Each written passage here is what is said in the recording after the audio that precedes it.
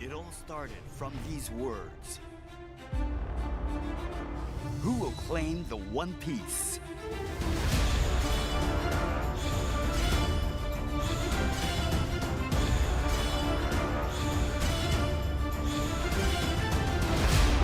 The battle to become Pirate King starts now.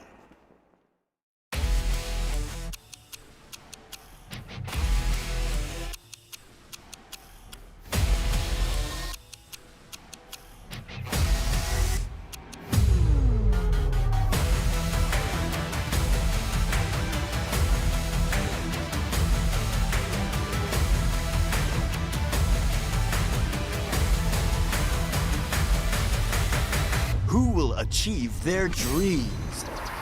The curtain rises on the One Piece Card Game Championship.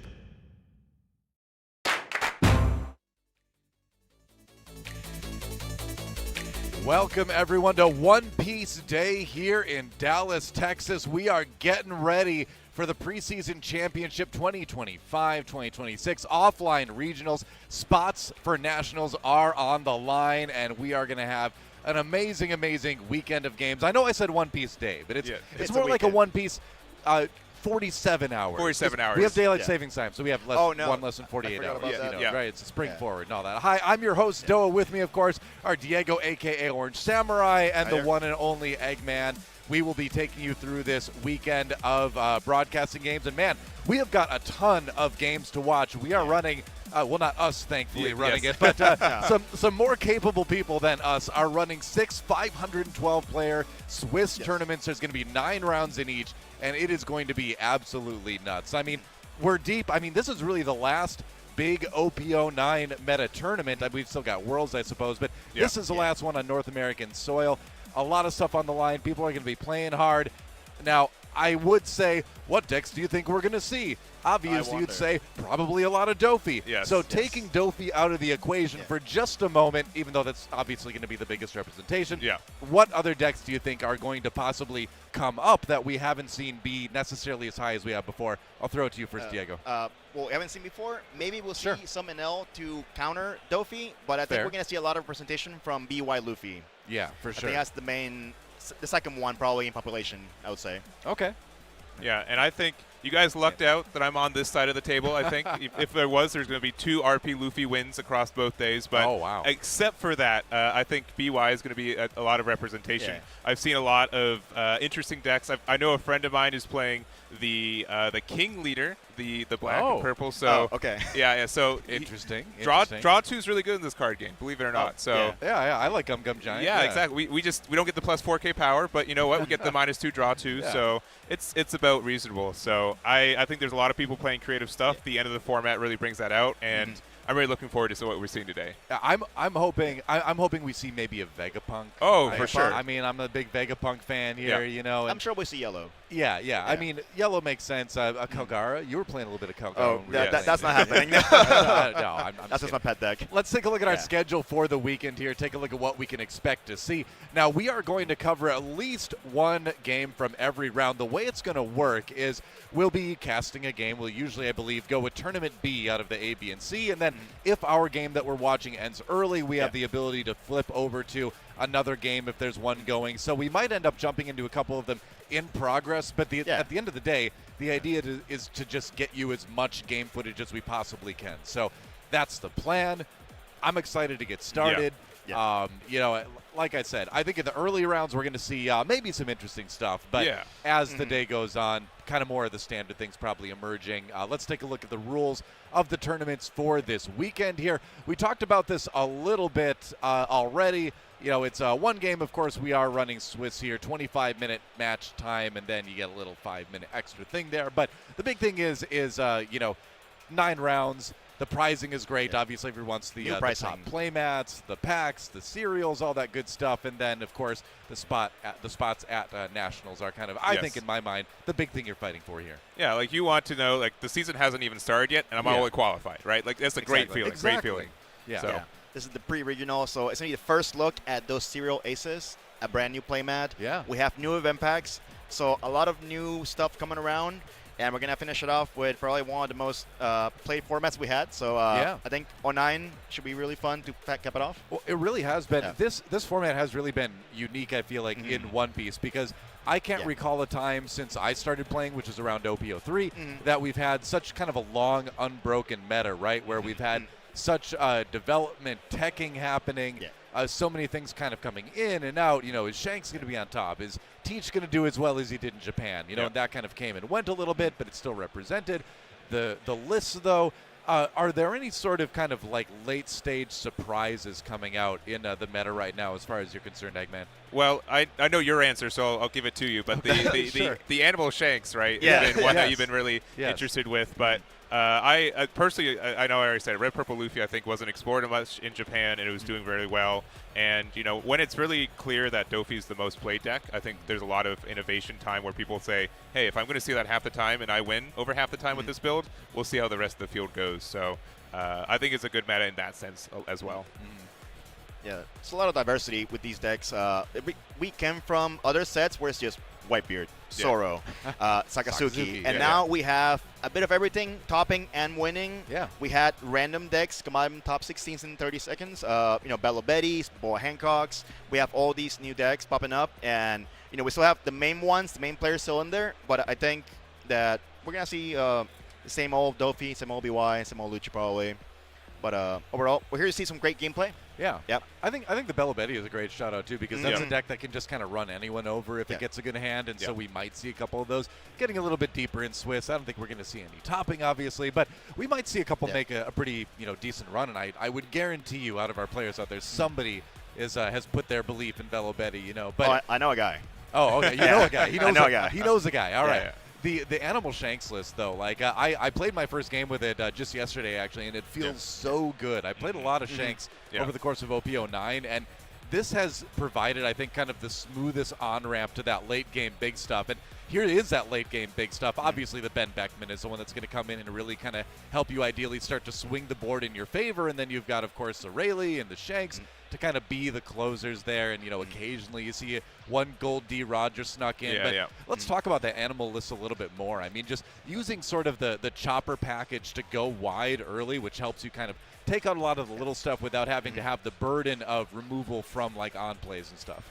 Yeah, and like you see the cards on the screen, right? These are all good cards. You read them, you're like, especially 10-drop Shanks, like, when you hit the board, it's fantastic. And so I think part of the reason for Animal Shanks is you need to be able to get to that point to be able to play it. And just to give yourself something to do and something that your opponent has to address lets you get there, easily, I think. So that helps a lot. Yeah, I mean, like the Redbeard Pirate package that a lot of people are running for a long time. You've got stuff like the Lucky Roo and all that, which like you play it and it's like a good card, and then your opponent's like, black hole. Okay, well, bummer, And that was your one card you played, right? And so I think it takes Shanks from a deck that just played like one card a turn and cross your fingers to now I can actually like go a little bit wider, have a little bit more to work with options wise, turn to turn, and then I finally get to play my big stuff that feels really good, and you've got that kind of groundwork to build from. So if we do see Shanks, I'm very curious to see how many of those Shanks lists have kind of switched over, because I don't think it's a very hard switch to make if you've been playing a lot of Shanks. And it just seems so, on the surface anyway, my first impression is that it just seems so good. Yeah, I really do like Shanks games because it feels like anyone can win, right? It's one of the more 50-50 matchups for most decks, and so you really don't have much preconceptions going into it outside of that.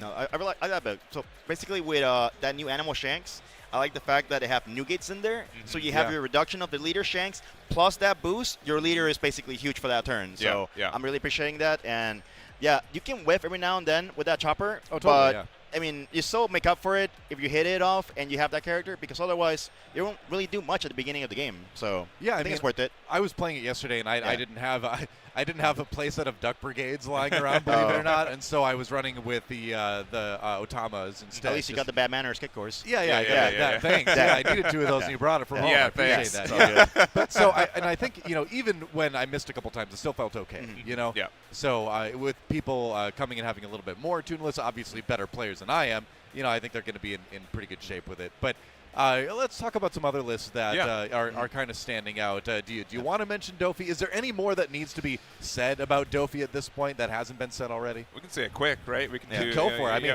we got to talk about it. Let's throw it up on the screen there. Yeah. Hey, where's my man Jinbei? Wow, major disrespect to Jimbo. Jinbei there. Yeah. But we got turn 1 and 2, and then it doesn't matter after that, right? We play Sengoku, we play Teach, play Jinbei to play Law, bounce Teach back. We got the Sengoku back. We got the plays for it. So this has been pretty dominant. This is a set 1 leader, right? We're approaching 10 sets, and just a little bit of support really sparks a lot more deck building and creativity with it, and a really big force in this meta. You could say he's a late bloomer, because he hadn't won much until Gen Con a couple years ago, and now all of a sudden the starter deck popped off with that. We got Jinbei, we got Law, the Crocodile, the Teach, and now it's just one of the better decks. Yeah, it's really good. Well, I feel like one of the more recent adaptations has been including that Teach, right? Because the earlier iterations of the list kind of pass it over, and then people kind of realize they're like, oh, hey, maybe putting Tudon on my leader that needs Tudon to do his thing is a good thing, and now we see it in every list. Yeah, it was like 2 to 3 copies to mandatory 4 of play at this point. Yeah, 100%. Yeah, and then you've got your choice of a 4-cost Laws. Yeah, which put them both in.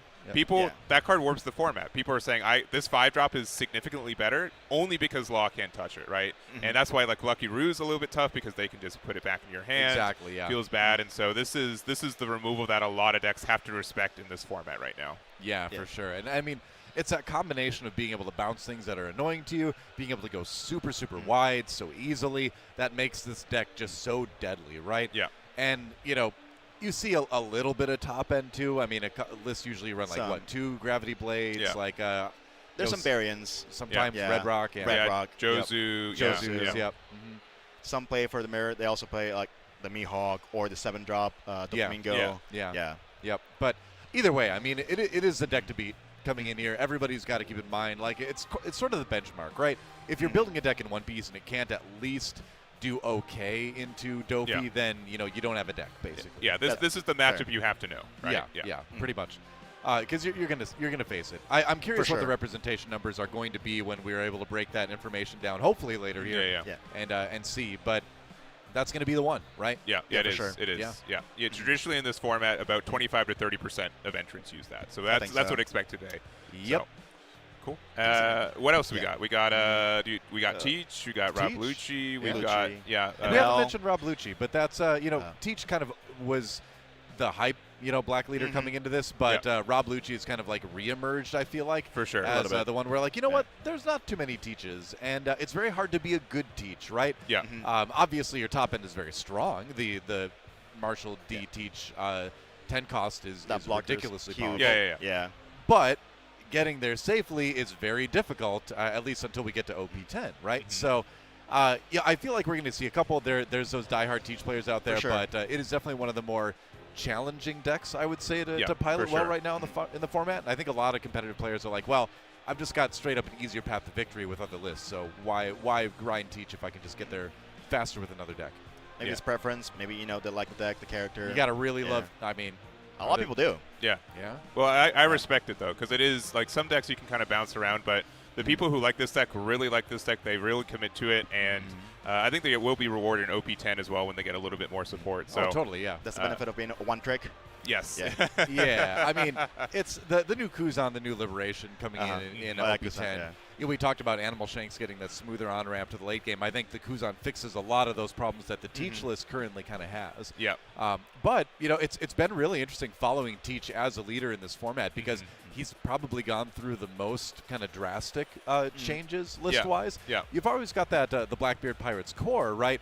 But then, how much of things do you run? Do you even run the Vasco shot at all? How many events do you run? The recent ones have been doing better in Treasure Cup. Seem like they're going very event-heavy. Yeah. Starting to run things like Shockwave and stuff like that, and Tempest Kick Sky Slicer, and interesting, like more event-heavy kind of stuff. So I'm curious to see what's going to top this week, right? Because it feels like it's much more, I feel like, with Teach the pilot than the list in a lot of cases, and a lot of those changes that I just mentioned feel more preferential than necessarily one being better objectively than the other. But it's a really interesting leader, so I'm curious to see. They really have to know like the matchups. You don't want to expend your hand on negating when you don't need to. You don't want to use your counter for no reason. So it's definitely a skill check deck to play. Totally, yeah. Yeah, 100%. And I think the biggest thing is that it's your mistake is on like 6 or 7 dawn if you discard a card or not. And you don't realize you made a mistake until at the end of the game, like 6 turns later. So knowing, a lot of people who play Teach have been playing really, a lot of matchups, and they'll get rewarded for it too today. I think so. For sure, that is a deck above all else that I think just rewards grinding. Yes. Yeah. Yep. Well, we're just waiting for the first matches to get started here, and as I look across the venue, I don't see anyone sitting down yet. No. Well, we're getting there. We're getting there. Yep. But it is interesting, like. I think we all said when we saw that all 3 feature tables are going to be a thing, that's going to be really cool. And just having the opportunity because, people love this game, believe it or not, right? And they want to see as much as they can for it. The people demanded action. We're giving them action. Yes. Tournament all day long. Yes. Yeah. We will be glued to these seats, but it's going to be a great weekend. They're pretty comfortable seats. They are. So They're good. I think we'll be all right. Okay. Yeah, they're pretty comfortable. Yes. But it's crazy, though, because we've got, like I said, potentially like 3,000 players playing here, right? Yeah. And we've got another however many thousand people coming just to enjoy the celebration side of things. We've got a whole other building, actually, where there's a bunch of One Piece celebration stuff going on, and we're not going to get to go over there too often, unfortunately. Yes. But, for a good reason. Thankfully, we saw a little bit today by accident. We walked through the wrong building on the way here, but it's confusing. The venue's huge, though. We have tournament building, the exhibit building. They have their stage, everything else. We have all our tables, all the players over here, and a lot came from all over the world. We have people from Singapore, Europe, Germany, Croatia. A lot of European players are here to play, so that's really cool. Yeah, for sure. It's going to be interesting because whenever you have a lot of players coming from a lot of different countries too, you have kind of all those metas colliding too. Because while you can look at a region like North America and be like, oh well, these are the best decks here. There are definitely regional preferences that emerge in like every card game, but One Piece especially. And I think back to early in OP09 in Japan, where like Teach was like winning events and things like that. Yeah. Seemed like the deck to beat, and that never really happened here. Yeah, My theory is that North Americans love playing strong decks, right? And Doflamingo's a pretty strong deck, believe it or not. So, which is also Teach's worst matchup, right? Yes, so I think that helps use it. But as mentioned, like you see Europe, they've definitely have caught up to Teach a little bit more. It's been topping more over there. And even with as few representatives that they have across the board, that could make a big difference on what these top 16s look like this weekend. Yeah, America, or just the North America in general, seems like a very spiky region, where it's like I'm going to play the best stuff. There's a lot less like, I want to play something and be good with it because I think it's cool and I can win with it, and yeah, they definitely fully optimize the best deck more often, right? Yeah. So that's why I think where Dofi's in the representation is where it has been for this meta. There's a lot of variance because you can have a run in a tournament where you're playing Teach and you have all your bad matchups and you don't see the X1, the undefeated. So it's always a look at the draw and who you pair against. You could be playing a Nell and you see Nami back to back to back. Yes. And then you're done. Yeah. So.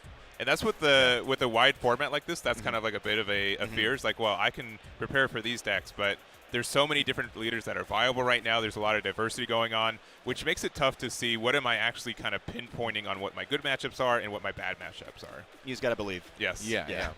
There was a new event popping up in Teach lists just like over the last week or two. I forget the name of it, but it's the Celestial Dragon one. Yes. Remember the name of that one? Yes. What's the name? But it KOs like a 6 or less cost if it comes out of trigger, if I remember right. Yeah, I believe it's called I Bid 300 Million Berries. Something like that. Okay. Yeah. And so that card coming in as a 4 of in some Teach lists, I looked at that and I'm like, that combined with like your finger pistols, things like that, makes it very dangerous to look at taking life from Teach, and Teach wants to take life early to kind of refill the hand, or potentially hit those triggers. So I wonder if that's enough to make a difference. It's a 5-life leader, which is kind of rare nowadays, right? There's a lot of leaders that are 4 life or 3 life if you're playing red, purple, blue, or 2 life if you're playing Vega. So, that's right, my favorite. Yeah. So Glass Cannon. It's not too unheard of to say if you're running like 15 cards with trigger, you're going to hit 2 or 3 in that life, and in a deck if you set up stage, you get the discard, you can really take advantage of that ability. So it's a cool little innovation that we've been seeing. Yeah, because I mean, normally you'd be like, well, what if you draw all your events and your hand is horrible? But you've got stuff like you said, like the stage, the teachability to just throw to, and so in that sense, you can kind of like turn those into usable cards no matter what. Yeah. So that helps. Well, what have you been playing lately, Diego? Unfortunately, I haven't had much playing cards recently. I've been playing just Calgara, playing Yellow, maybe playing some webcam games here and there.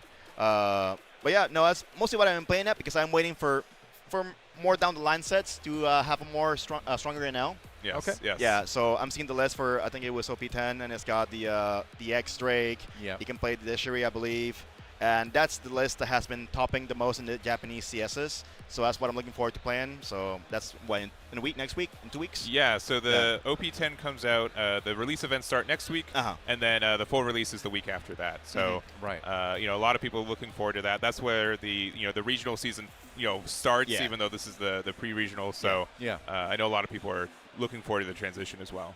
Most importantly, I can get my buggy promo and finally finish my buggy deck. That's that is the most important thing, really, in my mind.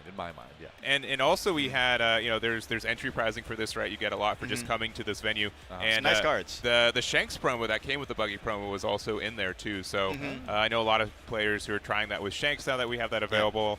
Some really beautiful arts cards too, like the Spandine. I know a lot of Rob Luchi players. That looks great. It looks really good. Yeah.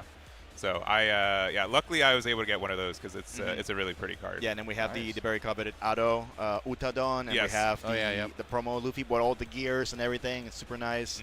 And we have I think it's exclusive, the Zoro, the yellow card. Yeah, we didn't get that in Asia, so that's really nice that we have that here. All right. Yeah.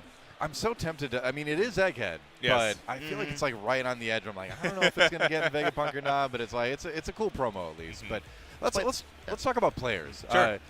First of all, I'll go to you first, Eggman.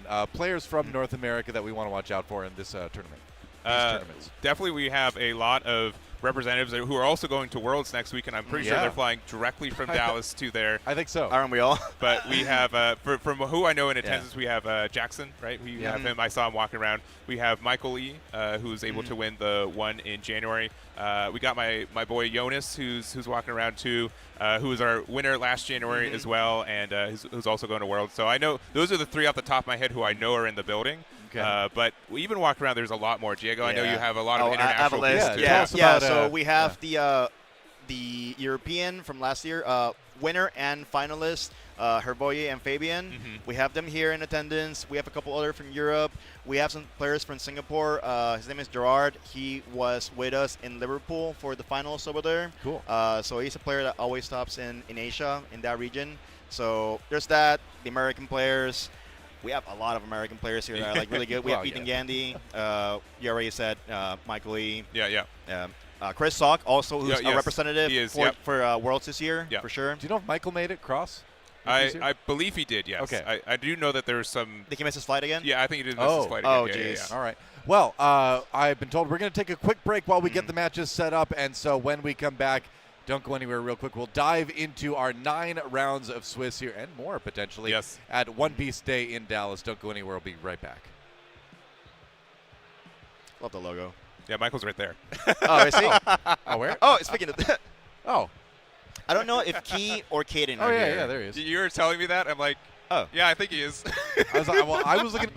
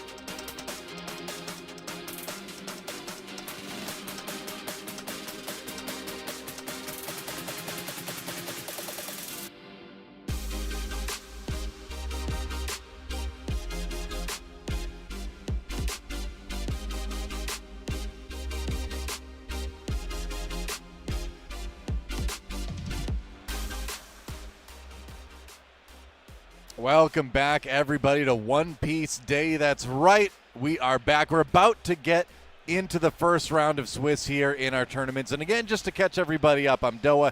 That's Diego, a.k.a. Orange Samurai, and the Eggman down at the end of the line there. And we have got 3 simultaneous 9-round Swiss 512-player tournaments going today. And the same thing tomorrow. So that is a lot of games. That's huge. Yeah, we are going to cover basically Tournament B for the most part, all the way through. And then if our Tournament B game ends early during the round, we'll be able to switch over to another one fairly easily, we're told. So we should be able to catch a little bit of some endings of some other games and just hopefully basically get a lot of really great One Piece on the stream for you. So. Yeah, we're seeing people sit down, and I'm trying to see people. I do know Table Pod C. Shoutouts to my guy JCM over there. Oh, really? One of our NL players. So if we're lucky, Diego, we might see some NL play. So we'll see. I love JCM. Yeah, I mean, if one of the games is going to go long, it would be the NL game. So I do see on Pod B we have, I believe, Infernity. He topped in Orlando also. Oh, so. great. Yeah.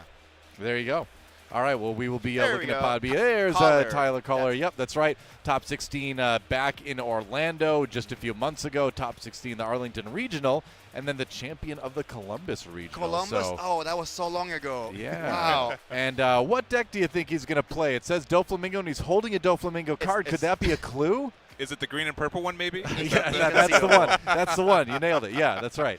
Yes. Absolutely. All right. Well, we got one Dofi, of course. But again, we knew that most people probably the highest percentage deck represented would be Doflamingo. It's been that way for a while now, and I'm curious to see what his opponent's going to bring. Yeah, for sure. And again, like with you being the strongest deck in the format, that feels good. But you also have the biggest target on your back. For sure. You have so many people who know what your deck does, know what cards you run, and the best way to try to counter them. That's true.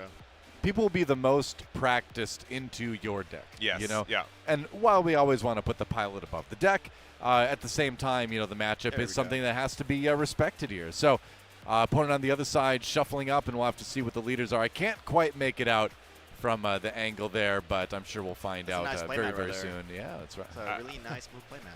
I do see some red, though, so it might be Shanks. Could be. It could be. We'll see if that's the case. Will it be the Shanks? Maybe.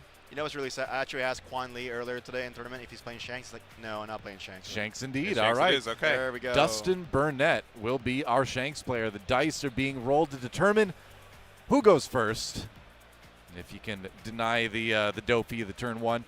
Tyler, I believe, a local Texan player, so we have some home field advantage over here. Yeah, for sure. All right. Yeah, I believe so. And then I was saying this earlier, too. Like, I really like watching Shanks games because really either player can win, right? It's definitely a lot of 50-50. Shanks does have that really terrifying late game and a pretty defensive ability on the leader itself. So that will help you prevent Dofi from just being very aggressive early.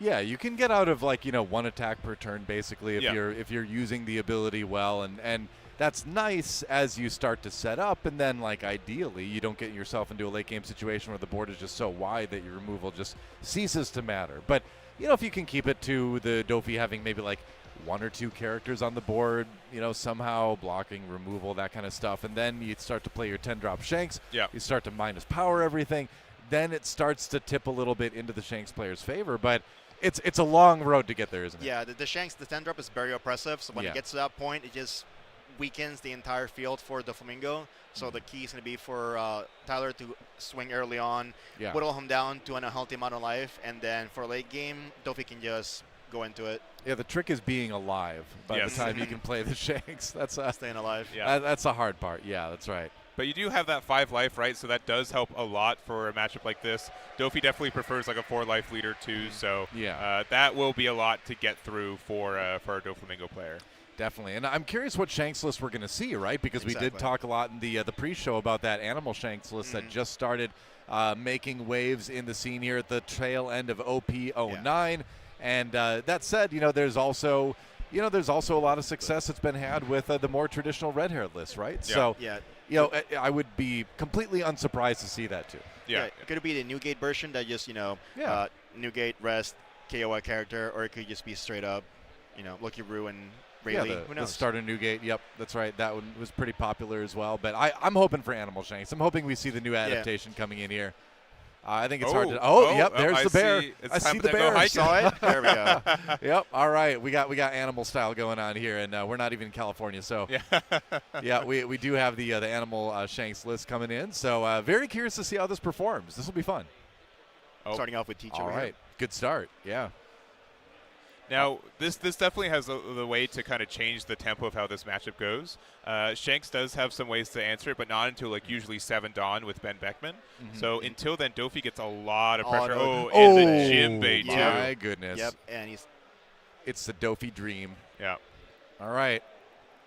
Yep, he's choosing to weaken the Dofi strike. Yep. And then, but nothing to play off of the Jimbei? Is that really true? No, there's gotta be. There's no way.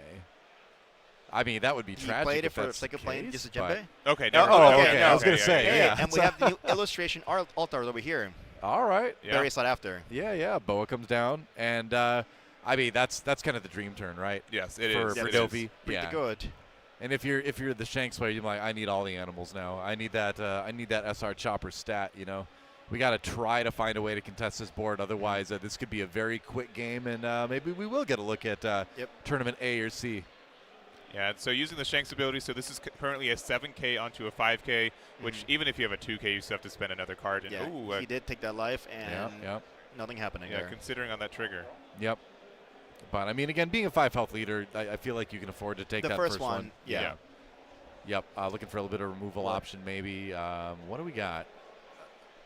4 Dawn doesn't give you a ton to work with, but he does have the chopper. All right.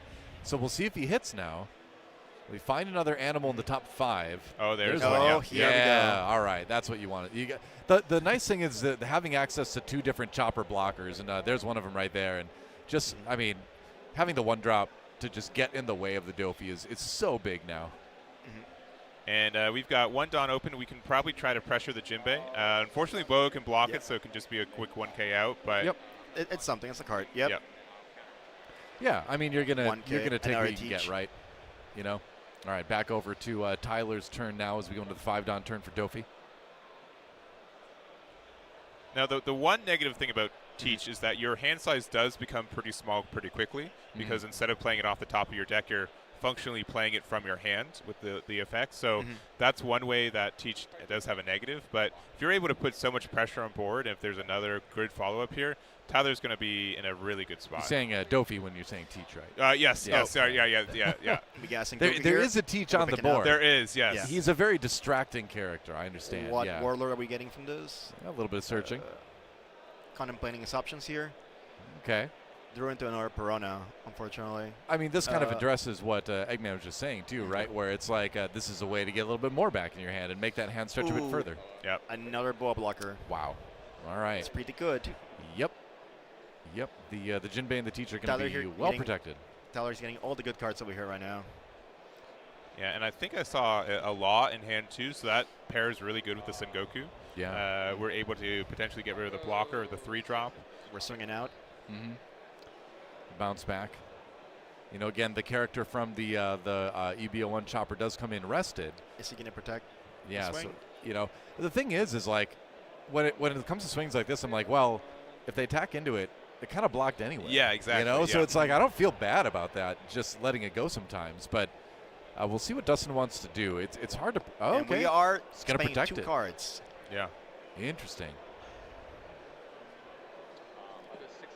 Interesting. Okay. Yeah. Really swing. valuing that. Yeah. Yep. Hey. Blocked twice. Got a couple cards out of the hand, but you know. 2 strikes was too much. Yeah, but I think that's okay. You know, I mean, a lot of people would let it go on the first one, but you know, if you feel like you have the real estate, and again, if you feel like, well, I'm not gonna really find a good spot to play that Nami at some point, might as well use it for the counter when the counter matters. There's that Law that we were talking about. Yeah. And are we going to use it to bounce the Sengoku to bounce the chopper? Seems likely. You can. Yeah, I mean, it doesn't prevent them from playing it again next turn, but a lot of times, again, with Shanks, you just play that one big card, so. And another life taken. Yep. All right. Down to 3. And we're playing Sengoku again. Man. This really is just like if you want to watch a Dofi just have like the best day ever, just like watch this game. We're seeing the masterclass right now. Yeah. Yeah, this is a really strong start, and primarily like if you have 5K bodies, as we said, Shanks can get rid of one of them every turn, but even though this bow is a blocker, it does attack in pretty successfully. Having this wide board is a little bit tough, and being able to bounce back the chopper, is real tough as well. Yeah, but we're not going to get time to attack with the boa because he's pretty healthy, so there's no reason to leave the boa just hanging out there because he can just get trashed by Backman eventually too. So yeah. So what's the plan going to be for Shanks here? I mean, you've got a full board. You're staring down on the other side here, and sure, you could replay the chopper. You've got another blocker chopper, that's OP08 one, I believe, the SR? Yep. That blocks. The fancy one, yep. Yeah. And we have the Silver's Rayleigh in hand, which is so unfortunate because there's one 6K, but not two. So you'd only play as a blocker. You don't get the cycle with it. One moment, sorry. I got like 5 lines. Oh, you're good. Yeah. Yeah. It certainly is. And I think that's the Red Hawk in the top of their hand too. So you could use that for some removal. We might want to, it wouldn't be too terrible to put 4 Dawn on leader, try to force remove at least one body on the board and maybe pressure another. Yeah, I think that's the question really is what can you do that has the most potential to remove the most bodies on the other side? Yeah. Because if we want to use all our Dawn, we could play chopper, do a 6K swing with leader, and then have 2 up. But that might not do the pressure. But that's what he looks like he wants to do. Yeah, because if you Red Hawk, it can just be avoided really easily too. That's the main issue. And the easy 2K. I'm even playing the chopper as well. Playing chopper, yep. Yeah, I mean saying, all right, well, hopefully this is going to cause a response. Pretty good draw. At least. Not bad. Not bad. He got 2 options there. Yep. There's the bear. Unfortunately, he lost a Backman and a Sanya 2K. Yeah. That's unfortunate. Yep. Okay, and then passing the turn, the 2 Dawn up says, you know what I've got.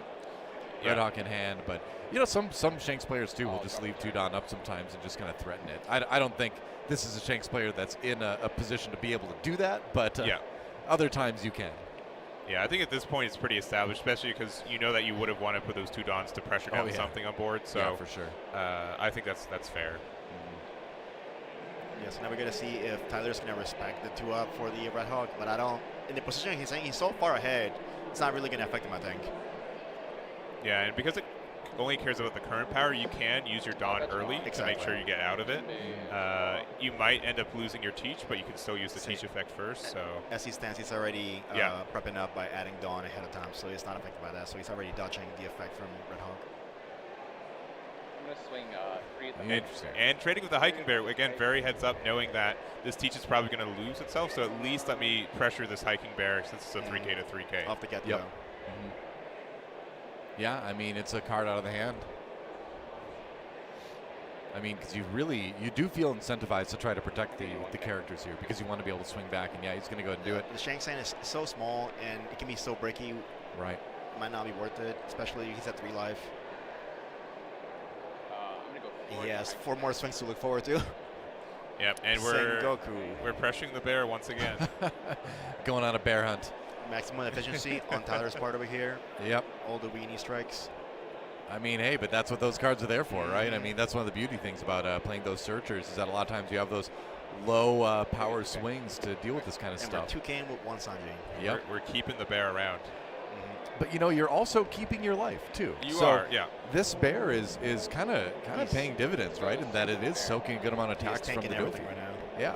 I mean, I think as a Shanks player, you're just happy when anything happens that gets you just a little bit closer to the late game, right? Yeah. Still got. And I'm going to assume this one's to the bear again.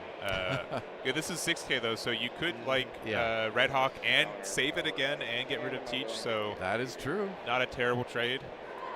What does he have on top for that? Because he still has Bull and Dofi. Goodbye, bear. And he lets it go. Goodbye, unfortunate. Yep. The momentum is just not on Dustin's side on this one, I think. I mean, it's just been such a battle from behind from the very first turn. I mean, it really is.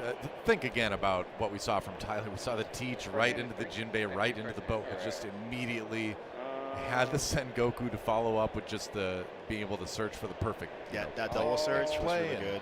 Yeah, I mean, the law, really kind of hitting everything. Currently a 3K, right? Yes.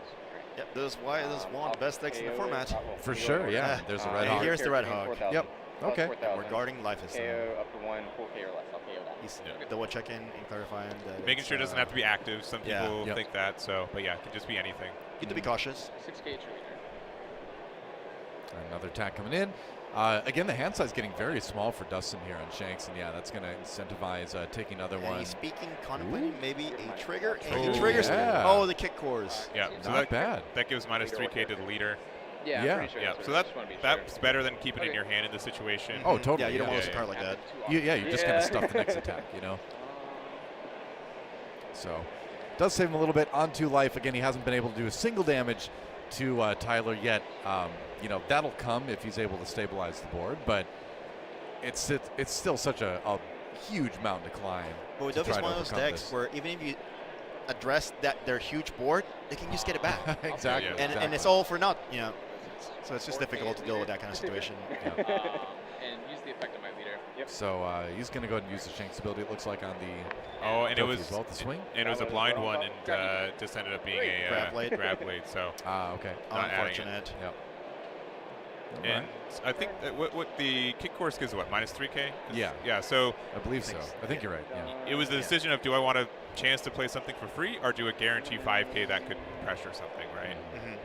Assuming that he didn't use his Shanks leader effect, which I think he did already. Well, back over to Dustin on the 8-Don turn now. So is Rayleigh the play here? Do you maybe just attack with the chopper first, see what you can find? 4 or 5 cards left in the hand. Yeah. Yeah. The really would clear character. Yeah. At the very least. Yeah.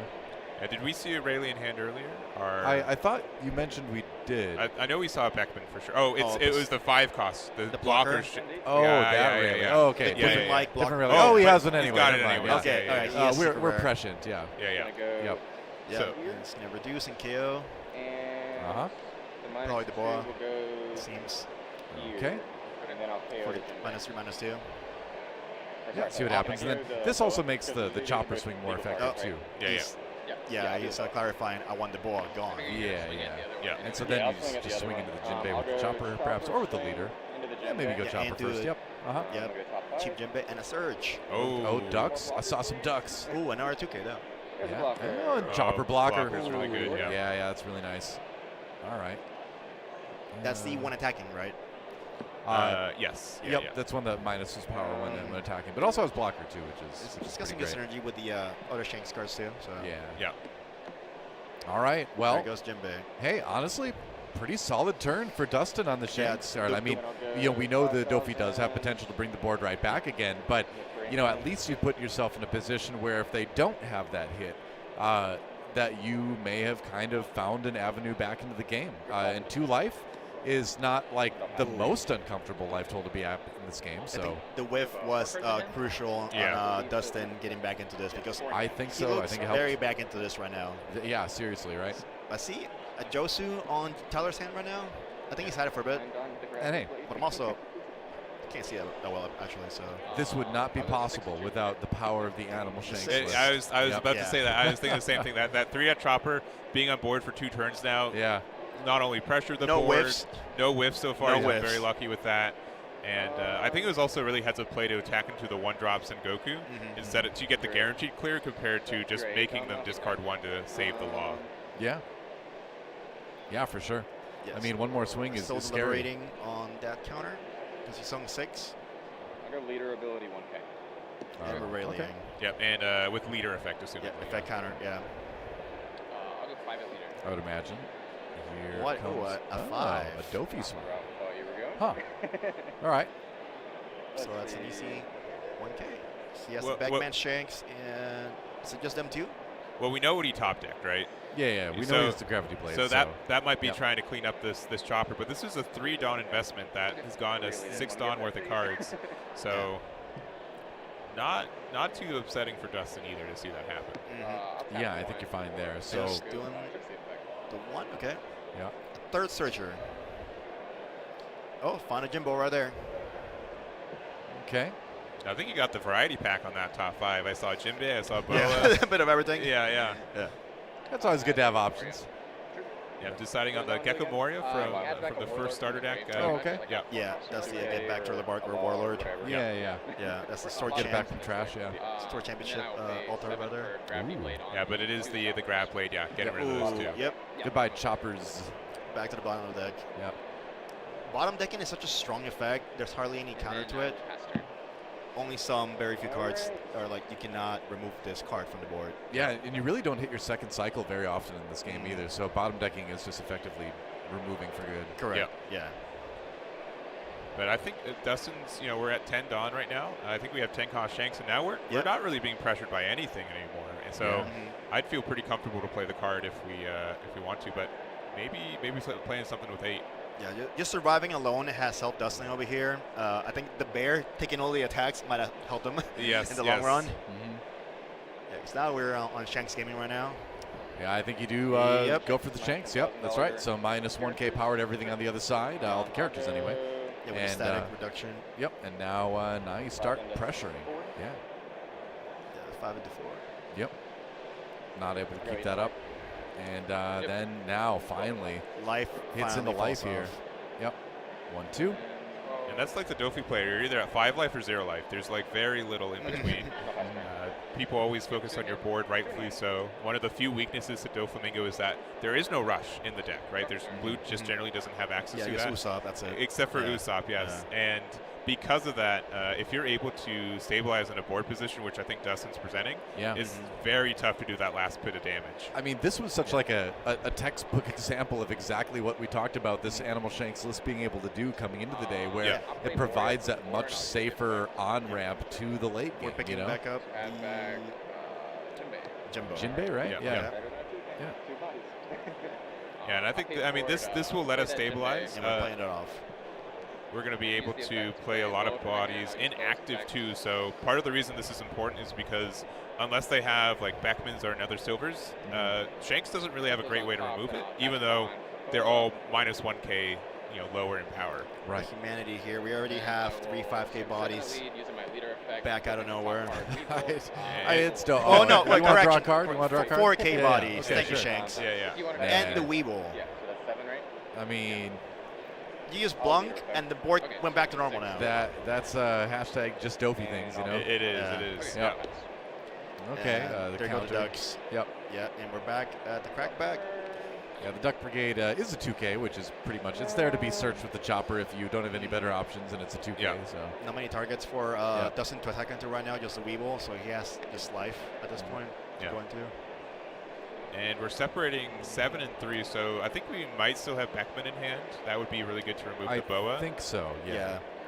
I believe that one's still in there. So if you can remove the Boa, attack into the Weevil, you can cut down the board a bit. Oh, he's doing the 1. Oh, no, we're searching. All right. What are we looking for this time? I mean, if you can find another one of those. And the Red Hawk. Okay. Oh, yeah, Red Hawk's a lot better when. That's something there. Especially when everything has the blanket minus 1K. Yes. Yeah. It's more down for him to expand into protecting your cards. I like it. It's going to be the pull. It was a little shaky at first, but now the game is a nice back and forth, I think I want to say. Yeah, I don't think either player's out of it right now. Yes. It's pretty close to it. He hasn't rescued. This has turned into a good one. I was worried this was going to be a really short one at the beginning. Yeah. The way those first couple Dofi turns went, it looked dangerous. But I think Tyler was hoping that too, and now he's like, you know what? Now we got a real game going. It was the gravity blade whiff. Yeah, for sure. So the 7 swing gets countered out with a couple cards from the hand of Tyler. That was, I would imagine, correct towards Weevil. Yeah. Left? Sorry, 7 left. And we know that Weevil's not going to be able to make it. So, but we just want to use that to be able to force a larger attack into that instead. And we got a big Shanks. Yeah, taking that immediately. Life. Yeah. I think that's definitely solid. And what do we got? What's the last card to play? We found another chopper. Look at that. That's big. I mean, if you can find a blocker out of this. Oh, and he did. Which, he did. He's got his choice of chopper blockers. Got the chopper variety pack now. I was going to say, yeah. I mean, you go for the 1-drop. The chopper dot deck. Yep. Yeah. I love it. I enjoyed playing chopper a lot, actually, for a while. And so it's fun to... He was a very valuable blocker way back in the day, too. Oh, totally, yeah. Yeah. I mean, good old starter 1 card, Exactly. Yeah. But here's the issue we find ourselves in. We have 2 life. We have 1 card in hand. It's public knowledge what that card is in hand. And a pretty wide board. Even if everything in the -1K, we have to respect, that we can definitely lose with good numbers right now. For sure, yeah. Yeah, the spread's going to be really big. Yeah, I mean, I recall there's still being, I think there was still a Beckman in the hand. So is the blocker better than the Beckman? Just removing something. That's my question. It's the Red Hawk that they just found with Nami. That's what's left. I thought they still. Oh, okay. Well, did they have a Beckman earlier? I thought they did too. He countered off. I think he countered. Oh, did he? Yeah. Okay. It was the 1K earlier he had. Never mind. Yeah, but this is where there's going to be a lot of power math because also Shanks is giving everything a -1K. Right. So if you want to protect your 5Ks, you have to put 2 Dawn on them beforehand. Yeah. You have to take into account too the leader 1K minus. Yeah. So this does make the math very complex for the Dofi player at least. Yeah, he has time. Yeah. Yep. So 1 Dawn on Boa, 2 Dawn on Jinbei, and likely 2 Dawn on Moria. So these are all effectively 6Ks in this current state, which is where you want to be. And then do you put any on Sengoku? Thinking about it. I'm not even going to pretend that I could do this math turn if I was in Tyler's position. Yeah, 10-drop Shanks makes a lot of math. You have to reevaluate a lot of things. Seriously. And we are committing to that Dawn, and we're swinging that into the chopper. Yep. And slightly, he's not going to just dump that Red Hawk just for that swing, so chopper might go bye-bye. I would think so. Yeah. Well, that's crazy, though. We're using that, 1 Dawn that we could be using to maybe go for game right now, right? Well, I wonder if there's... Yeah, I mean, I don't know. Do you think there's a chance that he just thinks he can't do it? I would feel like you'd feel... I mean, if we have a Boa in hand... He took that life. 1 life left over here. Right. 1 life remaining for Dustin. Yeah, it's getting scary. Yeah, looking very nervous there. That Gecko for 6. On his side of the table. And just going to go ahead. Oh, the Duck Squad. Yeah, the 2K. All right. The nice. math is mathing. Yeah. 2 more swings to go. Yep. Yeah. And now I think Dustin's in this mode. Do I go for game? Or do I play another Boa if I have it, right? We've got 4 Dawn open, and if we're just doing a blanket 5, that we might be trying to defend up. Let's go 5 at Could be 5 in. 5. Yep. Okay, just trying to be a little bit annoying here. Saying, hey, you want to use that leader ability? Yeah. And he will. Yeah. Yep. Sometimes, it's early in the morning. There's a lot of traveling. Sometimes you got to put your opponent on that knowledge check to use their cards. And we're bouncing. All right. I mean, that is the thing. And bounce the chopper out of the game. Yeah. That's right. Kind of a blocker, right? Yeah. Yeah, I suppose. Okay, so, Dustin did live to another turn. So what? 2 life. Sorry, Tyler's at 2 life right now. Right? What's the draw though? That's the question here. Oh, 2K. Okay. It's a 2K. Yeah, that could be big. And honestly, that chopper is going to be very tempting to drop again. I would think, unless maybe you just go for, just go for game. No, he's got a blocker. No, never mind. Yeah. It would have to be really lucky to swoop up everything. Yeah, I forgot about the Boa for a second. Yeah. So I mean. There is a high likelihood if he plays the chopper now, I think, that you would not find a blocker chopper because I feel like we've seen a lot. We bottom from deck the other a search. lot. Yeah, exactly. Yeah. So I think that would make me a little bit nervous about going for that. So we might just see, just a bunch of swings into board. Yeah. Theory mouse pretty good. Yeah. I know if we found a blocker ourselves from Dustin, we feel probably a little bit better to be defensive. I mean, there are numbers that could exist where, Nami, Leader, Silvers, and Shanks could do. It's 4 attacks present on board right now. Sure. They're not the best attacks, but sometimes Tyler and Doflamingo has a lot of bricks in hand, so it's pretty close. How many cards does the Dofi have? Do we know? I think it's probably 3, 4 or something. Yeah, that's the range that I think it's 5 or 6, actually. Is it 5 or 6? Yeah. Because we hit 3 cards in life, so that doubled our hand size pretty quickly. Yeah, fair enough. Yeah. All right, it's going to be 9. Ooh, 9 into the Jinbei, it looks like it maybe was. He kind of motioned that direction, but no, it's towards life. 2 life, he's going to take it. All right, yeah.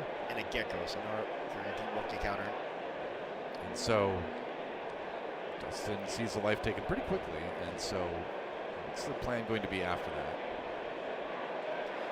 Yeah, I think like if you attack into life and put them down to 0, it kind of guarantees that they have to block with boas, so it gets rid of the bigger target. But just trying to do that, swinging with the Rayleigh now.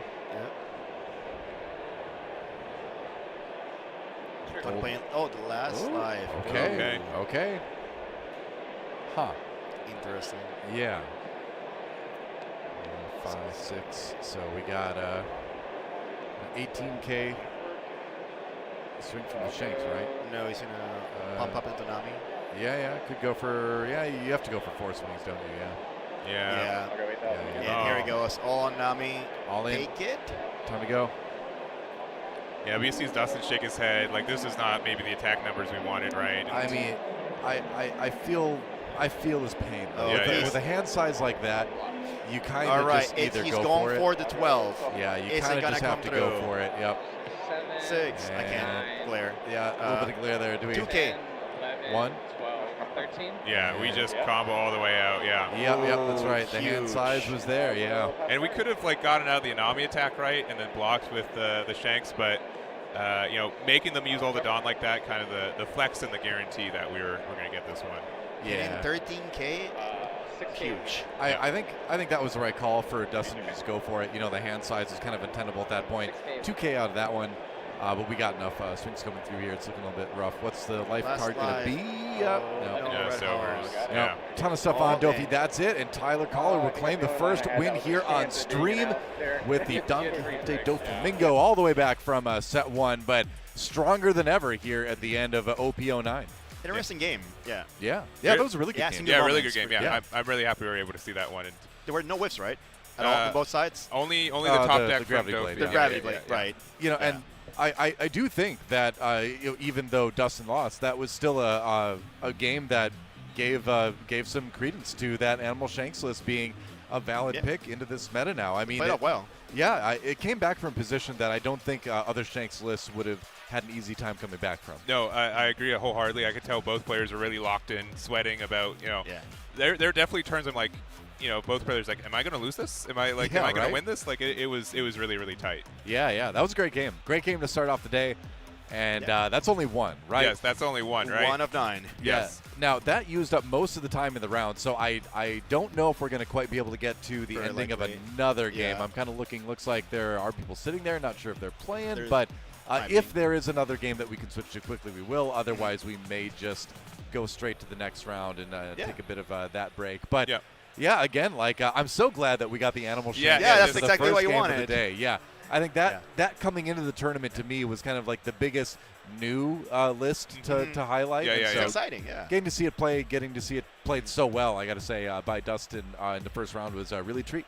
Yeah, he played it really, really well. Yeah. Played to his outs, and I think hit by a little bit of the variety that Shanks doesn't have a lot of dependability outside of that, but really fantastic. But also Dofi had the nuts with everything. They did. They had a really strong start. Yeah, I think that's a big thing to think about too with that matchup. That if Tyler had an average start versus like an incredible start, how different would that game have been? Very different for sure. Yeah. Yep. So it almost, I wonder. Obviously, we need a lot more testing, right? But we need the sample size is very small right now. But I wonder if this list does kind of put a little bit more of a burden on Dofi of having that really, really good start to combat that, right? Because that Shanks list can almost be aggressive in a way too. If you do get the choppers rolling early, suddenly it's on the other player to try to stop that. Yeah, 100%. Maybe we'll see the rematch. The Dofi Shanks rematch later in the rounds, maybe. Maybe. Yeah, that's definitely one of the more common matches I think we can see. So, but again, there's a completely different version of Shanks running around. I know a lot of people who aren't playing it too, so that will be interesting to see the compare and contrast for it. And I really enjoyed it. I say, give me some jank, give me some Vegapunk. That's what I want to see. I mean, we're in the early rounds. We're in the early rounds of Swiss, right? Yeah. So this is the time to see the wacky stuff, Yeah, that's fair. But we'll see. Some Bella Betty, some Vegapunk. Yep. Some Reiju, maybe? Any Reiju enjoyers yeah, out there? I don't know.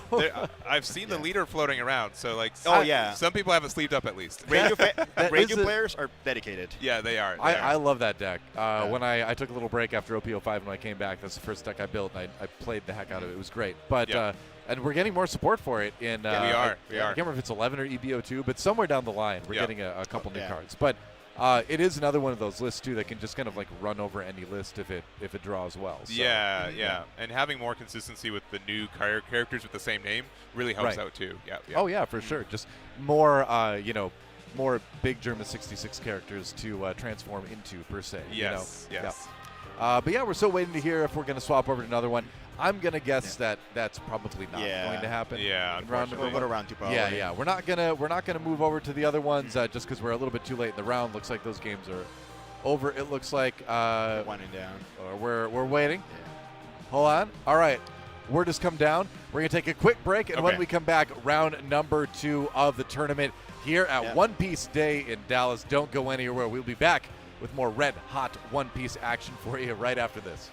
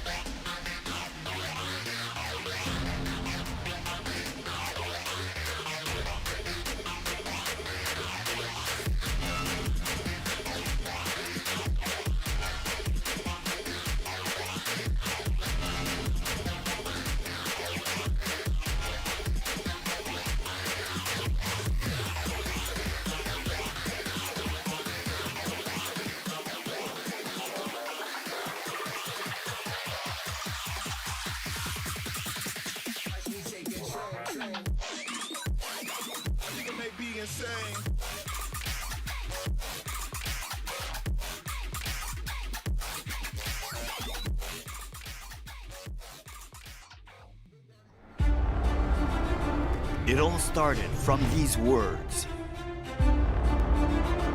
Who will claim the One Piece?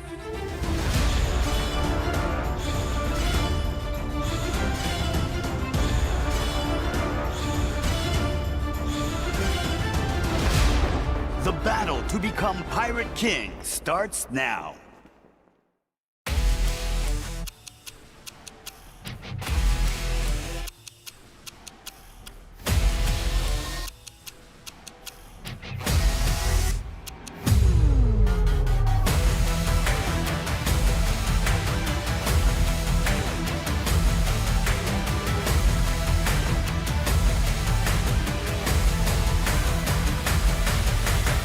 Who will achieve their dreams?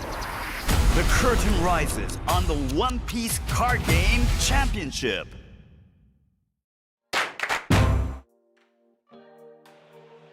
All right, welcome back to the pre-regionals that we have today in Dallas, Texas. It's a rainy day.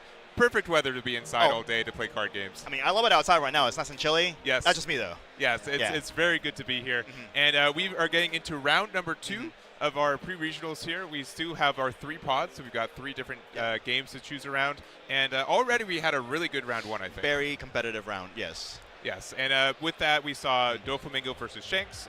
Doflamingo is going to be a hard deck to avoid, I think, for most of the day. Yeah. But I'm really looking forward to seeing what else people have brewing, right? It's round 2. There's still, some good X0 decks that could maybe sneak in and take a peek. Yeah. And are there any leaders in particular that you're looking forward to maybe finding? Yeah, so actually I walked around a little bit and I talked to people, and I've been hearing Bonnie, Luchi, something that we did not even talk about at one point, just Bonnie, right? Yeah. Because it's mostly your Shanks or BY or Dofi. So that's I completely forgot about Bonnie. Yeah. So that's something we can see. It's got a very nice late game with the Doflamingo just freezing everything. So that's really strong. Hody also going for the rush for games, pretty good too. So I think that could be one of those characters and leaders that can just win you games. Yeah, So, it's probably been like the best generic green deck since releasing OP07. We do have some new support in OP10 coming out soon with the Tsushigi and Smoker that Bonnie really appreciates. Yeah. And it has a really interesting matchup spread. So it's been off and on for the last couple weeks, and I think it's definitely an on week for the deck right now. Yeah, and there is 3 tournaments going around, so it's definitely a high chance that variance will get us to high tables, later rounds, and we see a Bonnie, we see, NL, RP, Luffy also. Yes, Yeah. But RP Luffy, I like it. It's just that sometimes you can see one round and they're doing great. They got a gigantic board. Next round, they have one Big Mom, one Lin, and then they have a Dofi that has a full board with Boa, and it's just too much for them. There is a lot of variance with the deck. I won't deny it. And but with these being, traditionally, if we had a 1,500-person event, right, it would be 10 or 11 rounds. But with how the pod system works, having instead 3 tournaments with 9 rounds, that means 1 less round that you can brick with, right? So yes, having that for you, I think, means that RP Luffy could have a better day because of the less rounds you have to play. Yeah, that is true. That's one of the things to say. Like, if you're playing, example, back in the day, Red, Green, Law, yeah, you're always going to have the one game that you break. So I think that goes for any deck, really. You're going to have the one game, nothing will be on your side. Yeah, yeah. So, hey, that could be the one we don't get because we're playing 9 rounds. Exactly, exactly. So I think that'd be really interesting. Hopefully that's something that we were able to find on stream for us today. We also have, I don't think we talked about BY Luffy very often either. That's been... It's always there. It's always there, right? It's a very strong deck in this format. There it is. There he is. We've got the 2 brothers and Garp. Yeah, hey, he's the father figure, you know. And it's the punch Luffy. I see a lot of times when I play people, they overlook it, but it's so strong, getting you to 0 faster, and it's an omnipresent body that's always threatening for a big swing.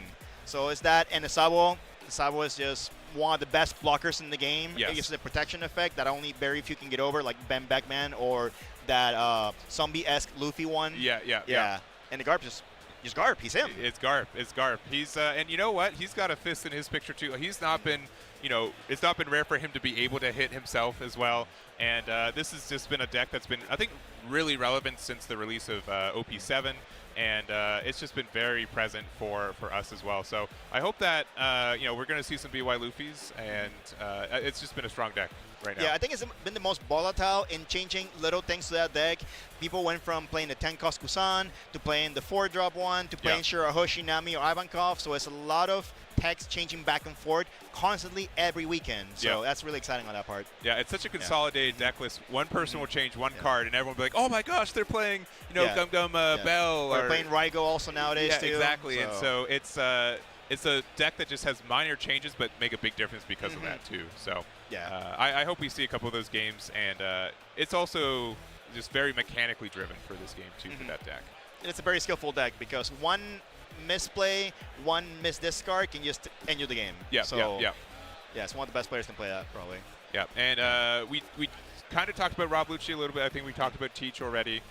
We also have like Shanks, which we just saw, Anel. What other leaders? Luffy, Purple Luffy. Yeah, Purple Luffy for sure. Got a nice boost from the starter deck too. Yeah. Gum Giant's a thing. Yeah, for sure. Yeah.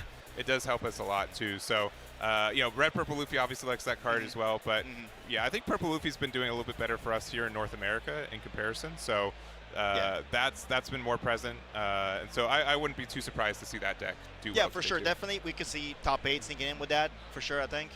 Yeah, and so for this weekend, we have 3 tournaments over and 2 days of them too. So we're gonna have 6 different winners. What do you think's gonna win? Who do you think's gonna get like one? So Doa was asking us earlier, like we haven't had an actual big Dofi win, and he's right. It did win in Oceania, but in North America itself, we haven't had that. It's been mostly BY win these events, right? So I think this is a tournament where Dofi is gonna win at least one pod. At least one, yeah. At least one, maybe one per day. Who knows? But BY is also omnipresent. And then we could see a Shanks sneak in. Shanks is always, has a very standard matchup against every deck in the format. Very reliable. The new animal build, it's gotten more exposure now that it topped Treasure Cup, but it still takes a lot of people by surprise. Yeah. So So I'm thinking like maybe two Doflamingos, maybe 3, but probably 2. Probably BY Luffy for one of them. Maybe a Shanks for one of them. That's 4. Teach will probably top most events of the 6 of them, right? But maybe I'd be very surprised. Same with Anel. I think I see one Anel sneaking in on 1 or 2 of them. Probably. Yeah. And then maybe Bonnie sneaking in, right? And then what about Luchi? So Luchi's kind of been, in the meta since OP7. It's been very strong. Probably one of the best removal decks. And, with Teach around, a lot of people were scared to play it in this format, and then Teach wasn't as present, so people went back to it. And, it's got one of the best combos in the game right now, too, right? Yes. It's basically with Luchi, it's one of those things where it keeps going in and out of the meta. You even see all the reports from Japan, and he's either at the top 3 or so to like top 5 or so. So it varies on what's being played. So it's an unknown if you're gonna play Luchi and you're gonna see all your hard counters, or you're not, and you can cruise through the tournament. So it really depends on who they see, but the deck is very solid. Yeah, More strong. It's very, very strong. Yeah, being able to play Moria to play Rebecca, to the off-screen Spandine to play the Rob Luchi, the brand new Altard one, yeah. Yes, that one as well. Yeah, it is a force to be reckoned with. Like we saw in round 1, Dofi just being able to make a board from nothing within part of a different Gecko Moria, right? This is the same thing with Rob Luchi as well. Oh, you know what I just thought of? Smoker. Smoker, that yes. could be also a black deck if it benefits from all the basic generic black cards, Gecko Moria and Luchi and such. But it is another archetype that gets played and it can potentially see a top. Yeah. I'm a big fan of Smoker. It's a little bit more tempo-based, right? So you have to find the pieces, but the Tashigi they get, that card is just really strong. It also gets to have that removal that we were talking about with Beckman, where it doesn't KO a card. It just places it in the trash. That's really huge. That's huge. And I think it's something that it's definitely the edge for playing Smoker as opposed to Rob Luchi. Yeah, and it's also, if you have a low-cost character on the opponent's side of the field, you get that boost, so it's basically an extra Dawn. Yeah. So that lets you, like, for something against like RP Luffy, right? I'm a 6K leader. It will matter. Yeah, it will matter. If I play Nami turn 1, I have to now defend a leader attack like every turn. So I think that does make a big difference super as beneficial. Yeah, see, we are still setting up over there. But, yeah, so we covered Smoker, Teach, Luchi, NL, Bonnie. Yeah. What possibly could we see as a dark horse here? Even making it, even top 32, That's still a very commendable effort into a tournament. It's 5-12 is huge. Yeah, especially with the field of players we have today. Like, there's a lot of competitive players. Yeah. They are spread across the pods. Very spread. I think that's something important. We did just have, we have OPO9 right now, right? We do also have like the purple and black Luffy, right? It's been a little bit overshadowed by the other purple Luffys that exist, but that deck, I know a lot the still believe solid. It's pretty solid, right? We have access to Gecko and Gum Gum Giant in the same leader, right? Yeah, and Gecko playing off the Frankie blocker too. It's so good, and sometimes they have that variance tech where they play the cards that increase cost, so it gets protected from a Blaze Slice or a Maru and those sort of rest the 4 cost cards. Yeah. So the Frankie just stays alive. Yeah, for sure. So I think that's something that I think people are a little bit off that deck from where we started, but I really do like the unique decks, right? There's like a split between there's a generic engine, right? Like where Bonnie is like, it's a good generic green leader with its effect, but there's also like Purple Black Luffy just has like this game plan of like why I'm ramping, being able to play 10 cost Secret Rare Luffy, off it get like 4 Dawn back still anyways is really strong. So much. And I do like seeing that deck work when it does. Yeah, it's like this game is one of those where they have generic is good, generic is splashable into everything. Yeah. But sometimes having your specific leader lock things can be, pretty good. Back in the day we had Kuro, who was not played at all in Asia. It was basically a Western thing. Yeah. And it topped the bends. Yes. It was a great medical. Yeah. It's great to Whitebeard too. Yes, for sure. And we haven't seen. There's also like the Star Deck 14 Luffy, right? That unsung hero. That was a great story on that one. Yeah, and then it's so weird. It came out. No one really played it. It did really well in European finals or Card Fest rather, and then it got like some pseudo support. And then it didn't do well anymore. So that was like the dark horse of the tournament because the Italian group had built this deck that way, and we had about 6 tops that made top cut. So that's pretty big. Yeah, great. Yeah. And they're all playing the same deck list, and not a lot of people knew how to play against it because how you have the Shanks math where they reduce the attack power. Yeah. Well, they're going to increase the cost. So now, I cannot KO you anymore because I'm out of math. Yeah. So that's really good on them, but it has fallen out of favor by a lot. Yeah, it has. Yeah. And I think like removal, when Doflamingo is so present, you have to really prioritize your removal aspect, right? Being able to get rid of their Jinbeis or their other things, right? Brook's been a really strong card, I think, for those builds, comboing off Ice Age and the EB Brook, right? Yeah, the EB Brook. Yeah, the 3-cost one. So where the Star Deck 14 Luffy's doesn't have as much removal inherently with the deck. Yeah, so that's why people, it's one of those things. If you want to play black, why not just play Teach, Luchi, Smoker? Yeah. It's the 4th choice down the line, so that's mostly why we can't play it. But there'll be someone probably that's dedicated. Yeah. Maybe we see a random hero down there playing Purple Uta. Yeah. Shanks. Purple Shanks. Yeah, the trolling. And then you realize they just put the wrong Shanks in the the deck list drop down, right? They're like, I meant to play the red one. On the deck list submission? Yeah. I think the only other like unsung hero is the Marco leader that we got from OP08. You know about Marco? I really like it. I've been seeing some early Japanese lists for OP10 where people are bringing it back. I'm like, don't give me false hope. Like I want to play this deck. I think it's really cool. It has an atrocious teach matchup, which is not as present right here, but in OP10 I think is going to increase. Yeah, your 9-cost Sanji doesn't feel good when it doesn't do anything when you play it, right? So he's just a big body. He's just there, can't attack right away. Yeah. It's uncomfortable. Art looks great, but that's about it, right? So I do think that's something that's affected this, but I don't know. I still feel like there's a lot of different decks that are viable right now, which is great for a big format like this, and to kind of celebrate the end of OP09 and the beginning of our new 2025-26 nice bridge in between. Yes. Yeah. And people, like I said earlier, before we started being here, that a lot of people want to play the safe choice. They want to play what they had the most reps in, so they're going to play BY or Dofi. It makes more sense. You want to play the most optimal deck, the best deck you can play to have your higher chance of getting your pricing, because it's a lot at stake. That Zero Ace is a new card that we have introduced for the pricing pool, and it's super nice. Yeah, it's incredibly nice. And I think, like, there's the thing where, like, you spent time, money, hotel, right, to get to this venue to be able to play this weekend. So you want to play the deck that you're most comfortable with. 100%. But that's also why I appreciate that they support their webcam games too, right? If the cost of entry is $30 and I get to stay at home in my PJs all day, I'll play my crazy deck that I think might be viable. Yeah, right? I like this accessibility because not a lot of people can afford to travel and take a flight and hotel, or arrange to stay somewhere. So being online, you only lose 1 day of work probably. It's not that terrible. Like me, whole weekend versus 1 day off. It's not that bad. Yeah. And you're just like, you know what? I believe in this deck. You play 3 rounds, and you're like, you order pizza. And you're like, oh, it's bad. Well, I get the rest of my Saturday still. So I do appreciate the duality. Or you can just be doing really, really well undefeated, and you just leave to go have dinner. Yeah. Someone did that. I forget who it was. Or to a wedding. To some omakase sushi. Yeah, exactly. Yeah. But I do think I see us sitting down our players. There we go. Yeah. So they are getting set up right now. I don't believe you're better at identifying people. I am seeing a spectator blocking the way on pots. I'm assuming that's C on. I think it's A, B, C. Yeah. Far left is probably likely. Not really many familiar faces. Oh, I think pot B. I need glasses, guys. Sorry. Yeah. But I think I have seen this face before. He's from Florida, I believe. You're definitely better with the faces. I'm good with TCG Plus names until people change them randomly. These names. I went to go get barbecue. Great job on winning this match. Some of these nicknames are just so funny. Yeah.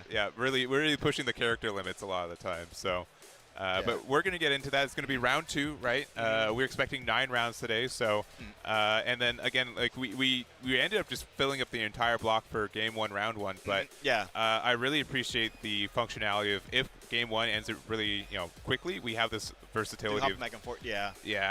If it is what I think it is, it might be another doofy. Okay. All right. Yeah. It's all reliable. Yeah. It's what we're expecting, right? I was hoping for. In round 1, 2, 3, maybe some more diversity, but it's the other thing, and we haven't really talked about this too. We have this mysterious restriction list coming, announcing in the next week or so, and March 16th, and we don't know what's going to get hit. We don't know when it's going to affect us, right? But some people are going, this might be the last time I can play Doflamingo. This might be the last time I can play BOI Luchi, definitely right? a factor. Yeah. A lot of people wanted to do that with RP Law. Yes, exactly. They all wanted to play that one last time. Before, because they felt it. Yeah. Exactly. So I think that's something that makes sense, where if you are convinced like it's such a strong deck that it's going to get affected, one last run, right? 100%. Yeah. So, okay. And then the other thing, too, I know a lot of people are in Pod A and Pod B. Most people I ask what they're playing, and they're like, well, day A, or the first day I'm going to play Doflamingo. Day 2, I'm going Marco, right? Or I'm going So Quan was telling me, I think he said Dofi earlier this morning, and he's like, but day 2, I'm playing Luchi. Yeah. So, they're playing the more out there kind of deck day 2, so that's definitely something interesting. Might see a different winner on day 2, actually. Yeah. I know we're seeing if we can get the leader data, but it'd be really interesting to compare and contrast between the both days of where if day 1's the try hard day and day 2 is the. It might be, yeah. Yes, I believe, he is a Florida player. He should be on Dofi. He top 16, I believe, in the Dallas Regional, the last one for December. Oh, cool. Yes, yes, it is. Okay, great. I am not blind. Oh, Luchi. Oh, okay. Great. Two different leaders we haven't talked. And we kind of mentioned going on into it. There we go. And we're starting off with, Rob. It is Rob. There we go. Nicholas with a recognizable name on both ends. I have definitely input the name on a certain website of mine. Yeah. But we starting off. Oh, no, Poofy is going to be the 2 Dawn. Okay. Yeah, and we're at 3 Dawn right now, so we unfortunately we must have just top decked that Spandine, right? So it meant that it would have been a better turn 1 play, but we still get the 7K. And they go double Kaku. And Jack in there too. Oh, that's rough right now. Oh. And look at the counter out. Mistaken. And they'll take that life right away. And so the big decision point for this is that if you look at Luffy's leader ability, you're able to use the activate main to use 1 of your life to add it to your hand and then get an additional Dawn, which is really, really strong for this spot. So we're going to see him probably do this, go to 5 Dawn, I believe, next turn, right? Yeah, because he's going to ramp 1 from the left take. Yeah. Luchi is one of those decks that can also kind of flood the board, but not as good as Dofi per se, right? So it's getting all these bodies, Luchi. Sometimes they'll hard pass the Khalifa, I believe it's Khalifa. Yeah. They have big bodies in Jack. The Kaido with the the arms crossbows, that one. They have a lot of options to flood the board, and depending on how good the Pluffy draws, they may or may not be able to defend. Yeah, for sure. And the big thing too is that Luffy is really good. If we see our curve, right, we have more and more consistency pieces with 1-drop Law, 4-drop Zoro, but we need the Luffy Tara, right, which I don't think I see in hand right now. Yeah, it's gonna be the card of playing the deck too. That's a Botcha Kid. Or the Big Mom. Yeah. Or also early game. I think it's contestable nowadays, where not to play Sorojuro at the beginning. Yeah. Yeah, not really seeing much of it nowadays. It's 2 Dawn. Yeah, and I think this is Luffy generally wants to go first, I think, because you go from 1 Dawn to 4 Dawn to 7 Dawn, which is generally better. But Kid is a really good concession if you do go second. If they aren't able to remove it, which Lucci's known for removing things, right?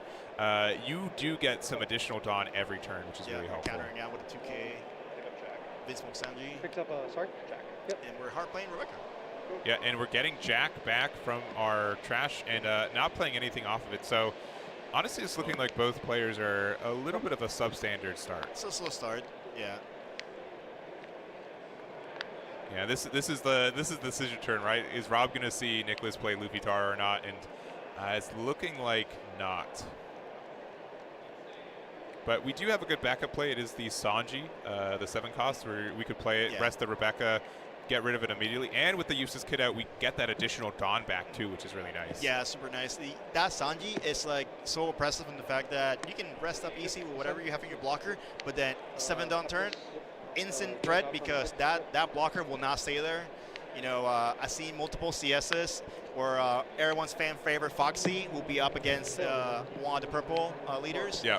And Foxy is gonna win. Oh, Zoro search into the Sanji. Play Sanji, rest blocker, swing. It's like, oh. Yeah. It's such a good card. And that was the play. Yep.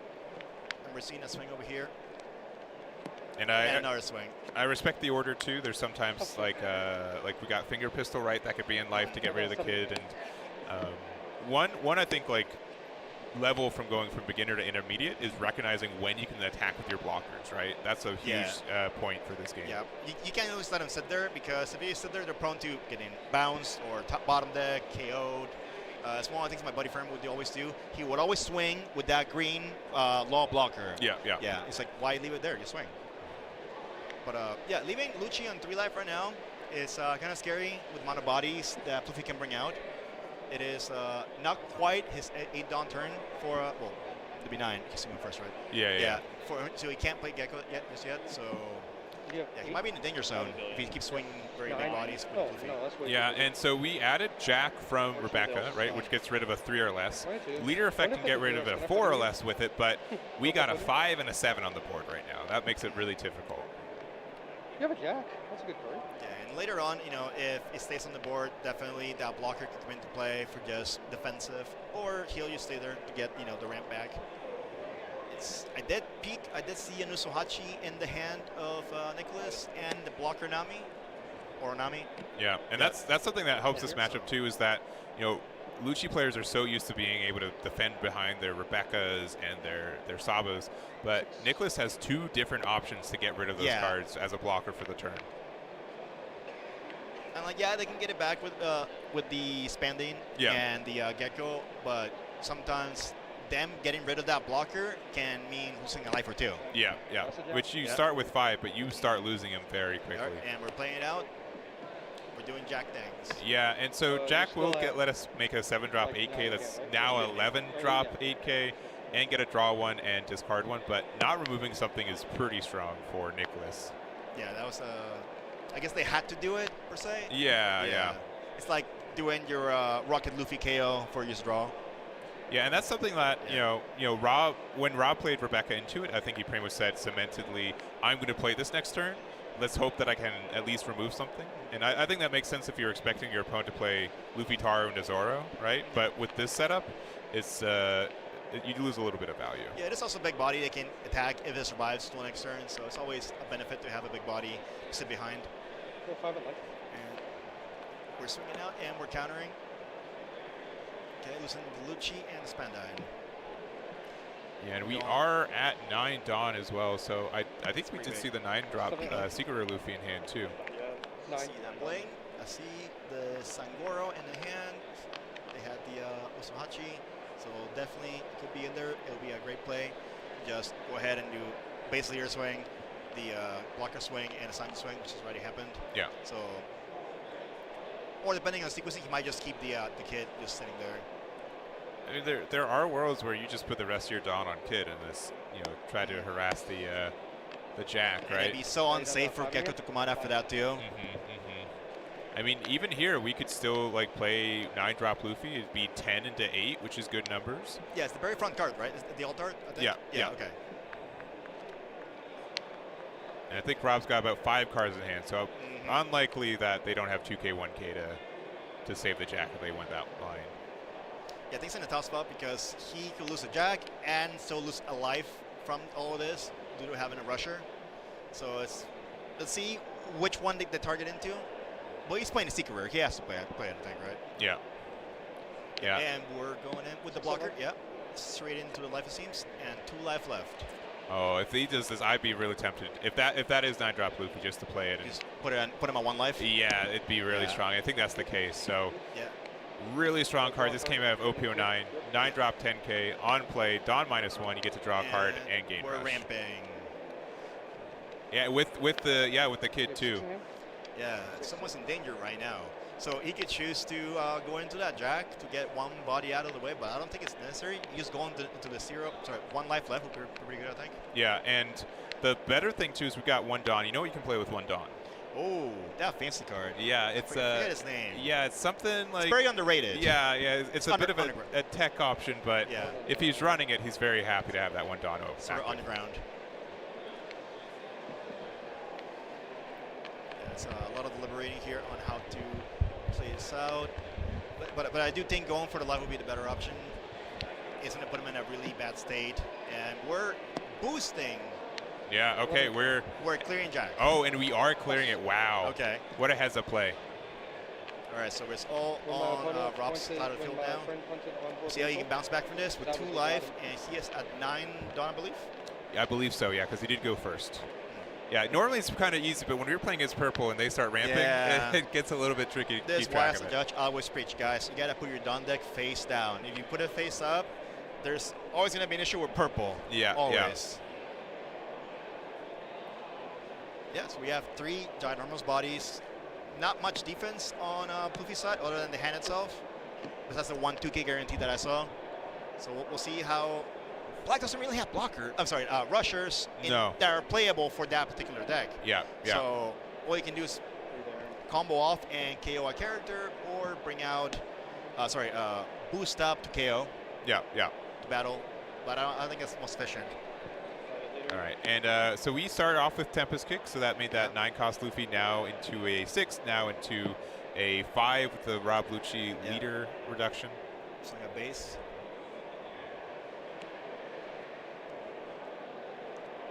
Yeah, you sung base, right? Phase. Leader? Phase, yeah. Okay. and countering with Sangora. And here goes Gecko at 2 life left. And that's the favorite combo. Yeah, so if we have Helmeppo with the combo with Rebecca, this is what we were talking about when we were looking at it. This is such a strong combo. You go from having just the 1/1 drop on board to now look at this. Yeah, Helmeppo, reduction. Yeah, that Sakura is not going to stay here for very long.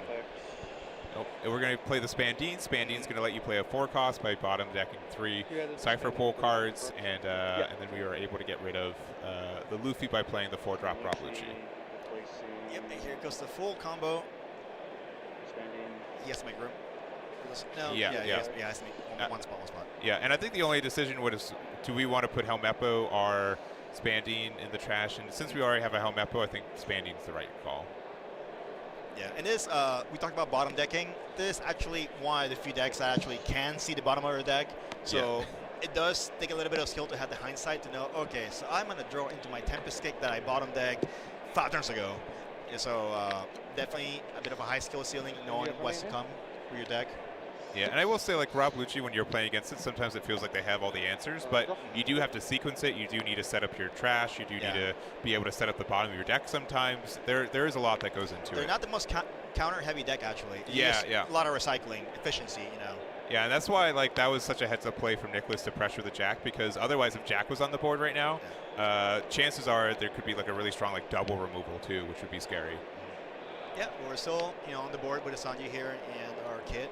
So it's Nicholas still doing pretty good. He has his option to ramp up if he has to play for it. Still deliberating on how he wants to get it done. Yeah, I mean, but unironically, this could be Nicholas could go for game right now. If we have Usohachi, which I think we do. Yeah. We have 3 attacks and we can get rid of their blocker. I believe he's had it since the very beginning. Yeah. Yeah, I peeped that and the the Onami that already let go of. Oh, we have another Sanji though. This is huge. This is huge. Huge. 7K body, even better than Usohachi. Yeah, this could just be it then. We got 7, 8, 9, I think. No, not that high. No, he has 3 sevens, 4 sevens, 4 sevens, and you got to get out of 2 of them. Base into the life, and that's 2 cards to get rid of his hand, which is a really tough spot right now. No blocker. Yeah, he has no choice but to take that life, and no trigger. So we still got 1 Sanji left that has gained rush, and the kid, and of course your leader Luffy. And we're gonna boost up. Oh no, maybe not. Yeah, this is there are times where you get really punished for this too. You gotta have a lot of nerve. You don't want to overcommit because then you fall short on the next attack probably. Yeah, this is you don't want to swing with your blocker because if they start 7. Yeah. Okay, 2 cards. He has the 2 cards. So now we have 2 swings left and 1 life left. Yeah, we have a 7 from Sanji. We got 3 Dons, so we can make it an 8. If we start to feel like we might be losing, we could, keep a Don open for Giant as well. We could go for board too, if we want to. Yeah, I think he could live another turn and crack back again, so it's not too terrible. Oh, big 8, and no counter in hand. What is that? Oh, the fist bump confusion. Yeah. Oh man. Luffy just went and took it. Yeah, and we had strong. 6 cards in hand, but just no counter to get there. Like I said, yeah, very bricky deck. It's just they just keep recycling. So, yeah, 100%. Yeah. So we see purple Luffy there. That's generally a quicker game. So we might be able to jump to one of the other tables because of that. So yeah, that was a fun game though. That was refreshing. Yes. Yeah, refreshing. Yeah, because Luchi doesn't feel as oppressive as I used to. So now that we have other more oppressive decks like Doflamingo or Black Yellow Luffy, which is a bad matchup for Luchi as well. Yes. Yeah. So. Yeah, I do think it's more, it's not as good into the meta per general, right? Like it has like a 50-50 against Dofli, approximately, right? Sometimes you can get enough removal, but if they keep doing those 5K attacks and you don't have any 1Ks in hand, like what are you going to do, right? You have to take the damage. Yeah, a lot of these decks, minus the really big ones, it's a matter of seeing your curve, seeing your big cards, and then hoping that the better deck doesn't see the whole game. Yeah. Like we saw earlier with Tyler and Nick. Tyler in earlier, first round. Round where, 1, yeah. Yeah, like Dofi had everything. Yeah. And having that little whiff gave a chance for Animal Shanks to just come in and set up for the late game, do your Rayleigh, do your Shanks, and the game was very contested. Yeah, for sure. And I do think you know, we've seen people talk about it where like, oh, if you miss your Luffy Taro, it's going to be a bad time. But we just played Sanji. Sanji was really good in the spot where it's at. It was able to apply a lot of pressure, and I think being able to recognize that you still have an out even if you don't have your optimal play is what makes a good player. Despite taking life like really early, he still stayed healthy. He had enough counter. He still had options for both defense and offense, and no, it turned out pretty well on the way he did it. And he could have used Usohachi also, but going to Sanji for another attack and going for it and just put him in Gotta Have It was like really, really good on his part. Yeah, and it's kind of like an unsung talent for this game too, of where you can kind of identify how much counter my opponent has in hand, right? Based on if they take damage or not. Like you can tell, like, oh, well, if they took this swing, right? If they took this attack, they're likely going to take this attack, right? Well, if they didn't 1K to save this, they don't have a 1K they want to get rid of, right? Yeah. So here's deducing what's left. Yeah, so I think Nicholas had a good edge for that, was able to identify his opponent, didn't really have a lot of counter, and was able to capitalize and we're back with Gavin and Tristan. All right, and we got, we warmed up the day with it. We got another Dofi versus Shanks game, and but this is a wildly different game state than what we've seen previously. Yeah, this is, we're seeing 2 Aurelies and a Shanks and an Uta. So we're playing the Red Hair Pirates engine right there. And we saw Pudding come down, so that likely was able to affect the hand. Sometimes with a deck like Shanks that also can have a lot of bricks in hand, you have no choice but to take life, to go to 6, 7 cards in hand, and then get that hard refresh. But maybe you could also, what if he had all breaks, and now the reset could have benefited him a lot too. Yeah, Pudding's a chaotic card for sure. Yeah, something really, really oppressive when you see like your full combo and they get put back into the deck. But at this rate, the board is like so endgame right now for Tristan that I don't think it really matters. Besides, Gavin only has. Oh, okay. Pudding swings. Yeah, there's not much he can do. So being at 3 life now too is really healthy for Tristan. Yeah, especially with Gavin at 3. Like Gavin can easily just take all these silvers and Shanks hits, right? We do have the 10 cost Shanks on the board, so it's a blanket -1. And we're Jinbei. Yep, Jinbei play bow. That's fair. That's strong. Slowly but surely getting that board state back. You see him shake his head like, what is this? What are 3 geckos right there? It's very funny. Yeah, I don't think we've seen this level of like board replenishment since Sakasuki days, I think. Yeah, exactly. Yeah. All right, so one of those geckos was able to hit the board. We're going to see what card we're going to add back. With 3 life and a blocker up, we're not, I think, dead in the water for this next turn, but definitely a lot of pressure going to come down from Tristan. Oh, yeah, these beat sticks, it's going to be huge. And also, it depends his hand. Can't quite tell. I wasn't seeing it if he had a bend back to clear that blocker bowl also. Yeah, clearing blockers can end your games. Yeah, 100%. Yeah. And we're seeing the counter. Otama. Ooh, okay. And this is the decision of, like, do we want to go for board or not? Okay, here we go. Can this be done right now? Right here. Right now. Just to clarify, Gavin is at 2 life, I think? 3 life, I believe. It's difficult with the matte sleeves. Band to black. Sleeves over here. Can't quit those sometimes. Yeah, if he's at 2 life, I think it's very tough. 3 life. 3 life. Yeah. Yeah. Yeah, it's 4 swings and lethal to get through, so it's a little more difficult there. Yeah, that would be the whole board that he doesn't have that way. But we'll see. It depends on what he has for counter out of these swings. As we saw earlier, we did see Tyler counter off of a 12K swing, which is huge. Yeah, yeah. Some big numbers are there. I don't know. Dofi does have a good chunk of counter. Buggy. We have the Crocodile, bit of everything. So definitely a deck that can have a lot of defense as well. Yep, and we still have Tristan here deliberating on how to pull this off. And life is taken. Yeah, okay, so yeah, we were at 3, went down to 2, 100%. Okey-doke.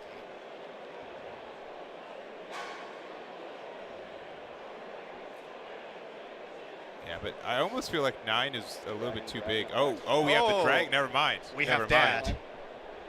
So this is an 8-drop 9K rush card that also gives 2 dawns. So it's essentially a 6-cost 9K rush card. So much free value from him. Yep. This card, when it was released, it was kind of a little unassuming, but now it's just been everywhere. Red's been playing it. The right deck to fit into it, and it's this deck. It's Shanks. Yeah. Yeah, getting the 9/7 by boosting, giving two more dawn to your leader. or whoever you want it, really. Yeah, it's really strong. But here's the issue. They got out of that 7K attack, which means systematically you can't win anymore this turn. Right. So now you got to do a little bit of cleanup. You got to get rid of the Moria and the Pudding. And yeah, you got to pivot. And it's not too terrible, I think, because you can still clear the rested Pudding, the rested Gecko. There will still be blocker Jinbei and Boa blocker Jinbei and Law. So it's a matter of how he has to sequence his defense. So we'll see about that. Yeah, I think the only other thing I would say is that, actually Pudding is a 3K right now. Yeah. Ooh. Uta doing things. Pretty nice. I do have a collection of pictures where whenever I see somebody put all 10 Dawn into their one drop, I just go, click. 2.5? Yeah, no, sometimes that searcher that's stuck there the whole entire game can't win you games. It's happening before. It can 100%. That's why, like Garp, what I was mentioning earlier, he's been known to do some damage here and there, and we're gonna see. We got Gavin on 0 life. We got full 10 Dawn. We've got 4 attackers on board, and 3 of them have to go in. Yeah, this is the last 2 turns, I believe. There is no saving Gavin on the counter attack, so yeah, Gavin has to pull it off right now and put him in a spot where he can go for game.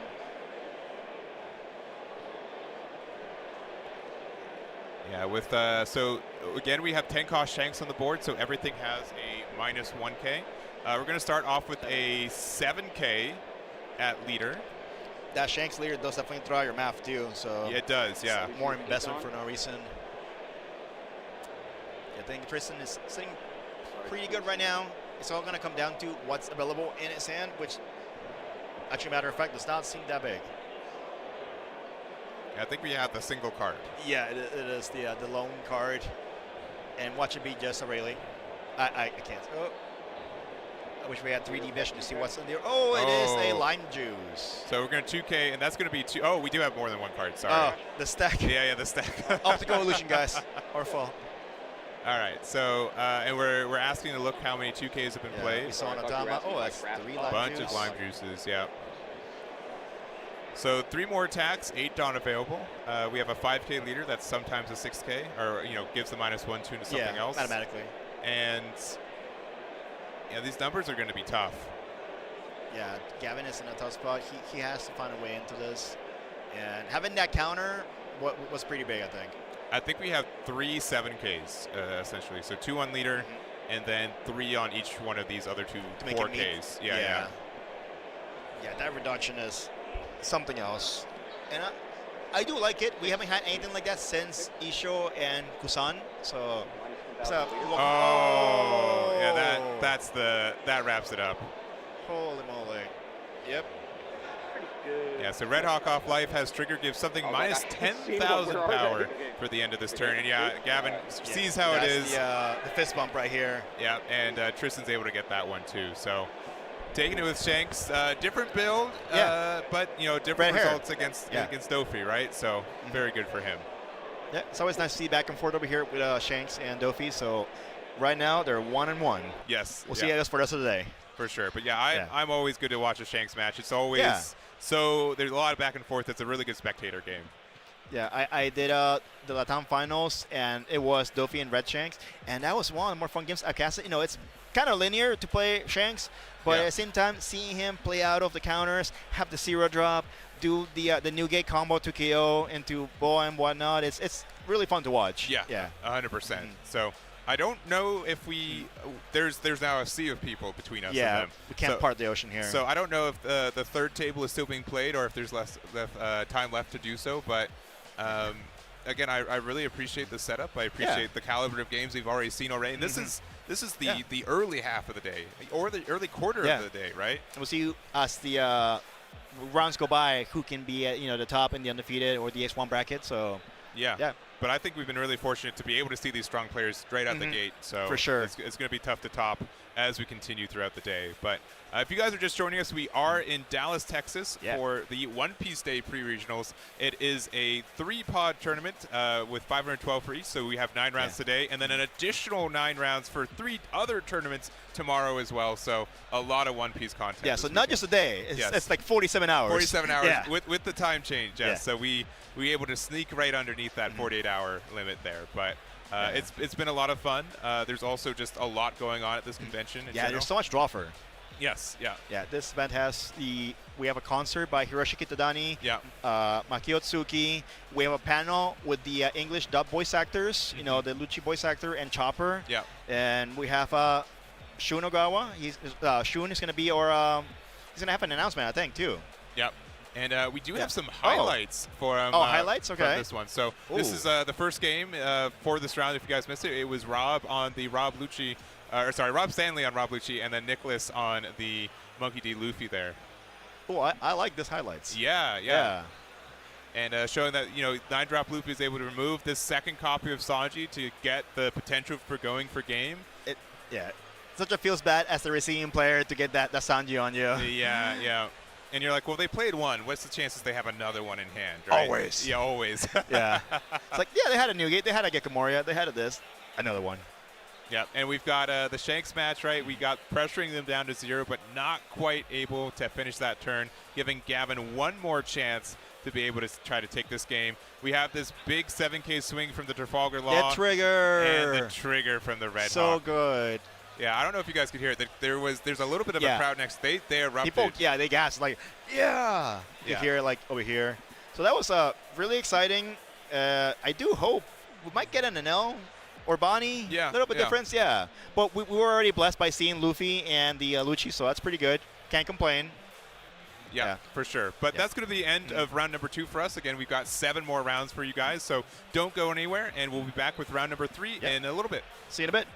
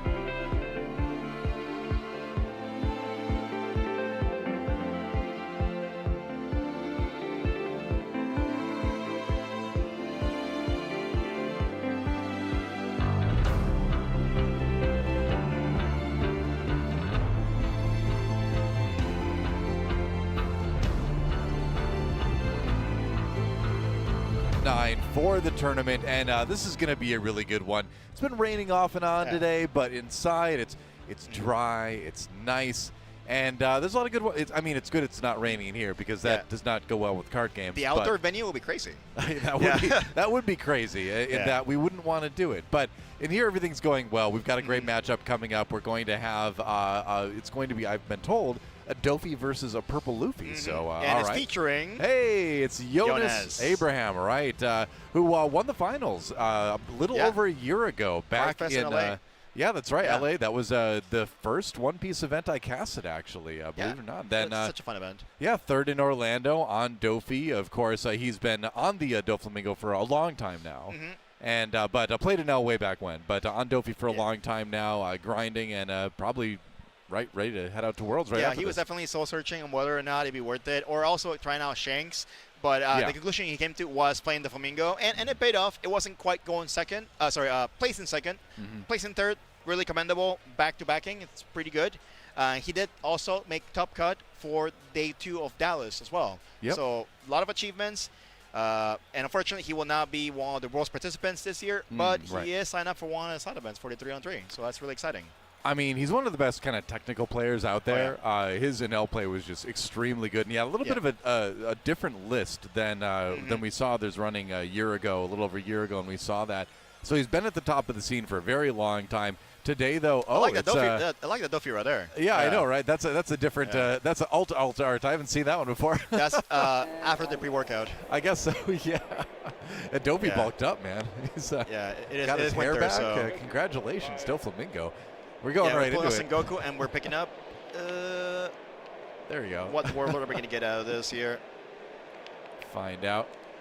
Dofi did go second, and we're. Is that a teach? Seems like a teach. Yes. Looked like I caught a glimpse of a teach. I believe so. We've got Isaac Torres, by the way, on the other side of the screen there, playing the Purple Luffy. Those beautiful world sleeves that he received from last year's World Championship over here. Yeah. Very exclusive. Very nice. It's got the Gear 5 Luffy feature on there. Now this year is more not Gear 5, but Egghead Island themed. Yep.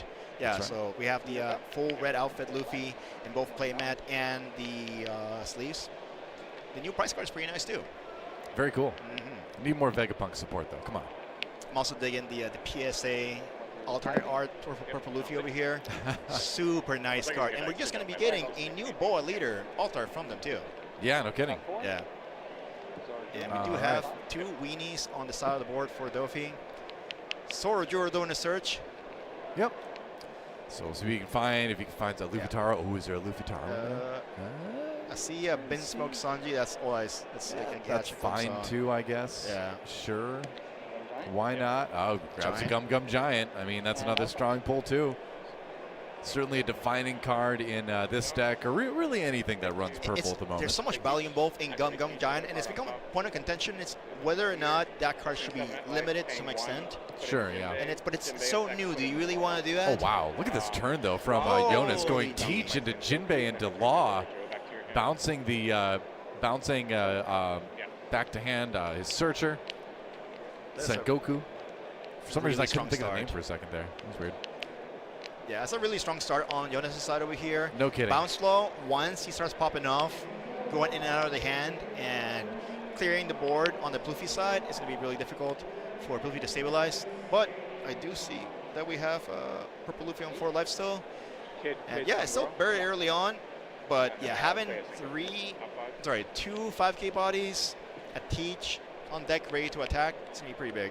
Yeah, I mean, he was able to order things a little bit with the buggy and set up that turn as well. So again, just Jonas really setting himself up to another bounce, crush it. Yep, and why not, right? Yeah. Meanwhile, back over to Isaac here, and you got some work to do if you're the Luffy. Now, one of the strengths of this deck, obviously, is being able to ramp into strong stuff really fast. Well, guess who gets strong stuff out a little bit quicker than you in a lot of games. So a little bit of catch up maybe from this Purple Luffy here, but you just can't discount the power of something like the Gum Gum Giant that we know is in the hand, right? Because that's going to be more power. That's going to be a lot more draw. Yeah, filtering to see your cards in your hand will be really important. So we can see the Secret Luffy, Sanji, Big Mom. Healing would be pretty nice too as well. Being able to remove one of the problematic characters for Dofi like the law. We're pretty good. Put him on a life. Yep. Yeah, we're seeing a 2K counter and Luffy Taro, and we're going off. Sangoro. Yep. And sorry, go ahead, please. Oh, no worries. Yeah, I mean that's kind of what you want, right? That's the turn for Purple Luffy, right? So you can't really hope for a better setup than that at the moment, anyway. Yeah, he made it on 3 life over here, and Sangoro is going to be a card that needs to be addressed right away for Jonas, as if it remains on the board untouched, it's going to constantly net you cards every single time. Oh, yeah. So definitely something to clear right away is probably #1 priority, and after that it's going to be get rid of Lufitaro. But as the game goes on, not clearing that is going to be painful because it's going to come into, oh, I'm going to play Big Mom, oh, I'm going to play Secret Luffy. Right. Run back Sanji, you know, so yeah, addressing cards while the curve is happening can be difficult, like with Animal Shanks, for example. Having that chopper while you're getting to your high curve is really, really good. Yeah, presenting stuff that says, hey, you really want to take care of me, but then also playing stuff that it's like, okay, well, now I don't have the luxury necessarily to take care of that smaller stuff because now the bigger, scarier stuff is out here, and we see the swing coming in. Swinging big, 7. From Jinbei, yeah, 7 from Jinbei. That's just going to be life to hand for Isaac. Sangoro in hand. Yeah. And then I'll go Another 7 coming in. Another 7. Putting in another Jimbo. Yep. I'm going to put in a And you're playing off the Altar SPK Gamoria, the starter deck one. That's the one that's going to get you the Warlord or Thriller Bark Pirate card from your discard. 4 cards in hand, and it's all you. That's right. So a little bit of a recursion here. Looks like it was maybe the Crocodile grab back in the hand because I feel like I saw believe that so, yeah. earlier. You get back in 2K, so that's really good. Yeah, exactly. Yeah. Yep. And so now, back over to Isaac here. That is quite a hefty board right there. Yeah, no kidding. Yeah. 4 5K bodies I mean, at his disposal. It doesn't really get any stronger for Dofi as far as bodies on the board. There's not much you can do to really power it up. You can have a Weeble, but sure, yeah, you can get the boa out there, but there's not much. It's about maxed out as far as just sheer power on board right now. You're as close as most Dofis ever get, really, you know? Yeah, Pluffy, Isaac is currently in danger. 1 life left. Very in danger. Full board. What can you possibly do to rescue the situation? Meanwhile, Dofi remains at 4 life. Yeah, I don't know, because you want to play the big stuff, but you kind of have to save. Actually, with the 9-drop Secret Luffy, with the 9-drop Big Mom, you're always going to have that 1 Dawn left over for the Gum Gum Giant. But I think you're going to need more than that. You're going to have to clear some of this stuff. Time to go in on some of the attackers here. Yeah, you got to do it. Yeah, getting that card advantage back over here. Yep. And will that just be countered out of? No. Just loses, yeah. Yeah, we take those. Yeah, so I mean, hitting board against Duffy would be really good, I guess. Man, 1 life and having what's left. The Gecko Moria and the Teach and your leader always available is going to be problematic for Isaac to defend himself. Did you happen to catch if he had a Gum Gum? He searched 1 earlier. Yes, he searched 1 up earlier, yeah. So and it has not been used, so it should still be in the hand and ready to go. So it remains there at his disposal. Yep. That is correct. I see a Zorojuro, I believe, in the hand. Trying to take a peek there. Yeah. Could be. But I didn't see a Big Mom. I didn't see the secret rare 9-drop Luffy. Yeah, and there goes Jinbei. Yep, takes out the Jinbei. But I think this is what you need to do as a Luffy. You just need to try to clear as much of the board as you can. Try to set up a turn where you can maybe counter out of something, Gum Gum Giant out of another attack. Yeah, now we can try to pump up a little bit on the leader, Luffy, so go ahead and get into Jinbei, or utilize the full Dawn available at his disposal to bring out a bigger character. Yeah, I wonder. Yeah. Let's see, it depends. I only know 1 or 2 cards in his hand, so it's going to be difficult to predict. And this is one of those like game-defining decisions too. Like this is a turn that Isaac knows is going to essentially make or break the game. Yeah, and it's like technically it could be the very last few turns because 1 life left is really dangerous. And we're going for a 7 or 6. Oh, only a 6. Yep. That's all you could afford. 2K'd out, and he knew that Crocodile was back in the hand, so just getting it out that way. That Crocodile had been brought back by the Moria, and now are we going to see the full 9? Yeah, we are. There we go. And there's the kid. Yeah. Okay. Kid. Yeah. All right. So that changes things a little bit. Yeah, blocker in life. Yeah. 1 up's pretty good. Yeah. Definitely survivable at this point. Yep. And we're straight off the bat going for 7. So where in this turn would you use the giant if you were Isaac? second last, I'm guessing, because the last one will be for the life, because you have no choice but to. Yeah. Yeah. So also whatever gives you the most value, probably, it is +4. So. Indeed. Yeah. Don't really need it for something like this. Yeah, it's not. It's the small swing. Yep. There's the counter from hand. Yep. See, he had the Laura there. Yeah, it's about maximizing how much you can get out of a swing. Sure.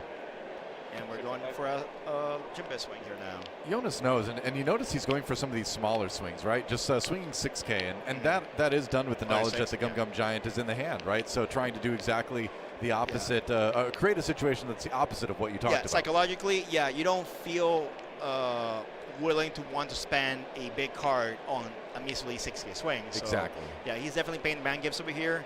Jonas is a very good strategist. I've seen how he does his coaching, how he talks to people, and the way he conveys information is really easy to absorb on his behalf. So, yeah, he definitely knows what he's doing here. He has a plan. Yeah, and he did get the Giant out with that last 6K swing, too. So, I mean, Isaac knowing that, you know, if you end up with only the Giant in your hand, then that's not great either, right? So you have to use it at this point. And, Jonas, a little bit of bounce. And here comes the Dofi swing for, looks like 8. What are we playing? Yahtzee. There we go. Jinbe and another Gecko and getting back a 2K probably. Okay. Or Jinbe, getting Jinbe. The Jinbe, all right. I like it. Yeah. Doing pretty good. Yeah. Yeah, like not, go wild turn, but definitely he stabilized. He got another Jinbe back. He's still at 4 life. He still has plenty of gas left in the tank over here. Well, getting one of the Giants out of the hand is good. A couple more cards beyond that feels pretty good too. And you're still the beatdown, right? Yeah, the blocker has to be committed there. And Jonas knows like that he's still in the driver's seat, right? He's still the one putting the pressure on, and it's up to Isaac to try to find a way to come back each turn. For sure. Yep. And we're going back over here to Isaac. I do feel like time is against Isaac in this situation with the way his life is left. But it's for sure. It still can't go. It's such a strong deck. It's got big bodies, but not seeing enough rested characters to get cleared out can be problematic. Yeah, that's the big thing right there. That's a great point because, I mean, one of the strengths of this deck is using rush characters to clear too, right? But if there aren't any rested characters, only one over there. Yeah, and you're expending. Your opponent has 4 life. That rush doesn't get as much value. Just to clear a card, which will come back. It's not most optimal. Not really, no. Yeah, and now we have Jonas still with the ability to stack with Teach every single turn, unless he gets addressed. So yeah, no, it's definitely the scale is leaning towards Jonas right now, I'd say. Yep. Quick peek through the trash pile there for Isaac. Not a lot to look at, but sometimes you do those kind of things just to buy yourself a couple seconds to kind of mentally collect yourself for the next move too. Yeah, that or you want to see like what are the chances when I see his 2K counter? What are the chances he has this? Yeah. Yeah, it's definitely worth every now and then to mental check what's left. Yep. I mean, this game has been moving so fast too. You know you've got plenty of time on the clock yet, so there's no reason to rush here. Yeah, and that's one of the nice things when you see like top quality players play out because everything is so seamless, smooth. There's not much deliberation. They already have 2-3 turns ahead pre-planned, ready to go. So, all right. I mean, that's the nice thing with the Sanji too, is you get the rest out of it too. So, yeah, that does help you use a bit of that rush to clear. See where you're saying that. Enough for the characters addressed. There you go. And we're getting rid of that law for sure now. So now that will leave only the Gecko and the Teach still available to swing next turn.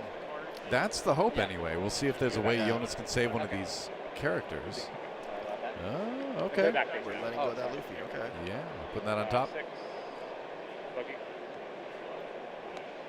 Knows he's going to get it back next turn, but Jonas now with that knowledge as well. Countered out. So that swing unsuccessful, and now what will Isaac do? Still 2 attacks in theory that can come out here. A little bit of Don left to work with. Yeah, he can pump up Sanji for sure, and we're going base 5, so expending a card on Jonas' side, and he will just take it. Yeah. Yes, and it's definitely not worth it in that case. Yeah, I mean, you notice Dofi's hand size start to get a little bit lower. You can use some of those lower swings, and he's going to go Jinbe. Okay. Yeah, so it turned out to be a pretty successful turn. Clearing the board. Everything that could have happened, and now it comes to the point, well, there is going to be a leader ready to go, and a Gecko, and a Teach. could that just be enough to just go for it? Yeah. But we see the eminent Gum Giant possibly being either fainted or it's actually there. Yeah, I mean, the one Don up, I don't see one in his hand. Unquestionably going for that 7 right now. Yeah, I mean, you gotta go for it. Life taken. Okay, well, that tells Jonas something. Will he just go in? That tells Jonas something. Yeah, is he gonna? Will Jonas put him in Gotta Have It? Is he gonna go for it? I mean, it's it looks like, does it look enough like a bluff from Jonas's perspective? That's 5 cards or so in Isaac's hand. He might be going for the safe play, and he is going for the most safe possible play, guaranteeing for the next turn most likely. He's super healthy. He has no issue. He can go on our turn. Right. There's no reason to go for the smaller percentage chance win now when you go for the larger percentage chance in a turn or two. And he's going to send in one big swing with the Dofi leader either way. That's going to get the Boa out. So just ending this turn with an extremely, extremely secure board state. Yeah, that's a lot. Yeah, it's 2 blockers, well, 1 active, 1 rested. But yeah, that's a lot to go into. Yeah, and I mean that rested blocker is such a tempting target, it might as well be active, Yep. Yeah, because whenever they focus into your character, it's basically a blocker. Like back in the day, we had our Bonnies, and, well, we got to get the Bonnie out of here, so swing. It's a blocker. Yep. And he did have the Giant, too. Sure did. So we survive that turn. 0 life, few cards in hand. Going pretty difficult for Isaac to get out of this now, as there is 1 blocker left and 3 life in the side of Jonas. Right. So he will have to get 5 attacks in, and he only has 4. They're pretty big attacks, but 4 is not enough to end this. Yeah. Yeah, you need a little bit more. So we're back to the same thing every turn. You're like, how can I clear 2-3 cards, that they put out this last turn? That's what everybody has to think about going to the Dofi matchup turn by turn, and it gets harder and harder to do that as the game goes on. Yeah. Sanji would be pretty good, but that would mean just going all in, going aggro. Yeah. But I think with the position he's in, he has to just be aggressive. There's not much that he can do in defense, so he just has to gamble, Hail Mary it probably. Well, 3 cards in hand, so I mean, 6 more from life, or 3 more from life, though. That's a lot to get through. Yeah, he could also get 2Ks, whatever combination is. Oh, that fries one of your attacks, and you no longer have enough. Exactly. It's not impossible, but the odds are not good if you decide to try to go all in here. Yeah, it can't be just dead weight in there, non-counter. Do you kind of have to, though? That's the other thought too. Is are you at the point where it's like you have to YOLO it and just hope for the best? He might just swing with a Sangor to see what he has left in the tank. I think that's not a bad start. Yeah, still hold on to 9 down. Just on the poke. Yep. Yeah, I think just doing a base poke could tell a lot of things. If his hand has enough counter to sack, if it's even worth trying to end the game. Oh, all right. Instead, it's going to be 6 towards the Moria. And Gecko's gone. Okay. That'll do it. So what else would the plan be? I mean, clearly the plan this turn is, again, to try to stabilize as much as possible and then survive, but 0 life. 0 life. That is tough. Staring down a spread of 10 Dawn across the board. Right. It's really scary. And we're going to Sangoro and to, I think he pointed at the ball blocker. I believe so. Yeah. I mean, it's the only other target besides life, and I don't think he's going for life right now. Yeah, he'd be kind of mood at this point. Yeah. And we're countering out. Well, you had to expect it, right? I mean, you had to know this was a distinct possibility. Once again for 7, and the ball goes away. Blocker untouched, unused. You got a card out of hand, but Isaac, just by his body language right now, does not look like a player who's confident of his chances. Yeah, no. We'll see what happens. But 6 of 5 and leader is a lot, and he is going to swing Lefitaro for life because he has no choice. Yeah. And another card to add to the repertoire that Jonas has right now. Yeah, it feels weird because swinging is the right option there because you got to take that life at some point, but you almost feel like you're helping out your opponent at that point, But there's really no other option. You have to try to take life when you can if you're the Luffy right now. It's rough. So he just got to play out whatever remaining down he has left and leave one out for a potential 3rd Gum Giant. And we have a blocker Nami from what I'm seeing. That's kind of nice. That's something. Yeah. That is something. All right, so we're going back to Jonas here. No Oh, well, you know what? Doflamingo has that unblockable effect. Oh, yeah. Yeah, that could be a thing for sure. It could be. It could be. Yeah, that could definitely be played here and just go for it. Yeah. Or I think just spreading things out can definitely get you there. Yeah. Having 3 5K base attackers, I think that should be enough. I think you've got it multiple ways at this point. Yeah. You know, if you're Jonas, it's looking real good. Yeah. Yeah, I think Isaac Torres put up a pretty good fight, but just too much too fast. That early game was rough. The way that the Dofi can refill the board is just really, really challenging for a lot of decks to deal with. I did notice how they had the parallel where with Luchi, it was a similar start on both, I think, and they both got big bodies and such, but how against Dofi, it still wasn't enough. Yeah. Yeah. Yeah, it's really that aggro deck that can just like out aggro all the removal in the game right now. Yeah, he's doing key 6 or 7 swings. Put it all on the Dofi. Yep, and here we go. Yeah, I mean, right, he's got Gum Gum Giant, but is that enough to block it out? All right, drops a secret rare, looking for some more counter here. Oh, no, GG's. okay, that's not going to do it. Yeah, that's right. And so, Jonas able to take the win here on I say day one, but it's only a one-day tournament for this particular one. Get the win in round number 3 here. Yeah, that's right. And moving on. So doing well on the day so far. Again, I believe we are taking all the top rounds, the first tables from these Swiss rounds. So for sure now, as the rounds go, the bracket's going to develop more to have more consistent decks. Maybe the rogue one here and there. We're going to see more familiar faces, people that have been here before, you know, in the top cycle. Chris Hawk, Jonas, Jackson. Familiar faces, you know. For sure.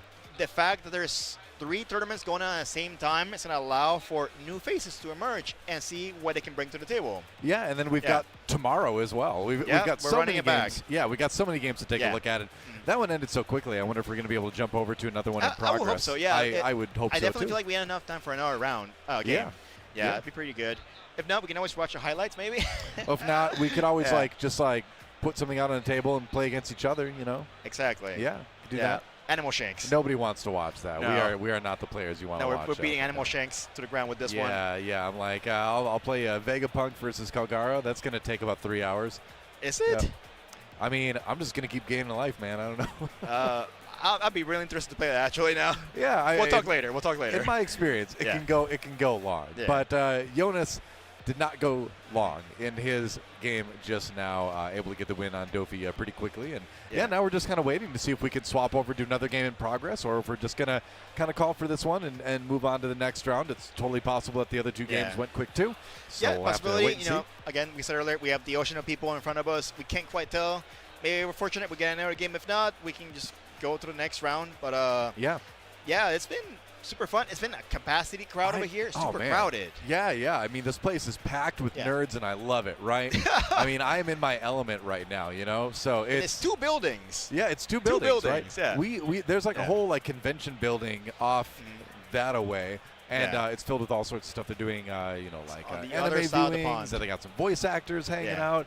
A lot of stuff to buy, a lot of stuff to see. But we are all focused on the competitive card game side of the One Piece universe right here. And it's a good place to be. Yeah, I think it's pretty cool that we have 2 completely different streams, one for the exhibit and one for tournament, so people can get the best of both worlds, whatever they want to watch. Maybe they want to have a tab for one and tab for the other, you know? I mean, 2 monitors, Exactly, way to do it. Or just, make it smaller and put monitor, it on one. Phone. Yeah, there's exactly. You have a lot of options. We have options, tablet, phone, my other phone, my burner phone. For sure. And we have an here we go. white, and a blue Dofi. Oh, okay, all right. So we do not have the names, but we do have everything else here. So we've got a Dofi versus Black. You see what I'm seeing Luffy. here? Yeah. A very not so common card in Doflamingo.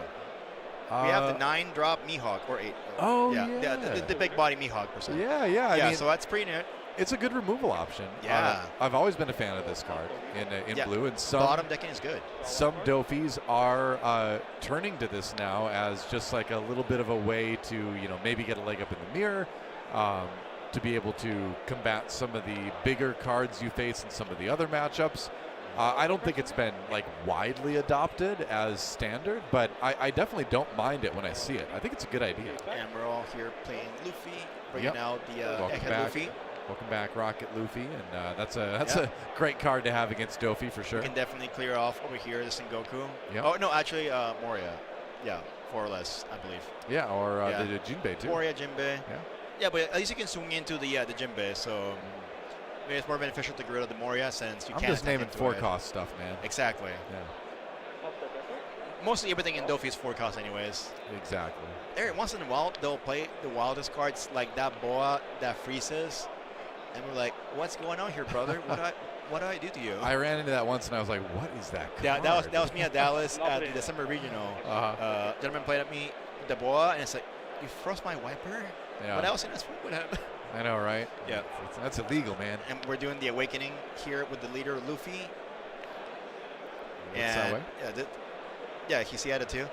Yeah, and this leader is so strong because it is, I think, arguably the highest attack power leader in the game. Oh, for sure. Because via its effect, it can get to 9,000 so easily, and it trumps, Red Purple Luffy, Edward Newgate. It tops all of them, and it's so hard to get over. You gotta put on so much Dawn into this attack that all they can use is, I'm gonna drop 1K counter, 1K counter, 1K counter.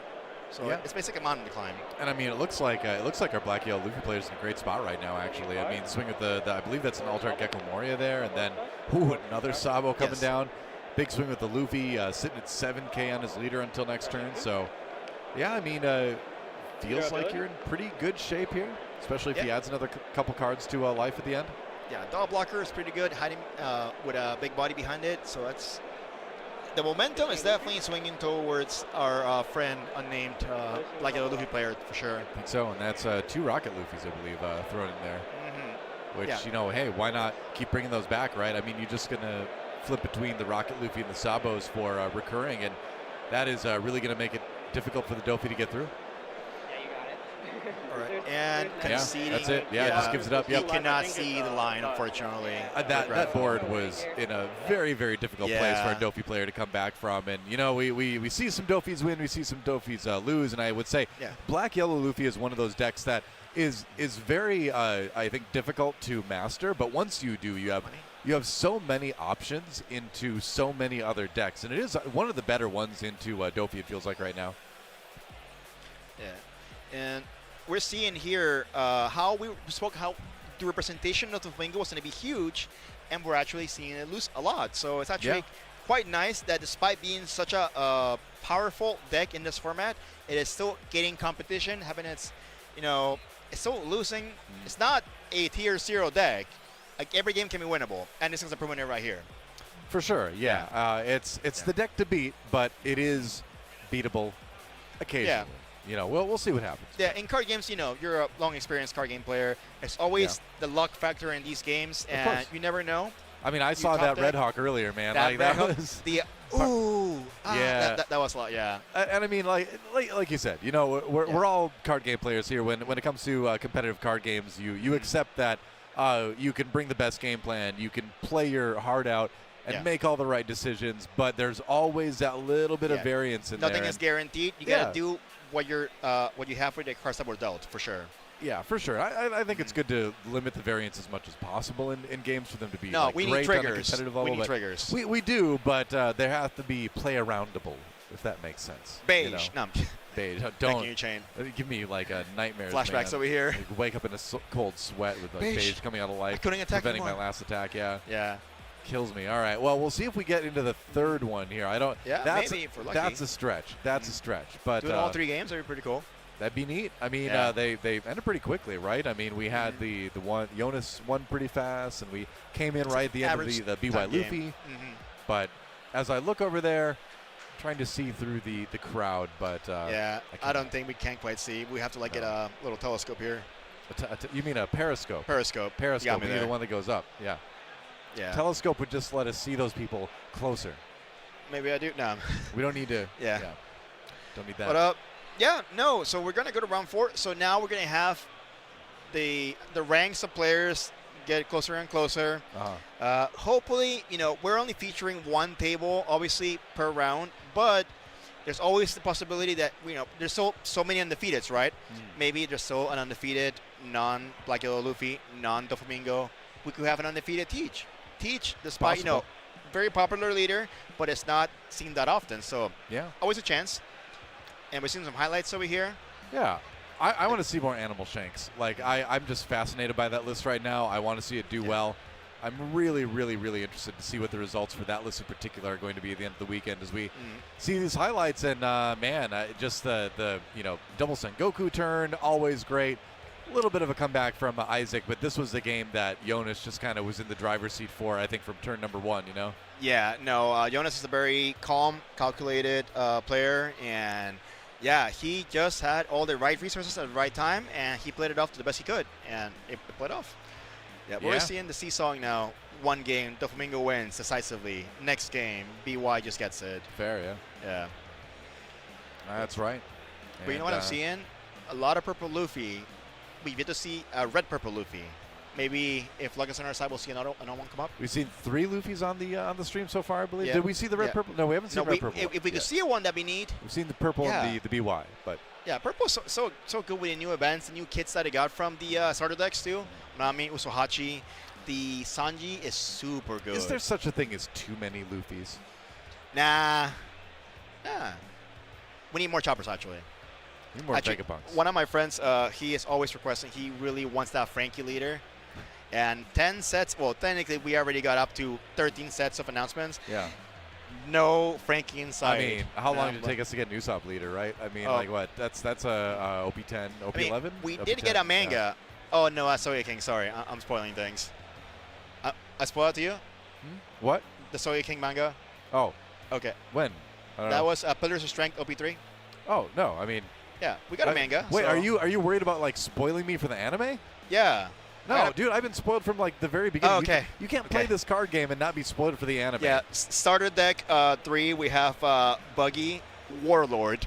Yeah. How did he become a Warlord? I'm not worried about it. Either way, we got to go to a quick break. When we come back, we're going to get into the next round of the tournament here. So do not go anywhere. Lots more One Piece from Dallas in a few.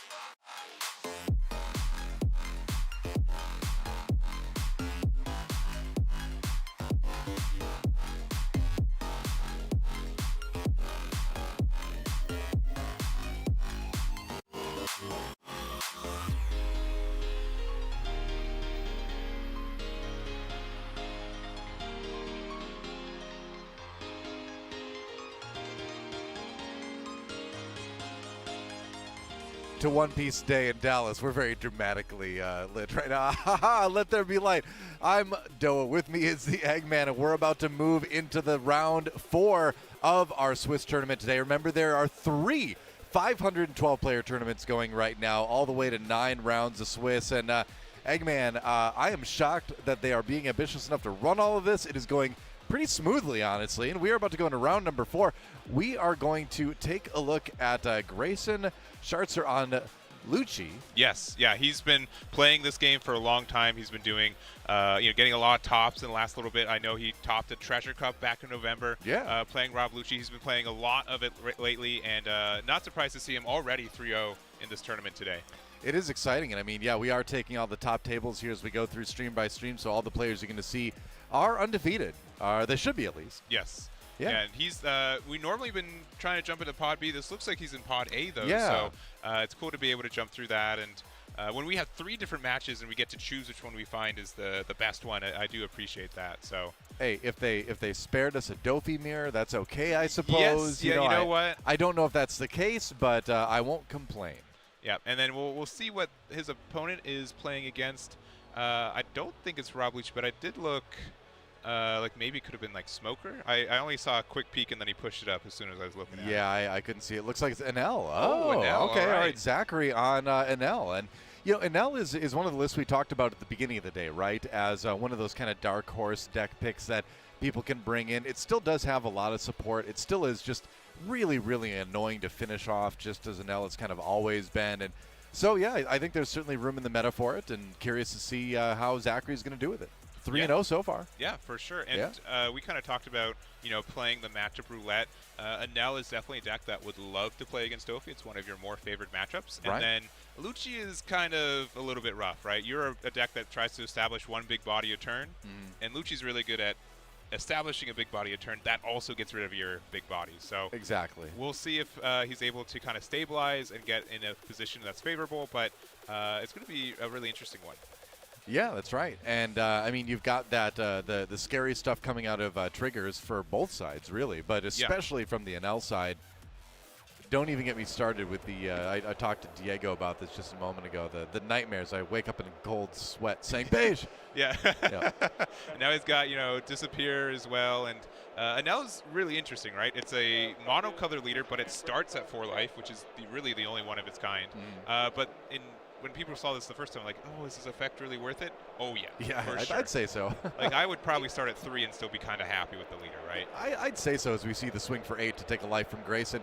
I'd say it's definitely worth it. It is very, very good ability. And part of it, too, is from the support, right? I mean, we see the Rush now come in and out, but you have the Katakuris. You've got the Amatos. I mean, you've got so many really, really great, like, hallmark cards, right, that work well in this.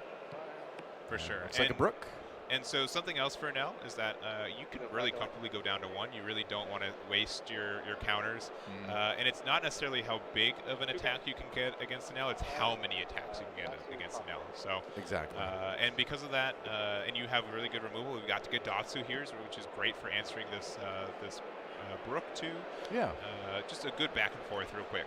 And the nice thing with the Brook, too, is that even though it's gone to trash, it can be brought back later on easily enough. So it's one of those cards you can just throw out there and be like, all right, well, if they have an answer for it, great. Otherwise, it's nice that I've got it out there. Ooh, we see the Luffy, the scary Luffy coming in. Yeah, community's been naming this one the Zombie Luffy. Primarily what it's really good at is that it can remove cards without KOing it. It only gets rid of a 2 or less, but Rob Luchi has a lot of cost reduction. You could get rid of this Gadatsu very easily by just using a Tempest Kick or an Ice Age. Totally, yeah. It seems like there's a lot of debate on how many / if you include it, but I feel like a decent amount of lists have like maybe one of sometimes. Yeah, there's some really interesting things too where it is also a 5-cost Luffy that BY can use. I've seen it pop up every once in a while for there too. It's an interesting one. And looks like we are playing out the Onami. This is going to get banished to our leader. So this is going to be a big 9k banish going to get Rebecca. Wow. And I think we're both at 2 life now. Yeah, this is kind of crazy, actually. And the 2 life for Enel is a much bigger 2 life than it is for Rob Luchi, really, when it comes down to it. These 2 lives, these two lives are not equal 2 lives. No, there's a little asterisk right next to there. Like, yeah. You need 3 attacks as is, and then like they can heal very quickly. And man, both these players know their decks. They're playing very quick. They know their plays. Yeah. You love to see it. Yeah, I think this is one of those things where it's like you just kind of soak it in because they know what they want to do. Yeah. I will say I don't really believe that playing fast is ever a great idea, even if you do feel like you really know it. We see the jack come down. That's a nice little removal tool there and helps you do a bit of filtering, I suppose. But, you know, in a matchup like this, if you played it to death, you're going to see it a little bit quicker. So yeah, the board being slowly built here by Grayson, but eventually you got to find a way to finish. Yeah, and I do think that this now always poses a threat of going into our overtime procedures, right? Just because of the fact that it's hard to finally get them down to 0 life. But, you know, I think you are a little bit afforded for, you know, a little bit of time to think in this matchup. Yeah. And Zachary probably taking more time on this turn already than I think the rest of his turns combined. But it's pivotal. And look, we're doing just a huge attack into the leader there. Okay. Yeah, or into the jack instead, it looks like. Oh, yeah, you're right, yeah. And generally, you know, removal from effects is the best in the game, but putting 7 Dawn on your leader, sometimes it just works out. Yep, I mean, that's pretty much the only way you're going to get rid of that one, feels like. And so we played the Shirahoshi, which is just going to immediately get cleared by this Luffy, and you won't get its on KO effect, which is a little bit unfortunate. Oh, yeah, that's right. Yeah, I forgot. It's a trash, so you don't get to draw the card. Yeah, so maybe you played it out just to make sure that they did swing with the attack with the Luffy, but now we have this Moria. Okay. And this is going to be a pretty straight. Oh, I think they're just making sure about. Yeah. There's no. Take that. Oh. I'll take. Okay. I think he'd still decided. Sorry, they didn't finish the attack. I got you. Yeah. That's right. He did the removal and then just jumped right to the. See, that's what I'm talking about. You got it. You can't always just be playing fast. Otherwise, things like this happen. So a little bit of an awkward moment, but nothing we can't just like rewind with the judge right there. So no big deal. Looks like that was a life taken. Now ability activates. Top card goes in there. Now the Gecko Mori gets played, and we get to see what Grayson wants to bring back. Rebecca, of course. And what else do you grab out of here? I mean, it feels kind of bad, but like you can get Jack, right? And you can get that to your hand. Yeah. I don't think I saw Spandine in there, so I don't think you could do like the full combo. Right. So, yeah, this is fine. Yeah, I agree. We haven't seen the Spandine thing just yet in the game, but having the Jack to play is going to be just fine. And all right. Brooke gets the trash again after that swing from Enel. That gets countered out. It's still 2 life remaining for Grayson, and has done a decent job stabilizing here. That said, ooh, here comes the I believe is that the Alt-Art Russian L? Is that right? Russian Ace. Ace. Oh, yeah, okay. Yeah, so this is, you know, Enel's kind of been just moving along in the metas, right? There's usually 1 or 2 cards it adds to his collection every set. This was a really big one in OPO7, being able to not only be a 10 drop, but heal, get some a removal pressure. But Rebecca's just going to take that block like a champ. Yep. That ace is pretty decent. All right. Counter 2K coming in from the Flampe on the Zachary side of things. Grayson wondering how exactly he's going to find a way to finish off this Enel, because, you know, you think you have him down to 0 life, now suddenly you're back up to 2 again. More triggers to worry about, and this is why those Enel games can get really long, right? Yeah. And it's not always intuitive of how you play against it. Yeah. I will say that, you know, Grayson's done a good job. A couple of things. One, being at 2 life means that Yamato can't get rid of 4 costs, so can't hit Rebecca's or Rob Luchi, so that's really helpful. But also the fact that, you know, you have this wider board, which presents more attacks, which makes it difficult for Nell to stay at 1 at the end of the turn. Right. Oh, we see Spandine and Spandum. I was going to say, yeah. There's the combo. Yep. But does he have the ability to grab it and play it, though? Maybe not this turn. I didn't see another. Do we have another Moria in hand? Yeah. I didn't see the Moria. That was the Egghead Nami. So we can use the Activate main where we discard a card and get rid of a 5 or less. So finally got rid of that Luffy as well. Yep. We have Ice Age, and that pairs moderately well with the Jack. If we have, I think we need like 1 more reduction off of that, perhaps, right? What's that? -5, and then what else we got? -2 from the Luchi, I guess, right? I might have missed a Tempest Kick earlier then, right? Because it gets rid of a 3 or less. Ice Age is 5 and 6 with Rob Luchi. Yeah. Yeah, you might be right. And there's definitely is a discussion going on in some capacity. Yeah, we'll have to see what the chat is about. Looks like it was just a check on the status of the deck just then.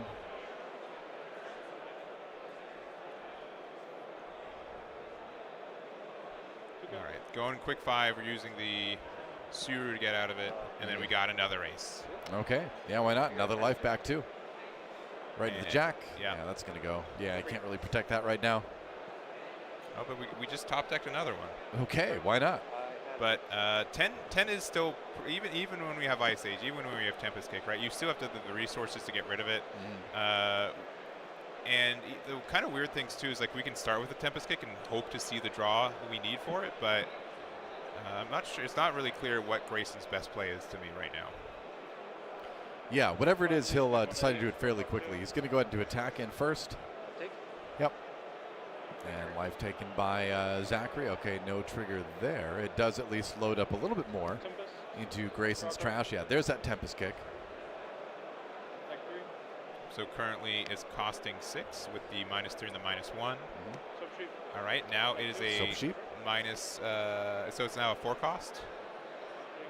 So I think Moria's there. So we would be able to do Rob Luchi Rebecca combo, I believe.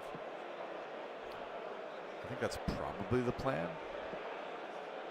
trying to remember if there was a Luchi in the trash. I know there's Rebecca. I know there's Rebecca. Yeah, I'm not sure. I don't recall Luchi being there, unless it was discarded earlier and you just missed it. Yeah, there we go. Or no, it's no, it's a Helmeppo. Yeah. So okay. It's 3 3s. Yep. And then yeah, and then we're gonna get Brooke from the trash with Rebecca's effect. Play it with Rebecca's effect, reduce it to 0, and get rid of it. Okay, there we go. All right, we got there. It was close, though. We got there. Full board. 2 Morias out. We got the Rebecca blocker. We got the Brooke to be annoying as well. So Grayson, I'd say putting himself in about as good of a spot as he could be. You've got potentially 3 large swings coming in the next turn. Takes a life here as we go back over to Zachary's side of things. And oh, are you kidding me? Oh, it's Yamato. No. Okay, all right. I was going to say, if it's the third ace, I don't know what I'm going to do with it. Yeah, and I think it was a minor misplay. I think we probably should have started with the Yamato to get rid of the Brook because we're at 1 life and 2. That's fairly good point. Yeah, because getting rid of the 1-drop's not really impactful, but yeah, it's a fair point. But this is the issue with this matchup where when you play Moria and you're able to remove your opponent's body and establish an 8-9 of your own. Yeah, that gets increasing returns. I mean, and these guys again are playing so quick compared to the players we've seen earlier today. That I don't care how good of a player you are, you're going to start to miss little things here and there if you keep playing at this speed. Yeah, and shout outs to our production crew for doing, especially with the life with the now. He's balanced between 1 and 2. I don't think we've really had BY Luffy on screen yet, but that continually cycles between 0, 1, and 2 life. Only for a minute or two, but yeah, our poor graphics person getting like carpal tunnel over there. Yeah. Hina. Right, we going for the Yamato kill here. Yeah, so that's going to give a -4. Yeah. And does he have it? He's got to have it, right? Yeah, there's another there jack. We go. Yeah, so using the effect to draw 1 and trash 1. There's an Ice Age in hand too, which should get some better removal. And who's who? It's the trash, and that'll do it. Wow. Yeah. I'm really. I know this is what the Rob Luchi deck does, but it's still kind of shocking to see it in action, removing like 3 giant bodies in a row. Yeah, it's really impressive at times for this matchup when, Anel's used to being able to play like a Yamato, an ace, and feel like it's pretty safe on board, but not in this matchup. No. And I mean, the scary thing is you've got some massive bodies you're going to deal with. That's another ace, by the way. Which third one. We're actually just going to heal and pass.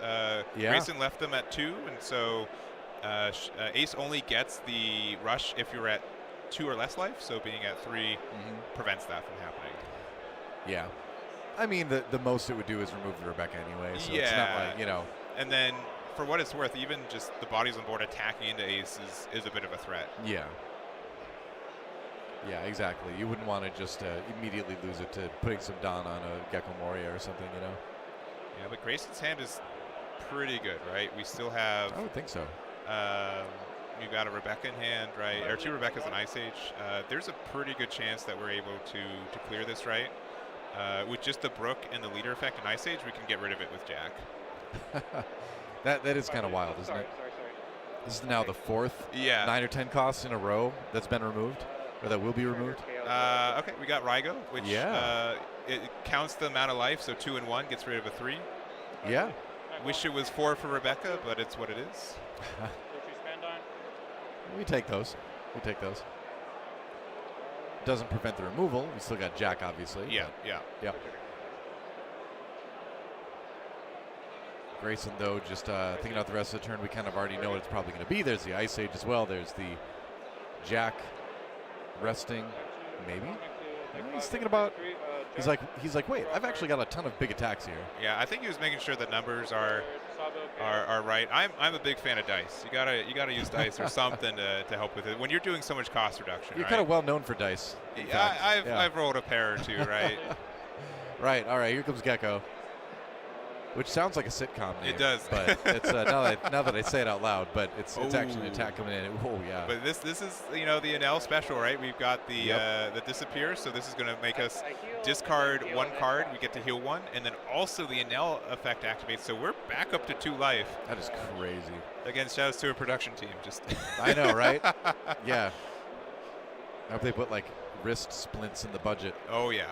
Yep.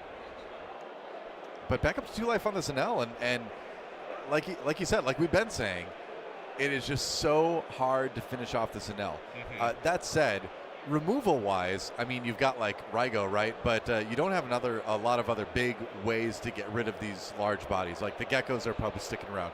Yeah. The Jack is probably sticking around. So Grayson is building a board that will theoretically be able to swing through eventually once Enel kind of runs out of cards. But the question is, are you going to be alive to do that? 1 health left for the Rob Luchi, and okay, never mind. 2 Rebeccas. 2 Rebeccas. He should be perfectly fine. Feels good. We're going to add a Who's Who 2K to hand and pass. So yeah, you're fine. I was thinking, Rob Lucci's been in the driver's seat all game, right? For sure. But it's kind of on this foundation that this Rebecca doesn't get removed, right? The fact that they're only doing 1 attack and I've got a blocker at all times, we're good. If we hit into anything that can remove that Rebecca out of a life trigger, the pace changes. Yeah. Thankfully, right now, that's not a big option. He's going to dedicate one of the Rebeccas to the block, and that is our 4th. That is our 4th rush ace. Yeah. He found the whole set. And is it going to go in? I won't heal. Yeah, you don't even get the life either with this because you're not at 1. If you want the rush, yeah. There you go. But the one thing that's similar between an NL deck and a standard deck of playing card, 4 aces. That's very true. That was a good one. Yeah, thank you. Yeah. way to go. So it looks like we're back over on the Grayson side of things. And it's I think the other thing with it now, and it is a bit of a mental toll of being like, man, I've been so close to winning this game for the last 5 turns, right? And we're getting later in this round. It makes sense maybe why they're playing a little bit quicker, but you just want to try to get there. You got rid of 3 aces already. This 4th one is devastating. Yeah, and I gotta say too, like you really do kind of get into that state of mind too, where it's like it's harder to play from ahead, I think we may be nearing the end of this one either way. Yeah. But yeah, when you're playing from ahead for so long, I find that more mentally taxing than playing from behind. Yeah, I think the thing is that Zach is making 2 moves a turn, right? And Grayson's making 10. Yeah. So if you make a mistake 1 every 100 actions, there's always a higher percentage that Grayson might just misplay something or changes in how it works. So that does play a factor in my experience. I mean, this Enel's very lore appropriate though. Seems quite immortal at this point. There's our 3rd Gecko Moria. It's like, hey, you got 4 aces. I can bring in 3 Gecko Morias. How about that? Yeah, if your standard playing deck has 4 Gecko Morias, let us know. That is not a defect. Something went wrong at the factory, or very right if you need to play a set of Gecko Morias, really. Yeah. Depends on your perspective, right? But either way, now we've got 3 9K swings coming up. Plus leader. Plus he got all that done. So I think Grayson is still feeling pretty good right now. Yeah, knowing that there's no more rush aces feels great. Yeah, Yamato, Zachary has done the thing though. They have found a heal card every turn for like 8 turns in a row. Yeah. And we'll see if Grayson finally feels like this is the time to go in. You're out of removal as Grayson. You're kind of out of blockers. You could just lose next turn if you're not able to win this one. I think you just go for it here. Swing with your Morias first, save the Dawn, and then see if it's possible, basically. All right, okay, nothing nope. off that. It was a Raigo, which we're discarding for leader effect. Yeah. So, where's the beige? No, Shirahoshi. So, okay. I mean, that helps you with more counter consistently, but 15 with leader should be enough from now. You would think so. And imagine all the Dawn are going on Rob Lucci here. Yeah, with after 4 the swing cards in from hand. Jack. Oh, yeah, 18. Jack's just bigger anyway, right? Yeah, Yep, that's it. All right. So Grayson Chartzer does get it here in round number 4. Gets himself to 4-0. Yeah. On the Rob Lucci. Played that one out really, really well. Probably some of the fastest Rob Lucci play I've ever seen. Yeah. He's been playing it for a long time. He's had a lot of success with it. So glad to see that he's 4-0. He's halfway through this tournament almost with a winning record. And but it shows just how difficult it is to finish off an NL at times. Yeah, for sure. And I mean, I think Zachary did everything he can do on the NL side to stay alive. I mean, you had 4 aces, right? You had a bunch of Yamatos. Like, what more do you want? You had a couple good triggers in there. So I think at that point you're like, well, I did everything I could. Yeah. Yeah, the removal, he played it out really well. As the Gecko Morias stack up, you kind of get to the point where you're like, all right, well, like I'm not going to be able to remove this. BY is the same way. Once they start getting that cycle combos, like it's just an inevitability at that time. So but I do appreciate that. That did take, despite how fast they were playing, a little bit of time, right? So I'm not sure if we're able to jump into any other games, but we'll see. I'm happy we were able to get to an L. Shout-outs to, sorry to Diego that he wasn't in this chair, because I know he loves the deck a lot, but... No, he's a Calgara main, remember? Yeah, sorry, wrong Sky Island. Well-known Calgara main, Diego. Yes, but it was a fun match. I'm happy we were able to get on stream. Yeah, that was a fun one. We've had, I feel like we've had just nothing but good games so far today. Every game has been interesting in some way, you know? Yeah, and it's... depending, like, it doesn't always feel good to play against an L, but when you can watch an L and like all the triggers in life are yours as the viewer as well, that helps a lot. Some highlights from earlier in the game, and we're going to see Nell do a lot of these big swings. We're going to see a lot of big removal turns put together by Grayson here. On stream, I think we've had at least 2 jacks that were removed just from attacking into them today, which is pretty rare from my experience. You got to do what you got to do. Yep. The exact math for that Brook. We got the jack being able to remove it. It's pretty absurd how much, like, the cost of the cards that Luchi was able to remove this entire game. They're a lot. Yeah, I mean, I remember when people were concerned coming into OPO9, they're like, oh, is Rob Lucci dead? It's like, no. Yeah. Still probably the best mono black deck at the moment. Yeah, and again, like, Anel started the game with 4 life. Yep. I think it had like 12 plus triggers based on all the life that was healed and replaced. Like, there was a lot of opportunities for stuff to come out of there. Definitely gained like 6 or 7 at least. Yeah. Yep. And the thought maybe with the Shirahoshi at the end that just a filtering would help him find enough counter to get out of this last attack, but nothing doing. Jack plus 10 Dawn is a lot of Dawn. That's a lot of Dawn. Yeah, but it's really hard to tell, but it was somewhat narrow, right? It was really based on having a blocker. If that got answered, Grayson was sweating, right? Yeah. He had like 3 cards in hand at any given time. There wasn't a way to like interact with it. It was really, really tough. Yeah, we talk about the Morias a lot, but really it does come down to the blocking being in place as well. And so here's again our schedule of the day. We just finished our round 4 match, and that means we have 5 to go. We're reaching the halfway point in the day here at One Piece Day in Dallas. A card game celebration. Yes, if you will. It is. I feel celebration here. I see Me too. everyone happy. Everyone's having a good time. Yeah. And just a lot of love for the One Piece card game. Absolutely, and there's a lot of love for just One Piece in general, too. We've got a whole separate haul from this one where a ton of really cool, just like general One Piece stuff is going on, right? Whether it's, for sure. And you get guest passes for that, too.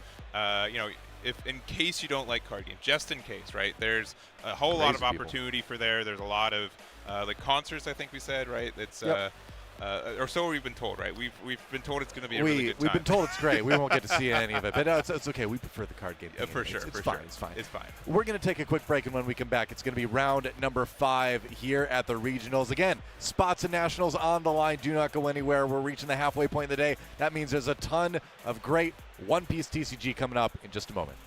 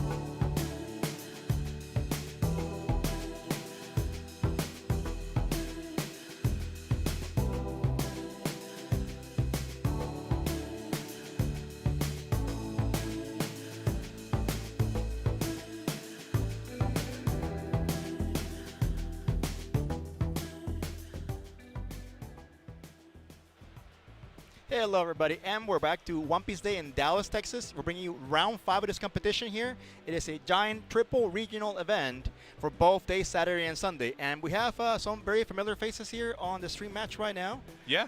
Hayden, so we see a lot of familiar... Oh, actually, pardon me. I did see, when I walked around during break, I saw a very interesting deck. We have Lim in one of the feature matches. Yeah, this is a new leader from OP09 that is also getting some support in OP10, so I know a lot of people are looking forward to it. We don't know if we're getting that game or maybe Pod B yet, but that would be definitely an interesting match. It seems to be like a pet archetype for the game because it was the first video game, I think the only video game archetype right now, the Odyssey. Odyssey, yeah. So really interesting, and I like it because it is green, and I think green is a very expressive color. Yeah. Yeah, so that's super exciting. If not, we have all reliable Josh Graham here. Yes, one of the Tom Brady of One Piece, you could say. Yeah. With all the cereals. A lot of success. Just came back from a good run in Latin America, right? For Mexico, really. But got second place there with Doflamingo. He's been playing a lot of it, and so that could also be a good match too. We're not sure what's at Pod C right now, but that could be. It could be anything, right? It could be Shanksmere, it could be a Doflamingo, it could be or RP Luffy if I'm lucky. So we can see what we get from that one. Yeah. So I did walk around and I saw Bello Betty, Katakuri. I saw, of course, Shanks's. There was what is another interesting? I saw Bonnie myself. Yeah, I saw a few Bonnies. Which we haven't seen on stream yet, so I know that's been around. I know, honestly, I saw a little bit more of the purple and black Luffy than I was expecting. Purple and black? One. One is greater than 0. One is greater than 0, yes. Okay. So, but we're in round number 5. We're having people go from 4-0. Oh, and we are getting it. The Lim matchup. That is really, really cool. We are blessed. So this gentleman over here, we don't know his name yet, but he he played off into a Marshall D Teach leader in the prior round, and it was BY Luffy. It was a very contested matchup.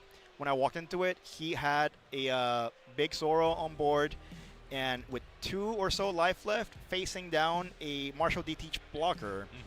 And ultimately, it came down to he dropped a 10-drop Doflamingo on the Teach player, and I think that was enough bodies and swings to get over that. Gotcha. Yeah, and we were saying, Lim is one of the newest leaders in this game. It's got a really unique mechanic where all of your cards have to be played in rest. However, to kind of offset that, you have a whole archetype around it, and you have a way to get a ramp, Rampadon for 3 every turn if needed. Yeah, so it's a really interesting condition to bring out all your characters rested, but there is a benefit to playing them off rested, I believe, in some cases, at the end of turn. Yes, there's ways to unrest it. You have effects that if you have X amount of rested cards, right? So really the whole archetype is really based around it. Yeah, that and Splash with some nice generic big cards as well, too. Yeah. And we're featuring here the Anniversary Luffy here. Yes. So nice shiny card. Yeah, and like both of these decks kind of break a game mechanic, right? The mechanic for Lim is playing rested, but for Luffy, if you have a face-up life, it goes to the bottom of your deck, right? Yeah, and we begin here, and it's really interesting how this game is slowly but surely just getting new things, new gimmicks that go into decks to make it more interesting, not just the same old strategy of taking you down or just increasing, decreasing. So it's nice that we have that Lim leader right there. Yeah, and we start off with the BY looping using, I Have My Crew, which is a kind of newer tech for it. For this case, it just drew you 1 card, which is fine, using that 1 Dawn when you can. But it does let you increase the cost of your cards, which does mean you get some protection for being out of range for some removal. Right, that is the start of that card from 14, right? 14, yes. Yeah, and we have a base swing to leader, and Lim does take that life. Yeah, and you generally kind of take the life early for Lim because you want to defend your board more than your life early game, since you generally play a lot of cards on board and pretty quickly in succession. Yeah, you want to benefit of having the high board count, and we're searching off for a famous Punch Luffy. Yeah, probably one of the more important pieces in the deck. Like, clearly it was in the star deck, it was made for this leader, but being able to regulate how much cards are in your life is huge for this leader. Yep. And listen to you playing off the Sabo right away. That Luffy I think is pivotal to getting to the 0 life as soon as possible while having a very high attack beater. So, yeah, it's a pretty good way to start it off. Very training to see that Luffy sometimes. Yeah. We're going to use our limb effect. We're going to pay 3 Dawn. We're going to get 1 rested, and then we are going to play out a Sabo rested from the leader effect. So this is a 2K that if you have 3 or more rested, you get to draw a card, I believe. It seems, yeah, it's unfortunately all these Odyssey cards, we're actually underground, you know, they're not that well played. Yes. So it's a little exploration all our friends, I think. Oh yeah, no, but I do appreciate the fact that they're not only exploring the TV show and the manga, but they're also doing the video games. So hopefully it opens opportunities for other games to be explored in the archetypes, right? For sure, for sure. One Piece Warriors. And we're going to start off with using our effect of our Luffy to get that plus 2K power and get the card. So we have to trash a card from life, and then we draw one, so it's still a plus 1. Yeah. And we really need to get down to 0 life in an efficient way for the BY Luffy. Do you have the stat line for the Sabo? Yeah, it's a 5K body. 5K? Yeah. Okay, that's pretty decent. Or sorry, it's a 6K body. My apologies. Oh, that's even better. But if you get the 3 or more rested, you do get the draw for it. All right, and we got the limb character over here. Yep, and we're using an effect. We get to look top 5 for an Odyssey card. We're gonna see a lot of this probably. Yes, yeah. Yeah, 3 rested. It counts itself. Counts itself. And looking on what we want to do, I think one of the issues with this deck is that kind of our high-end card, if you're playing like the Zora package, is a little bit hard to find, right? We can play like 1-drop Trafalgar Law, the purple one that helps us find it. But just the fact that, you know, we've got quite the decision here. We put down the top 5. We're looking through it again to see what's the best pick from this one. Yeah, no, this deck, so like I said, I did see that it played Doflamingo, it played Zoro, so that's already taking at minimum maybe 6 cards off the deck list right there. Yeah. So that's already breaking your deck. It's down counter. I did see the audio card as well, so that's some of the few that I got to see in that little I saw that game, I think. Yeah, it's kind of like a weird, it costs a lot, but it's kind of a good like mid-turn play. Yeah. We end up adding another Sabo to our hand. And yeah, so if we get to play 1 more card, we'll have 3 cards rested with the Sabo including itself. Getting the card draw, very nice. Yeah. It's always nice to have the mechanic where it's like, oh, if you have this many, it counts the one that you have too, like Raiso. Yeah. Raiso. And we're playing another Sabo there, so again, 2 rested, and then we'll be able to attack and draw with this one. So that's the effect. The only issue here is that you don't really want to attack the Luffy player, right? You now have given them the opportunity to be able to go down to 0. Oh, and we also get the trigger off of life to get that limb. Oh, and unfortunate. It's a pretty good trigger. Yeah, that is, like I said earlier, you know, since the Red Hawk trigger, it is part of the game. You have that luck factor involved. But I do think, like, since we, you know, there's a knowledge base of what you could hit into most decks, right? So you can play around stuff, you can play into stuff. It is a kind of a calculated risk. It's not, like, true random, I feel like. For sure. I do see that, yep, we're going to be gearing up for the awakening of the Luffy leader right here, as they call it. And we do have a Kid Sabo here on deck, ready to be bringing in the bigger blocker one.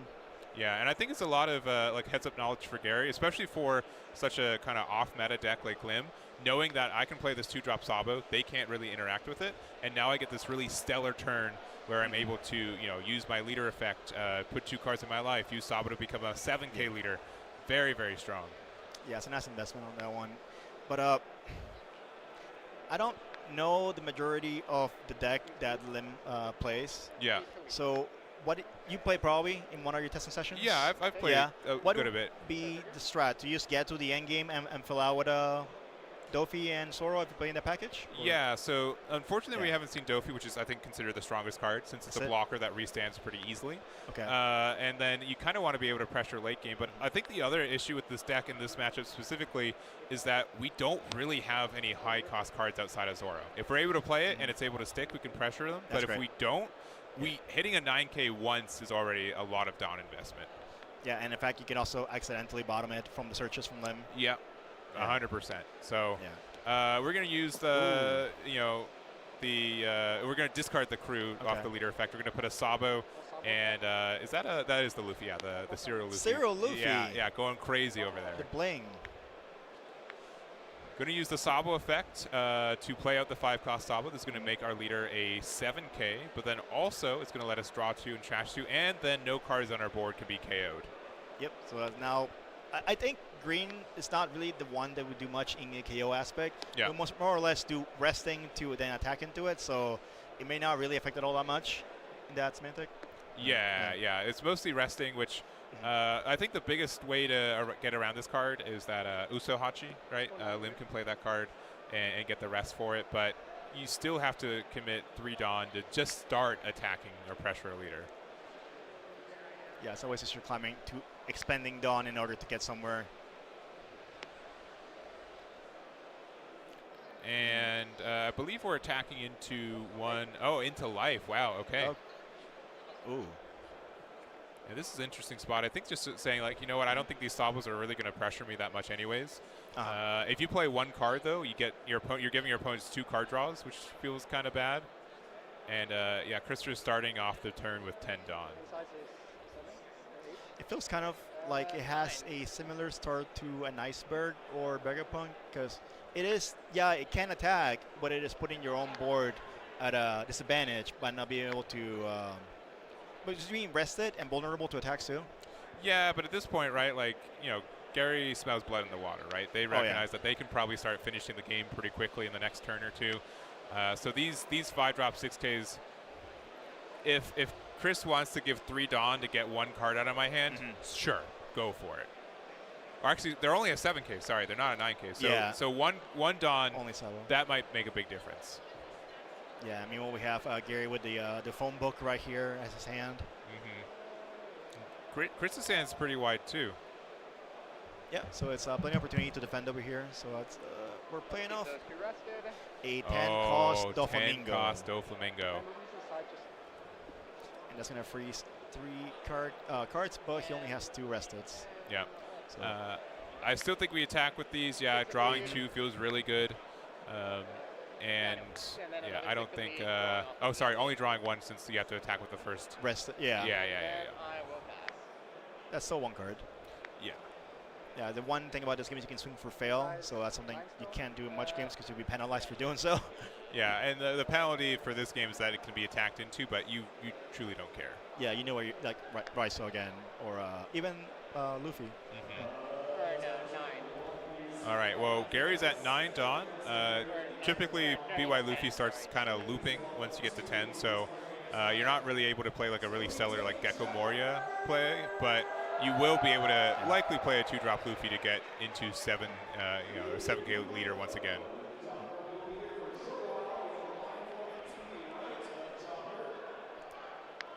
We have Gary here deliberating on how to spend his done, and we're attaching 1 for the, for the 7.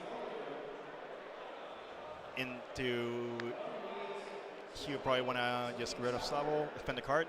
I think it's that leader at this point. At this point, okay, 1-1. 2-1. Yeah, and taking 2 cards at a time is going to be pretty good against the dwindling hand of Gary over here. Christopher over here. Yeah, and now Gary might be thinking, do I want to use the activate main for my Rocket Luffy? The fact that it draws a card is good because they can pressure it kind of easy. So I wouldn't be too surprised about that. We're going to use the leader effect. We're going to give the +2 to Luffy, which is important as well, since you can do that when you're at 0 life. The attack is no joke. Yeah, with Dofi over there, for sure.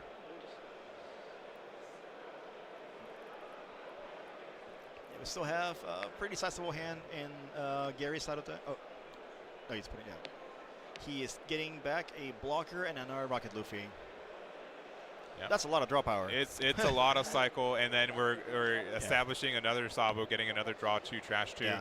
Like, the protection effect from Sabo is good. Don't get me wrong, but I think the part that really makes it great in this deck is doing like 4 or 5 draw 2, trash 2s throughout a game really gets you the consistency you need. Yeah, especially because it's not a way to get cards without that punishes you, because with a searcher, like I said, with Lim, you will lose out on Zoro probably.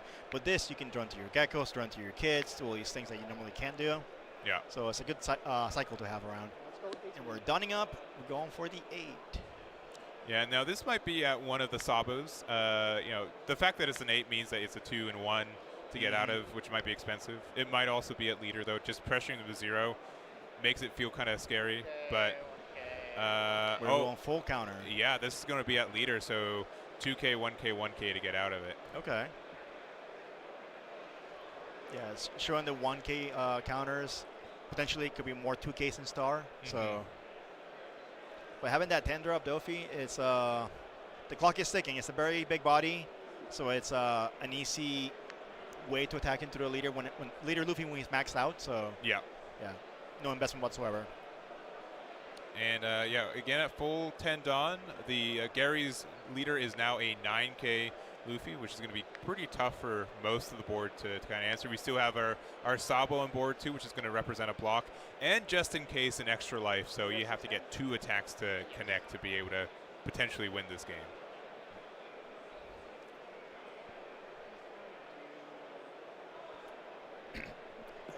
All right. Play out the audio. Yeah, this is the inset super rare for it. It's got a pretty defensive effect too, and lets you use your 3 Dawn there too. So it's the only issue with this is that you still have to play it rested, right? It's a pretty tough card to get a lot of value from. But it's a 9-drop 9K. On play, if your leader has Odyssey, you get 3 Dawn back as well. And then on your opponent's attack once per turn, you can rest one of your Dawn cards to give something plus 2K power. So the defense is good.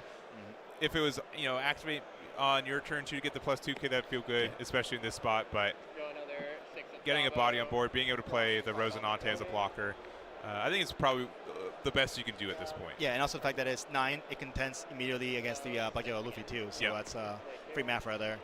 And we're letting go to Hiyori. And I think we're actually attacking into board because these are 6K attacks, right? We're going into the Sabo that's rested. Okay. Yeah, and we need to do a 10, and into the Sabo. Yeah. Yeah, because it doesn't matter. Like if it's either at the Sabo or the other Sabo will block it, right? So. Yeah, one had to give. And we're gonna leave one Dawn open. We could have, attaching it to Lim wouldn't have do anything. But we will present a blocker with the Rosinante, and we do get the plus 2K for 1 Dawn off the audio effect. Yeah, and we're starting it off with a swing from the Egghead Luffy over here. Yeah, which is great for our first attack because, again, Rosie will be able to restand itself, and then the Luffy will be able to remove it right after this attack. And then I'll block. And it's gone. Yeah. Yeah, so there's an even trade in there. All right. There's a chance we could just go for game, but, I mean, if we've got Moria, why not just go for Moria, right? Yeah, he had it, yep. And he's going to bring out the little ones here to go ahead and start off the leader effect once more, bringing it up to a 7 or 9K leader, so that's pretty big. And it was the Luffy and the Sabo. So we're bringing them both back over here.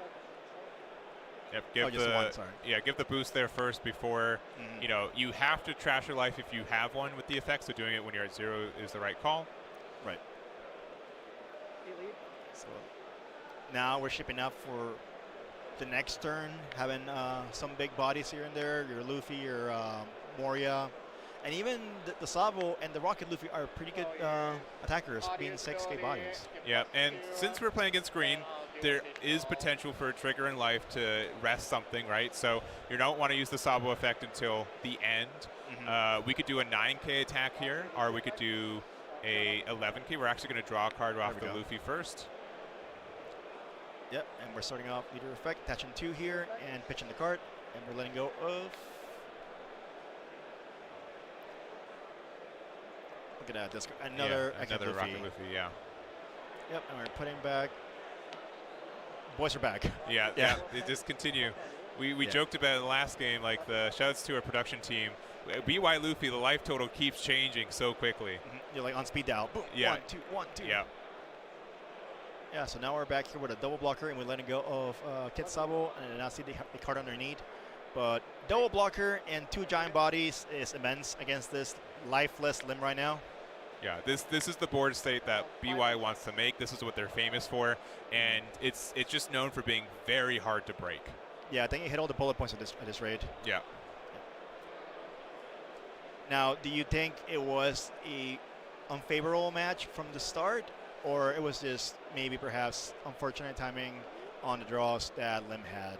So I don't know Christopher's deck, so I don't know if he's playing the 9-drop Zoro, right? But 9-drop Zoro has been known to break BY Luffy since it can establish a lot of like 12k plus attacks in one turn with just one card. So that if we did end up playing that ramp, we just didn't see it. That's really unfortunate. Yeah, unfortunate. But I think Dofi helps stabilize a little bit. Yeah, I don't know. I think it's uphill, but not unwinnable for Lim. Okay, yeah, that's valid. Yeah, definitely seeing the 9-drop Zoro hitting 3 times, and especially if you have Dawn to expend and give them on top of the one you use for the activation of the effect, it can be pretty big. And sometimes the Black Yellow Luffy players don't have enough counter like that. Yeah. They usually do 1k, 1k. But to defend, well, what do I usually defend for? Zoro is 2 and 3 to restand? It's 1 Dawn, then 2 Dawn. So it's 3 Dawn total for the turn for 3 attacks. So you can 12. Yeah, easy. Like he can. Yeah, it depends on the board, but yeah, there's a lot of big attacks it can establish. For sure. But the issue though, like with Sabo, with leader effect, right? You can always. It's really easy to get rid of the worst card in your hand at any given moment, and always have counter available to you. Yeah, we are here ready to attack for an 11. Yeah. Yeah. So make him discard 2 cards or take the Luffy to the bottom deck. Yeah, and he goes to the bottom deck. Yeah, and being able to rest the cards are good. We have a big audio swing, 2K, 2K. Oof. And I think that's enough, yeah, because there's 11K audio, and we got to 12K with double 2K, and I think that's going to be it. Yeah, now there's just not much they can do. There's 3 cards in hand or 4. Yeah. So Christopher here concedes. Yeah, it's a very interesting deck. It's definitely has a lot of room to still make it far in the tournament. We're only in round 5. Yeah. So for sure, it can take a lot of people by surprise and still reach the X1, X2 bracket. So still looking forward to seeing how Christopher does for this weekend. Entirely. Yeah, there's still a lot of life in this tournament for him. I think it was a really good showing of, getting this far already undefeated is great. And you got the second half of the tournament, just do it again, and you're in a really good spot. Yep. And that game took a medium amount. I'm not sure if we're going to be able to jump into another one. I know it looks like the third table is done, and I'm not sure if you can see it. In the middle, I can't quite see if Josh is still in there. It's like a big, bright red shirt. It's hard to miss. Yeah. But the ocean of people. Yeah. The ocean's parting.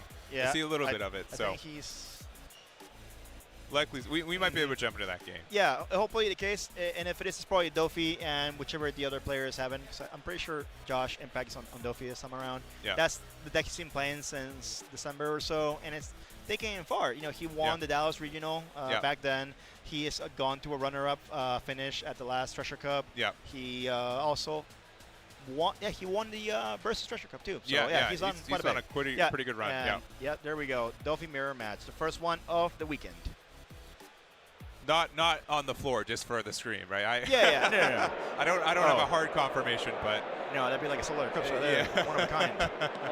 Yeah, and this is I don't know. It's the reason I don't play Dofi is because the mirror match seems abysmal. I agree. You have to there's so much, back and forth. You got to kind of scratch for some advantage here and there, and it's very tough. There's so much going on. This board, 2 Jimbas, boy Hancock, and that's a teach between the Gecko and the Sengoku, correct? Yeah. Okay, just trying to verify. Yeah, we just played it, then used the Dawn that we used to play for it, using its activate main to put a card to the top of our deck. It's free. And now we've got Mori on board, we've got Sengoku and Boa for Joshua, and then for Jackie we've got Boa, 2 Jinbeis, and a Jozu, which, Jozu's probably the biggest powered card between both decks, right? It's just the 7, I believe, right? Yeah. So that's, it's still good math. It's 2 cards when it swings out, but the bouncing effect is really, really good. And we're letting go of Boa. Yeah, Trafalgar Law is like the cornerstone for how to win the matchup, right? It bounces literally every card in both deck almost, outside of the Jozu, right? And then Jozu cleans up the rest. It is, decider for this matchup. And we put them down to 2 life. Yeah, no, it creates so much tempo and putting an advantage on the player playing it.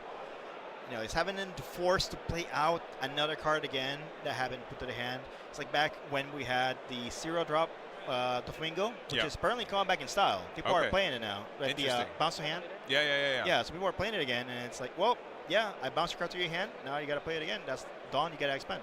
Yeah.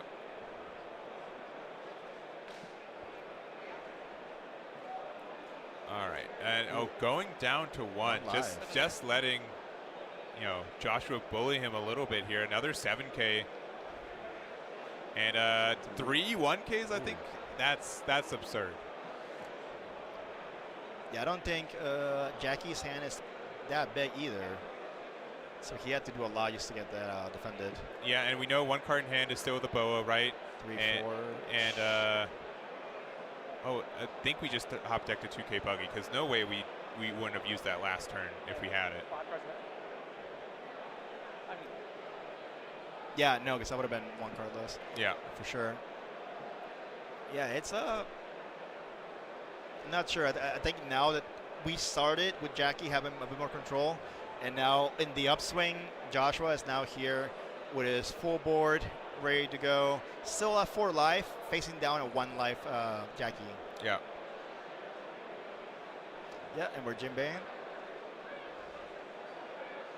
Yeah, and this matchup's just so tough because you got to really identify like what you have to protect, where's the value from it, and yeah, it looks like we're going to try to go for the board, be the defender now. Right, now we're going for all the sweet spots, the 7 and 8s, to make sure you got to spend 2 cards on impact side to get rid of the boa. And so far it seems to be working. So we have 5 Dawn still available on Jackie's side. You have 9 Dawn remaining? Yes. Still waiting on that response. Yeah, and we've got about 3 or 4 cards for 4 cards for Joshua.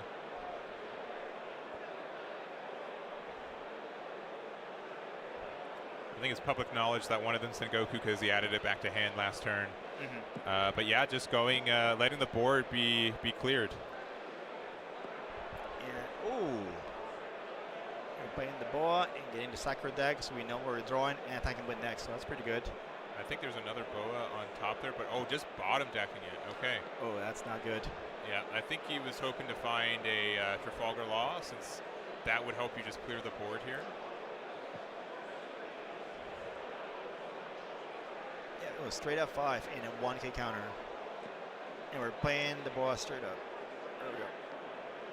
Oh yeah, okay. Oh, this is looking really good all of a sudden. That 2K looks nice. 5 big bodies on Jackie's side. Things are looking scary. Yeah, we're gonna play out the Mihawk. Yeah, and the Mihawk, if it stays, it can be a big problem sometimes. You keep giving hand advantage with that draw. Yeah, I'm a little surprised he didn't choose to get Law, which would be able to bounce back the Teach, right? That would just only put Joshua on 1 attack, and you have 2 blockers up. Just makes it very, very tough. Yeah, maybe he saw he wanted to fill up his hand, maybe. Or in case he bounced it out, he could just get it back as a 2K. So maybe that's potential in that. All right, gets a Trafalgar Law.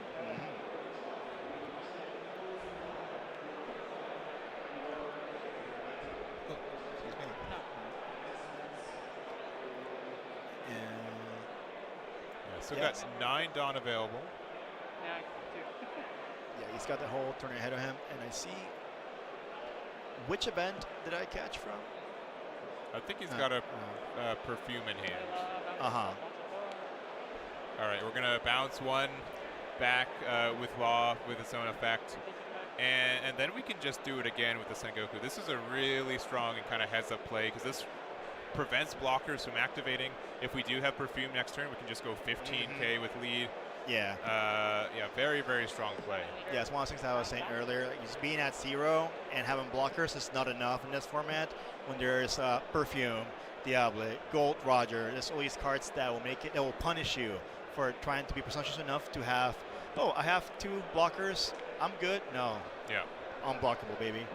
And we're just going to play Weevil to end the game, but, you know, with Jackie only having 3 bodies on board, there's 4 life for Joshua, if that card in hand is Perfume, I think he's just got this game. I guess there's one way to find out. And looks like Jackie's going to try and just split it off in some way. It's just so much life. There's not much he can do. Yeah. Yeah, he can't end the game at this point in position. He has to survive. I mean, he's got 6 cards in hand, but again, it's known that 2 of them don't have any counter. And, Boa feels really good when it's on board. When it's in hand, though, sometimes it feels really bad. And we're going for some search. Drawing. Oh, hold on. Okay. This let us draw a 2K and a 1K, which is really nice. Yeah. So let's see, the hand cycling worked out. Yeah, it really did. Yeah, we have a buggy 2K in hand. What are you playing? Boy. Yeah, so maybe the good play would be play Boa out as a blocker. We can play like Trafalgar Law to bounce back the Weevil and our own 2K back to have more counter. Yeah, and that's more or less attack. Yeah, that might be able to help stabilize us. Playing the Boa, and again, Jackie here hanging in by a thread, being on 0 life. Now finally has a blocker on board to protect himself. But it comes into question, did we see a Perfume? And if there is, he might be still in danger. Yeah. Especially if Teach is able to stay on the board, that just means a 17K, attack from this Dofi unblockable. Oh yeah, free Dawn is pretty good. Attaching a Dawn to our leader here. Still have 5 additional Dawn available.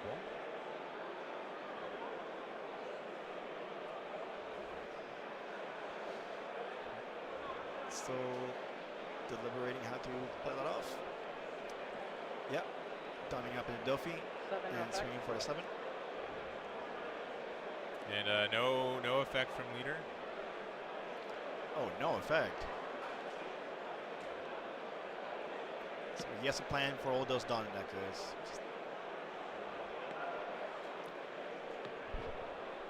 All right, Law, and then we're going to use Law to bounce back the Mihawk. We got the Weevil there, and then Perfume. Yeah, I think he said if you've got Perfume, show me Perfume, you've won, and he did, and he's just conceding. But we're so close to the amount of counter needed, like so close. So Joshua winning that one 5-0 for this first half of the day, and just has 4 more rounds to go. Yeah, pretty contested game. It's a very well fought out mirror match. Yeah. So definitely we'll see more down the line, which is it's not a terrible thing because again, when it's the best competition, the best players, it's fun to watch how they're gonna come to these conclusions in these plays. So it's so interesting, not just doom and gloom, right? Yeah, so, yeah. I'm enjoying it. Both decks can really, it's highly manipulative, right? They can both play against each other very well because every card interacts with every card. And it really just kind of grinds down to who gets that little bit of advantage that inflates out. It's like a puzzle. You're trying to figure out how I can get to this point A and point B. Yeah. So I do enjoy seeing those mirror matches sometimes. Yeah. Category, maybe not so much. Yeah, sometimes, but at least those end quickly, right? Yeah, right. Yeah, so I don't think we're going to have... that was done. That was the last one for those. So, but we got some quick highlights as well throughout. Our Lim. Wish you good luck. Yeah. And it's great to go 4-1 with that one. We still have 4 more left, so 8-1 is really obtainable for Lim. And being able to have some good matchups. I think BY might be one of the more swingy ones, depending if we find the Zoro or not. But I'm glad that we were able to get that on the stream, right? Yeah. And the other thing that I noticed is that with OP10 so close to us here in North America, a lot of people are picking backup decks that aren't better now, but will be with that new card pool. And I think Lim's one of those. They're future-proofing. They're getting ready for that. Because we kind of have a head start on what's going to be happening from the Japanese meta. So we see Teach. I'm going to get ready for play Teach and get accustomed to the playstyle too, right? So people don't go from Dofi to Teach out of nowhere. They're getting more ready to have the feel of discarding for the effect and all sort of nuances of those decks. We do have brand new decks that are top of the meta. We're going to have coming down the pipeline our Smoker. Further beyond, we have our Luffy's coming in, which seem to be pretty good. Yes, yeah. And in case you guys missed it, here's a slow-mo version of the highlights for this one. So we did have quite the grind with Lim versus Gary, with the being able to get the Sabo draw and push them down to 0 life. But honestly, I think Christopher was still in the best spot that he was to, contest that game without the Zoro at least. Yeah, right. Sometimes if you don't have that key card, you got to make do what you have. And I think he did fine what was there, but 9K body, 8K punch Luffy, 9K Moria, 2 Sabos. Yeah. Too much draw power in that deck. For sure. Yeah, it's tough once they get set up. You really have to try to make it as inefficient as possible for them to get that set up. So, might be the last limb. Likely not the last BY Luffy we see this weekend. And, definitely a powerful deck. Yeah, for sure. And, we'll see. It's just so hard to get over the 9K attack. That's one issue. And when you are establishing your own 9K to be able to, facilitate that with 2 other bodies, it's very, very uphill once they get the loop started. It feels like you're playing against the day drop kit from OP1. Yeah, you have to climb that wall, expand all that Dawn, and if it fails, well, now you're short 4 Dawn. Yeah, exactly. Exactly. So I think we're going to be wrapping up pretty shortly, but we do have quite a day left of us. We got 4 more rounds. So, and as we get better, so do the players too. So, I really appreciate this opportunity, and it's been a fun day so far. Oh yeah, it's been great. I like the atmosphere, seeing all the games, seeing familiar faces, and I'm sure they're doing fantastic on the other side too. Yeah, 100%. Yeah. 100%. So, we're gonna wait until we see when round 6 is gonna start, or if we can take a tiny break. But there it is. So we are currently at the end of round 5 here. So close to 3 p.m. Central Time, we will have round 6 going from there. Yeah. Round 7, round 8, round 9 following that. But should be again a packed day of One Piece content. Yeah, we're doing pretty good on schedule actually. Yeah. Because it's a lot of moving parts. One tournament running on time, it's tough, but we can do it. 3 simultaneous, so it's 500 people. It's a lot going on in the background. Big shout out to our judge staff and staff here, pulling in all the hard work. Yeah. Our head judges over here. A lot of experienced hands on deck for this event. Yeah. So definitely we're in good hands, being taken care of, and everyone's gonna have a great time, I think. For sure. And then like the additional mix, like, can you run 3 tournaments? Also have a production schedule in tandem with it. I think they're doing a fantastic job. Oh, for sure, yeah. And I think it's a blessing to have this awesome set. We have that set up for the 3 feature matches. So, yeah, it's been super nice. For sure. So this is going to be the end of round number 5. We're going to get to round number 6 pretty shortly. So stay tuned, and we'll see you guys over there.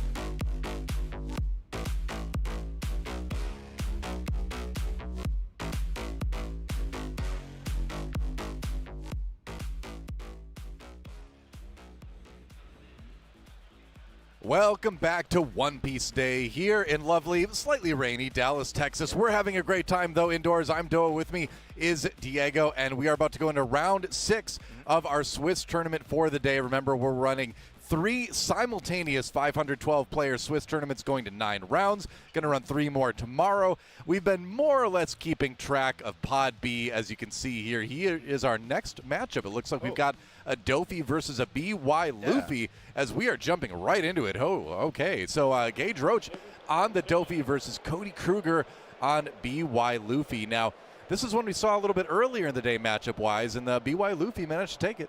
Yeah, for sure. And this is going to be actually 2 of the most prominent decks in this format. Very consistent, very strong. They have, I guess you say, different philosophies, where one is more mid-range with these 5 and 7 swings, whereas BY wants to get to their end game and become a 9K leader and have big bodies like Moria and protect with Sabos. Yeah, I mean, if you can flood early on, like the Dofi is very good at doing, you can obviously, get that Luffy down to the point where, sure, you love being at 0 life if you're BY Luffy, but when you've got that many attacks coming in, it gets a little bit tough. Your hand size gets a little bit small because you're trashing cards from hand anyway, and it gets a bit tenuous, right? But we got the buggy for the reordering here for the Dofi. On the BY Luffy side of things, meanwhile, obviously you're looking to establish some of those blockers early on, and the Rocket Luffy is just such a huge card in this matchup, being able to remove a lot of those 4 Emperors. No coincidence, right? It's it's I guess 7 Warlords, but 4. They should make a 4 Emperors 4-cost deck, shouldn't they? 4-cost deck. Yeah, I think they should. But anyway, BY Luffy's pretty well situated to remove a lot of that stuff. And yeah, attacking to the buggy, I think you just want to get everything off the board. You don't want to get that bounced by a Law or something. And blocker Nami. Oh, there we go. Yeah, it's one of the most used starter deck 14 cards here, the blocker Nami. Yeah. It's become like a tech choice to have this one and the Shirahoshi as well, and the Ivankov as cards to use for BY as of late. Yeah, I feel like you see the one-of for the Ivankov or whatever, but there's a lot more early blocking now in BY Luffy than there were in earlier lists, and that is very much a response, I think, to decks like Dofi. And it's worked pretty well. I feel pretty good in this matchup on the BY side of things. Yeah, because I saw you play, they were there and you were playing the deck, and it was, those blockers early on can help because it is, even though you do want to take your life, you want to take it at your own pace. And if you cannot afford to do so, you definitely don't want to go to 0 so fast without having the proper tools to get to awaken, to boost up, to defend yourself. For sure. Because Dofi can just go so fast and so hard that you can stop defending 5 people, No, that said, I feel like Gage just has one of the slower Dofi starts that we've seen on the day. Yeah, using the Law to bounce the Sengoku back to hand. So going to be able to do a little bit more searching as the turn gets passed back over to Cody. But not the explosive start we've been used to seeing from Dofis in the tournament so far. Yeah, no, this seems to be, you can't always go full blast with these decks. It's always going to be the off chance that you're not drawing the most optimal. Despite having mulligans in this game, there's still a chance you're not going to have all gas, no brakes. So sometimes you got to build up and make the best choices that they can with what they have to get to where they need to be. And Doflamingo, maybe, who knows, they top deck a Jinbei, play off a card, or get a Boa Hancock when they do leader effect, or, whatever gets them there. Right.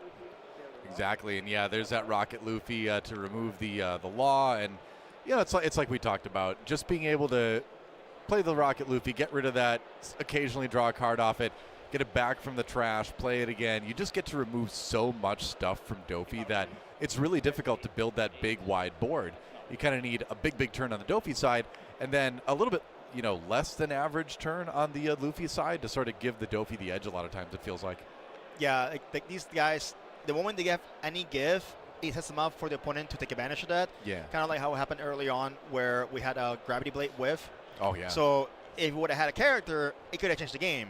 So now, at the very least, we have Cody here. He has expended 2 of the Rocket Luffys, I believe, to get that draw, which is pretty good. And that's pretty much anything in the Dofi deck because it's so targetable by them. Yeah, and it's so nice to have them in the trash because you can just keep bringing them back, right? Jinbei brings in Boa.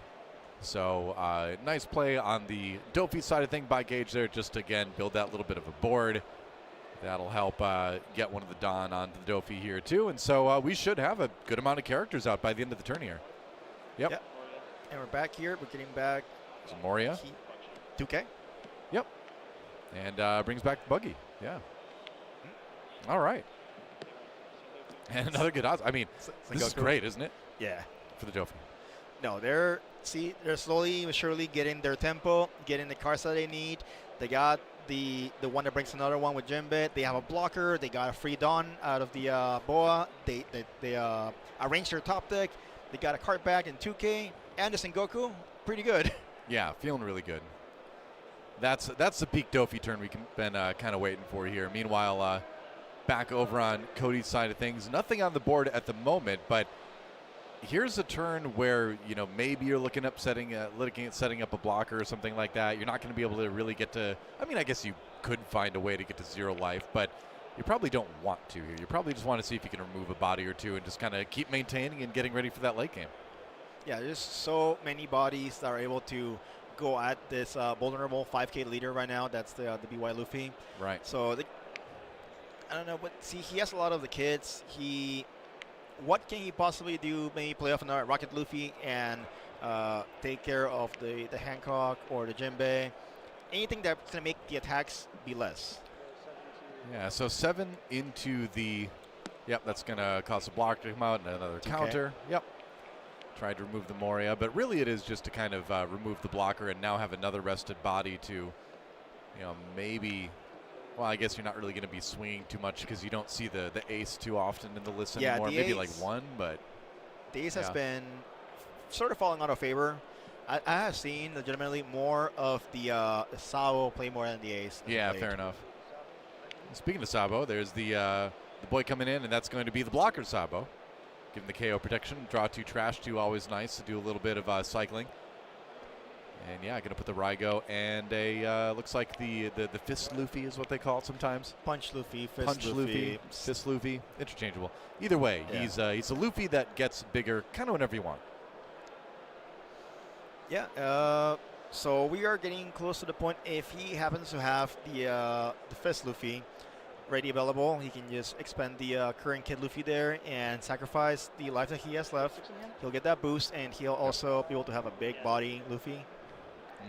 And unfortunately, he wouldn't be able to attack right away with it because he has to set up. But we do have our Sabo ready to protect it, and the hand size is not the smallest, I think, right now on Cody's side.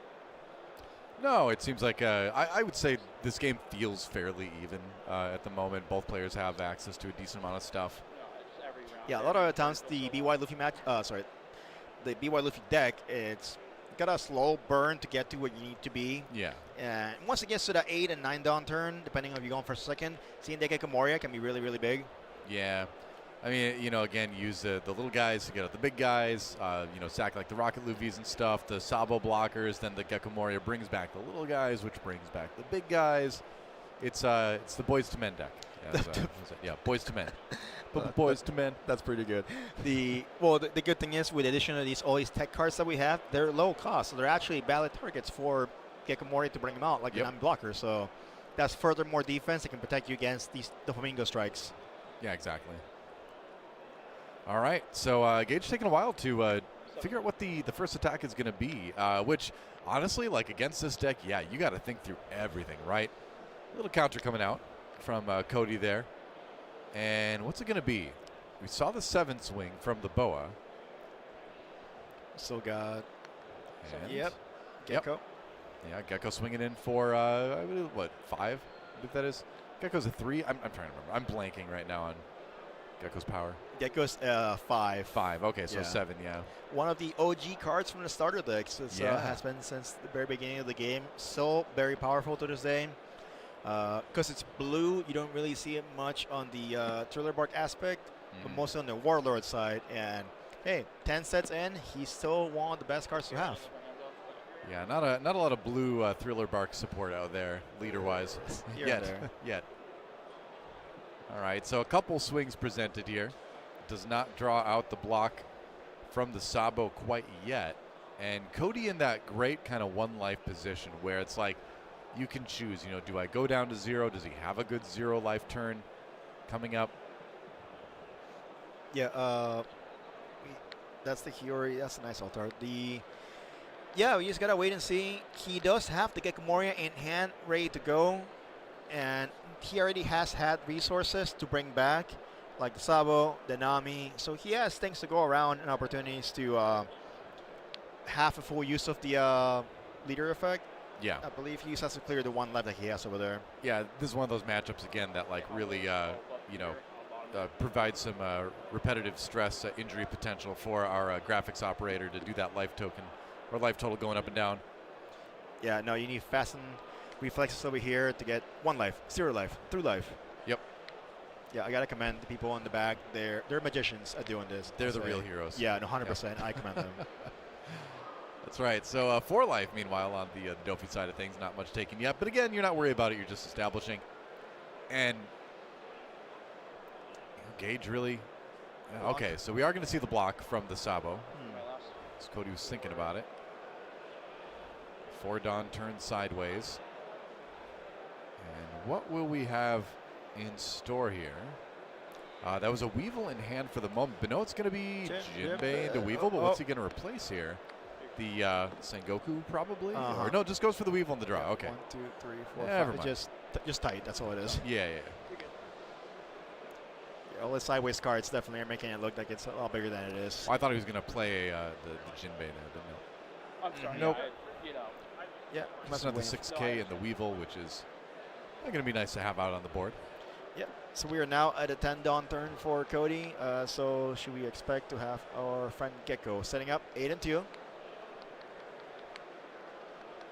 Yeah, I think the tricky part is finding a way to get rid of that 1 life. I mean, well, you're 8 and 2. Yeah, so getting rid of that 1 life so that you can, do the Gecko thing and along with the Luffy leader ability to get those 2 cards in the trash. There's going to be the Gecko though, so you're going to play out into the boys. It's that the. So a Sabo, and that's a Hiyori, right? Great combo. Or is the Flampe art? Flampe to take a life and draw a card. Exactly, yeah. I was going to say, he needs to get rid of that 1 life somehow. There we go. And that was 2 Dawn attached Luffy. That's going to let him activate that ability to put the 2/5 costs in the life. Yeah, like I was telling Hayden, it's all about problem solving in a puzzle. And Cody definitely solved that puzzle in a way to get life out. He used a Gecko Moria to burn that life. He's still going to get his Sabo blocker into it and boost by 2,000. So 2,000 is pretty good having a blocker. So that'll probably sustain him for this turn. Yeah, that's pretty nice. Obviously, if he ends up taking that 1 life, it just gets bottom decked. But see if he's got enough counter in hand combined with the block to survive, going through to try to reduce the board size just a little bit. Attacking to the Jinbei. There's the counter, though, to keep it alive. And now Gage really presenting a big threat with this board here. Righty, and we're back to Doflamingo over here. And we have Jinbei, Boa, Gecko, Sengoku, Weevil. So 4 big bodies ready to swing out. And you do have to expend a Dawn or 2 in order to meet up the attack power of the leader. But these guys are pretty close to the 7. 7 is not that scary as it is 9.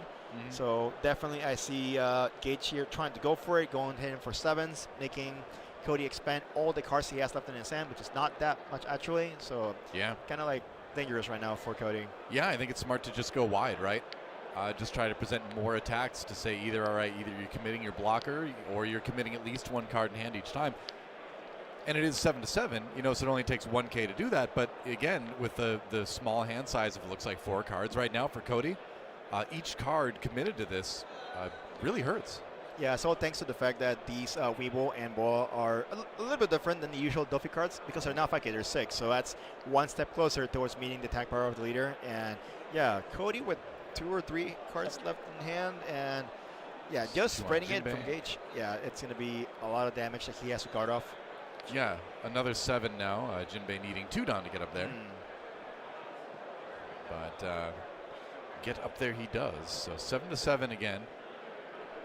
And yeah, going to go ahead and 1K out of that. Ooh. I think you really, seems like Cody's really trying to do everything he can to preserve both the blocker and then also that Rocket Luffy sitting in life right now.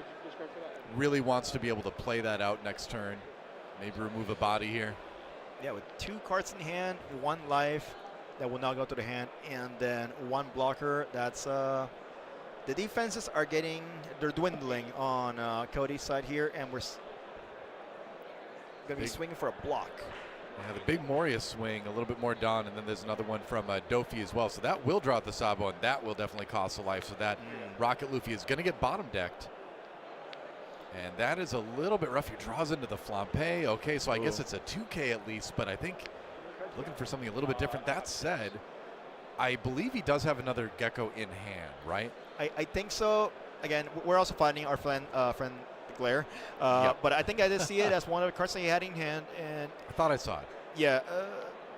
Yeah. I believe it's the bottom card in hand right now. Yep. So Gage here has so many attacks that it's made him burn through the entire hand. And he has 3 cards left over here. No blocker right now. So it's all going to come down to what we have Cody play out. And by seeing that he can play that Gecko Moria, it's going to be huge for him. Because right now he's not looking good, but he can come back definitely with the second Gecko Moria. Yeah. So it's Operation Board Clear from Cody's side of things right now. Because with 4 life left in the Dofi, you're not going to be pressuring that right now. And yeah, there's 9 going into the Weevil. Yeah, but I don't think it's that scary because it's 4 life Dofi and only 2 viable attackers on Cody's side. Yeah. So he's not going to get board wiped. And if he tried to attack with Hiyori or the Flampe, that would be way too much done. And, we saw 3 cards just now committed by Gage to protect that Weevil, and I think that's the right move, right? Yeah, I mean, absolutely. You want to maintain that. Yeah, I mean, if you preserve this board this turn, you're probably just going to win next turn. I think he's probably going to have enough to get it done. I agree. Yeah, no, he went fast enough despite the slow start. Yeah. And, yeah, the resources that Cody had were really good. Oh, okay. All right. That's the thing Gecko Moria can do, though. You can always bring back that Nami blocker, too. So brings that back as a readied one. The Sabo as the rested character. And then here comes Luffy to go ahead and put 2 from the trash back in life. One of those is going to be the Sabo, the top one, and then maybe the Rocket Luffy on the bottom again. And so, yeah, setting up with 2 blockers. But, is that going to be enough?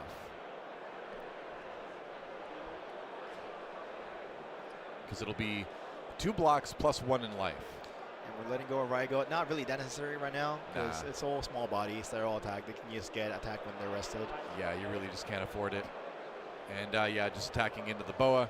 And that is going to be able to remove a character. So 1 down. Yep. And we're back to the reset on Gage's side. He still has a healthy the Weeble, Gecko, Jinbe. And Luffy's only 7,000 attack power right now. So it's not too far from a home run. Yeah, 4 decent attacks here. In Cody's favor, at least, 2 of those characters on board require 2 Dawn to meet that 7K minimum. So there is that, right? If you want to swing with everything, it's going to cost a minimum of 5 of your Dawn. Yeah, again, it is 2 cards in hand, 2 blockers, 1 life that's going to go away. Yeah. So he has a bit to get through, but it's doable. And a 2K in hand, too, with the Flampe. So, yeah, able to just get out of that one. And I think that's actually pretty big. We'll see, though. 7. Jinbe. Block. Yep, block. Yeah, it's going to be another 7 from the Moria next, I believe. Yep. All right. And then that would... Maybe adding more to it? Maybe. No. I mean, I think, I guess you had more to it if you want him to commit the Sabo, right? Or just take the life. Yeah, he only had, Cody has only 1 card left in his hand, I believe. Yeah, so he took the block, all right. Yep. Okay. So we have, the Gadatsu, actually. That's the thing. Not the Gadatsu, the Sengoku. Let's see. Is that, actually 5 plus, he's a 2K, right? If I remember right. Which one? The Sengoku? Yes, I believe he is 2K. Yeah, so that, I mean, it's only 1 more attack either way, though, because... Yeah, he doesn't have enough. Yeah, you wouldn't have enough on the Dofi leader then. But on the upside, that means you can get close to getting into the Gecko Moria. You boost up your leader at least, so that's something. You could. Stack to worry about. You could, in theory. I think if you remove the Rocket Luffy from life and bottom deck it, that's kind of the big win, right? Because that represents a card that can just remove one of the characters on your board. That's right. Yeah. So I feel like you just swing life here. Yeah, it's putting Cody in this. Well, I'm gonna have to let go of this Rocket Luffy. Yeah, but, I mean you can tell by the Cody's body language there that he knows things are a little bit grim, but Trafalgar Law bringing the Sengoku back again. And again. All right, yeah. So Gage deciding to take the slower play here, trying to go for the more confirmed kill in the next turn, it looks like. Yeah, I think that's valid because he still on 4 life. It's pretty healthy for him to stay on, and he's got a lot of time. Yeah, it's only 3 attackers left on Cody's side, so it's not again a board wipe. So go half attackers. So even if it was that off chance of that rush ace showing up again, even though that's unlikely, it still wouldn't be enough attacks. So you're perfectly safe to just kind of slow play this and go for the higher percentage chance next time. Yeah, why rush it? There's still enough time in the round. Yeah. So you're definitely going to make a 4 times. Yeah, there's always does he have the 3rd gecko, but you could play the averages here, I think. Couldn't see it. I think he might. I think he might. I have to look again, but yeah. I'm a little bit concerned, but we'll see. No, he doesn't. It is an altar. Okay. That we do see the Elthor sneaking in there every once in a while these days. That's a nice little tech. I like that. It's another one of the more recent additions. I mean, it's not a new card or anything, but I feel like it's fairly recent that we've seen that kind of pop back up in some of these BY Luffy lists. Yeah, I've seen that. Yep. We got a vulnerable Gecko Mario over here. Luffy has still yet to attack, so yeah, there's not much left for Dofi to attack with next turn, so maybe mathematically he might be getting locked out of winning. Yeah, I mean, I think the poise was good for Cody. It was looking a little bit grim there, but now the board coming back in a big way, right? Yeah, no, so now there's nothing left here other than Sengoku for Gage. And, man, it's looking kind of grim. I mean, you just sit at 2 life now if you're Cody, right? You're like, all right, well, sure, you can bottom deck that stuff, but I got it. So, that said, there is no health buff on the leader, right? So, yeah, if you just kind of put everything on there, and then there's the Weevil, but there's no rush in this deck. That's kind of one of the final little flaws of this Dofi deck. But I mean, this Dofi deck can't have everything, right? If this deck had rush, that'd be Yeah, no, giving rush will be, I don't know. That's way too much to this deck. It already has so much draw power, recycling, the best removal in the game, bottom decking, and bouncing. Well, here's the thing. Sure, there's no blocking on the side of Gage here, but you still got 4 life. You've got, two readied characters that can be scary, right? The Weevil is probably going to go away here. Yeah, at least one of them is. What's the plan? And he just played that 3 brothers, but he doesn't have anything in hand. Was that a whiff? I was watching the other side of the board. I actually didn't even know. Yeah, matter of fact, I was looking at the Weevils too. Like, I guess it could have been a whiff as well. So that's really unfortunate to have that. But, yeah, that's super scary, man. Yeah, he's just going to concede. That's it. All right. Wow. So, Cody Kruger, I think for the moment, it looked like there was maybe a chance to come back, but the power, the pressure from Gage Roach on that Don Quixote Doflamingo was just a little bit too much, and that's a chalk another one up for Dofi in the win category. Yeah, that was a nice back and forth. At one point or another, you thought, oh, Dofi's got it. No, Luffy's got it. So definitely this is what we're here for, high-quality content with these matchups. And, yeah, we're seeing some of the better players here by the nearing end of the tournament. So it's very enjoyable. Even though we're seeing the same leaders, we're having a kick out of seeing them. How are they going to get out of this issue, right? Yeah. It's very interesting. It's like you're invested. Well, again, the BY Luffy does certainly have potential to take down a Dofi, but you do need to have that steady flow of the boys turn into the men, right? And we saw towards the end, it was just wasn't right. It wasn't quite coming together. We got 2 Gecko Morias, but you need a little bit more. Yeah, just for that deck, you need to have all the tools in your hand, and unfortunately, he ran out of resources to survive, and we are getting a treat over here. A Shanks against a BY Luffy. Yeah, so this one's going to be interesting here. What's our status here? We have 1 Shanks down. We got a Dragon. These alt arts throw me sometimes, man. Beckman. Yeah. We got a Beckman. Okay, yeah, that was the other one. So pretty strong good board. It's 1-1 on life, although that 1 life for the BY Luffy can count for a whole lot more. And is that a Beckman down at the bottom of the screen, I believe? Yeah, bottom left is Ben Beckman Altart. It's an 8K swing there. So we have one Sabo blocker out, a couple Garps, the Moria, the Fist Luffy with one. Oh boy, with 1 health remaining for this Shanks. Yeah, we got there just in time. I was going to say, as I looked at that BY side, I was like, yeah, that's looking a little bit challenging.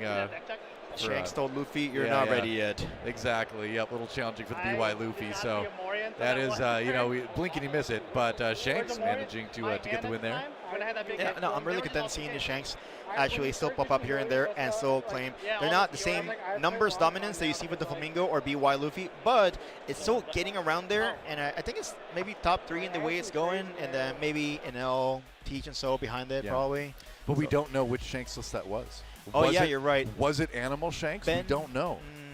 Yeah, you're right. It didn't have anything denominating what it could have been. Yeah. So.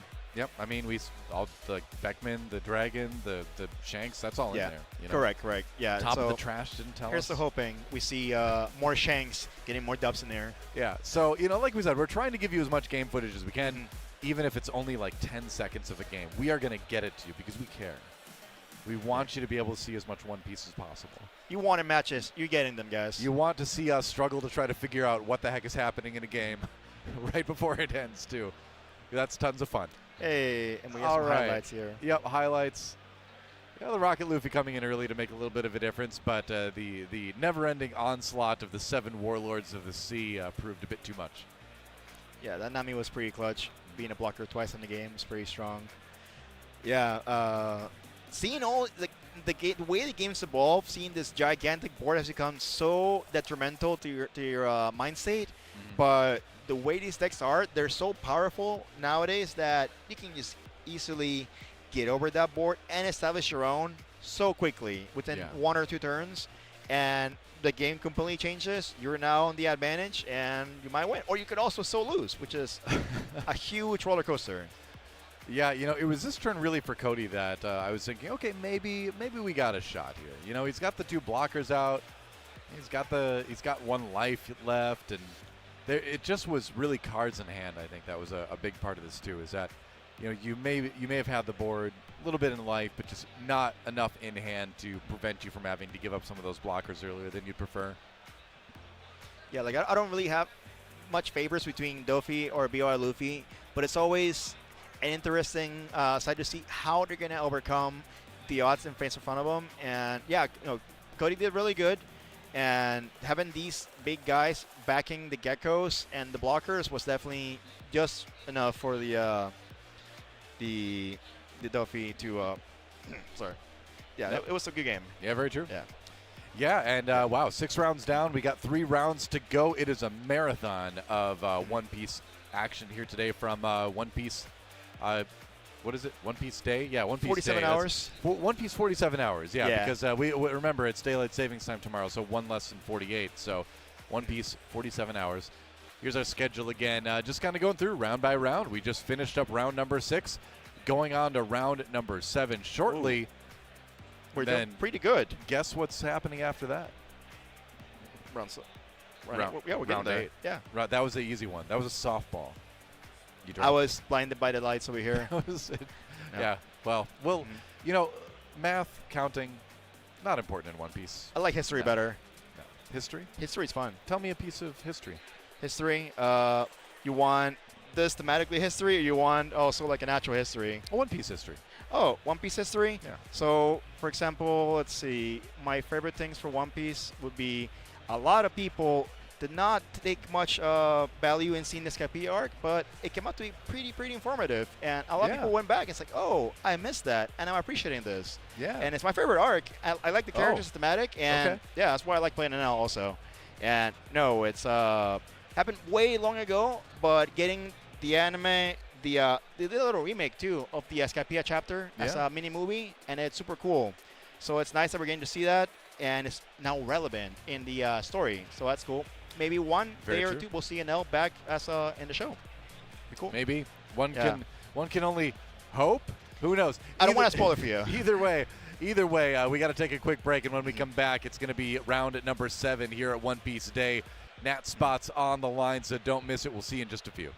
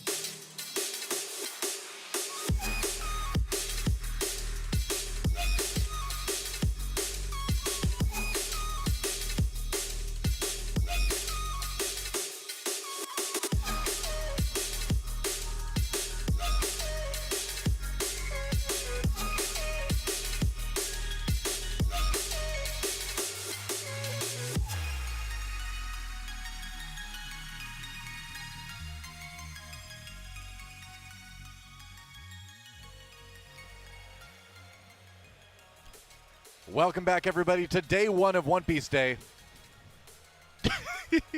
You heard us right. I know. But we're happy to be here either way. 2 days of great One Piece tournament action. Doa and Eggman back again, and we're about to go into round number 7. We've heard the players are nearly ready to go, so we should be able to get in the game pretty quick. Yeah, and they've been doing a really good job at making this make sense. There's 3 tournaments going on back to back to back, and a friend of mine, Eric Quintana, here from Texas, a great BY Luffy player, and going to continue that streak with this event today already. Yeah, a couple significant top 8s, and then top 32 in Orlando, no slouch as well. And he will be playing against an RP Luffy player. Ooh, okay. I'm Chris winning Wheelis. no matter what. That's what I'm seeing. Yeah. So we got Chris on that deck. If I was playing today, I'd definitely be playing that leader. I think it's really unique, and we've really entered the age where there's so many different Luffy leaders that are viable right now. yeah, there are. There's many. There are many. RP Luffy has a special place in my heart because that was the second deck I picked up and played after I started playing the game. First was Newgate, then I moved into RP Luffy. Background like, when the starter came out, basically. Yeah. And then, at Worlds back in 2024, I said RP Luffy was gonna go deep. Everyone laughed at me. They all thought I was crazy, and we had one in the top 4. Yeah, and I saw Victor walking around today. He's here too, the player with that deck. And it's gone a resurgence. Purple Straw Hat's a very important tag. And we're just kind of going through the simple starts. RP Luffy kind of has a slow start usually. BY kind of gets its pieces ready. And we don't really start until we're both at like 6 or 7 dawn. Yeah. So the interesting thing here is we've got a 3-life leader versus a leader with essentially infinite life, right? Yeah, if the game goes long enough. We've got a Bankley. That's the alt art Bankley coming down. Yeah, good start. Helps you ramp a little bit. For sure. And, we've seen, 5-life leaders. We've seen 4-life leaders. But this is a 3-life leader to help mitigate the fact that we are 6K as a base. That does mean we hit a little bit harder, and it's a little bit harder to hit us, which is really important. And in the current card pool, that extra 1 Dawn you can get every turn can really come up. Oh, totally, yeah. Now, to be fair, RP Luffy not as hardcore as the most hardcore leader in the game, Vegapunk. Sure, at 2 life. Yeah. 2 life, but, yes. you're getting close. Yeah, he's getting there. Yeah. Kuzan. Okay, so a nice card draw, and then having a threat that you're definitely going to want to deal with on the Luffy side, because that -4 cost can mean some pretty easy removal. Yeah, our biggest way to remove cards in this deck is with the 5-cost Luffy. That gets rid of a 4 or less, so with Kuzan you get rid of an 8 or less, which is like half the top end for RP, so that card being on the board does kind of set up a future removal pretty easily. That's some very dark Dawn. Yes. Wow. Which is unfortunate for a deck that just has a lot of manipulation with it, too. Yeah, seriously. But we will see what the plan is here. We have a little moment. Oh. Gotta stay hydrated. Stay hydrated, Hey, smart man. Man. A fellow Eric approves. Yeah. All right. Spell his name a little different, right? But yeah. C instead of K. I'm not going to hold it against him, though. Nami coming in for a little bit of searching on the Chris Wheelis side of things. And, okay. I believe, is that a Sanji? Yeah, the 2K Sanji blocker. Very good generic card in the archetype for us, and can be a late game blocker when we really need it. Fair enough. And just swinging in for 8, looks like. Going to take it, as black, yellow Luffy's often do early on, and another Bankley comes in.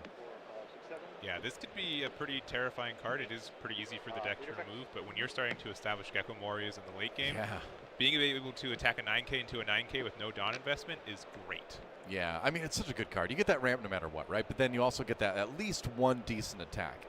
After the attack is over, it's tiny. It's easy to remove, but at least you get that big one.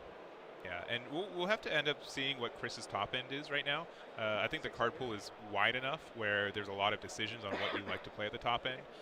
If he plays like a 10-cost Shanks next turn, that would change the dynamic greatly. Oh, that'd be crazy, right? Yeah. I mean, you usually see, like, what, one of the 10-cost Gear 5 Luffys sometimes. Yep. The new 9-drop Secret Rare has been very successful, too. Yep. And honestly, if you're able to establish bodies that have more than 9K power consistently against BY Luffy, that's where some cracks end up starting to show. Yeah, very true.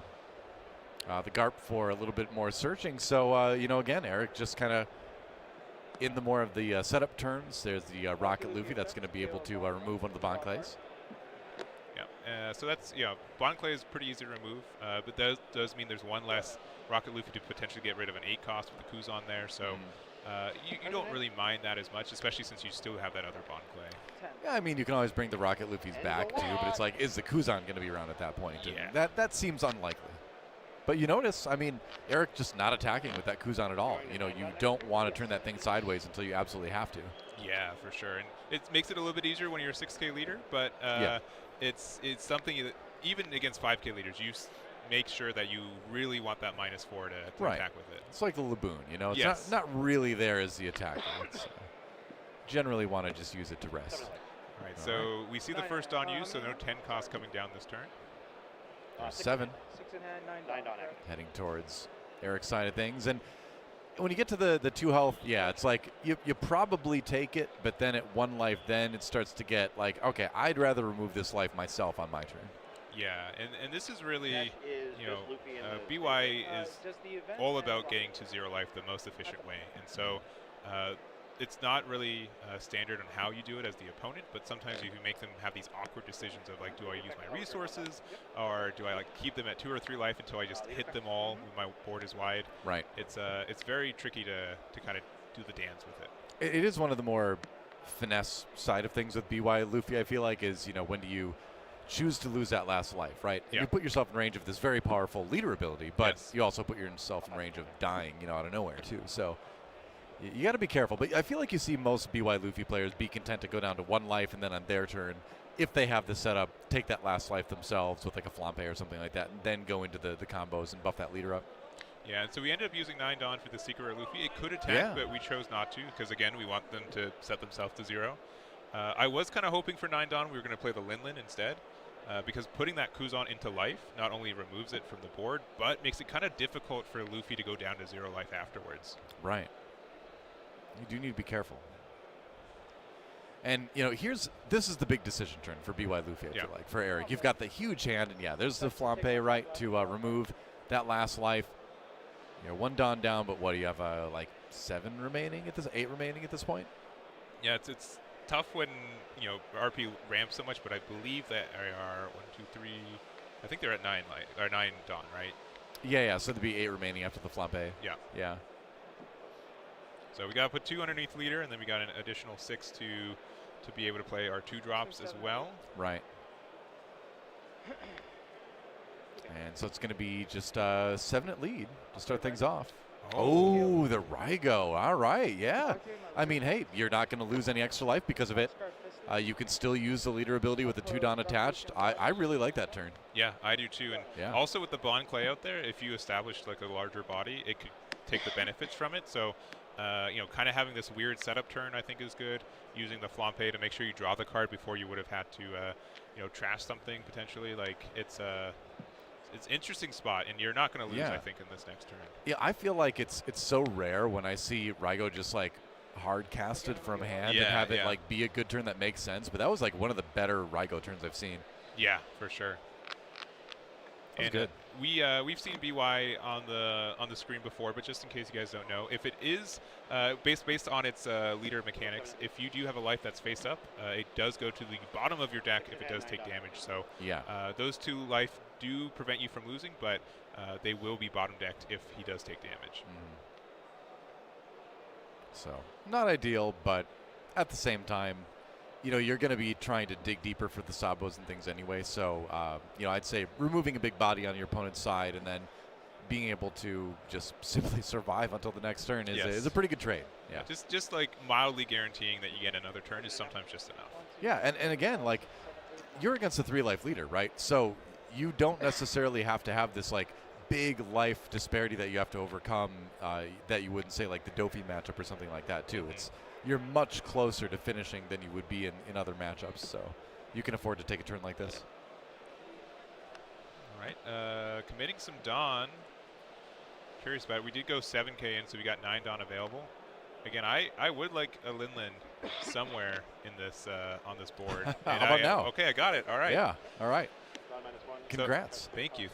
Yeah. And we got rid of the Luffy. That's the 10 cost. I believe is the 10 cost. Yeah. Which that's the wanted one from last set? I think it was. They had the wanted poster ones. Yes. 4 Emperors. Yeah. It's from OPO5, but they did reprint it. Yeah. In that.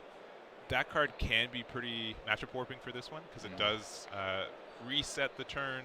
It makes it so like you don't get the boost anymore for Luffy. And but also putting that Kuzan there has made it really awkward for Eric. You can see that he's kind of he really wishes that Kuzan was in the trash or bottom deck, not in the life.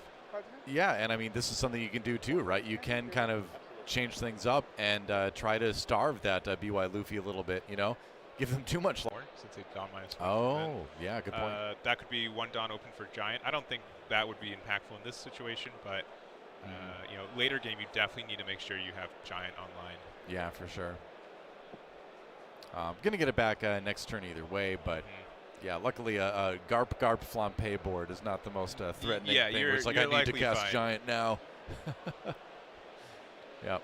And so Eric's kind of like in this weird position where he needs to get that Kuzan out of the board, and we don't really have a lot of ways to do that. Like Garp can find Sabo, which I believe that's what he picked up with it, which would be good to get rid of the Bon Clay, but looks like we're just going a big 9 into a 6K leader. Okay, he's going to take it. Yeah.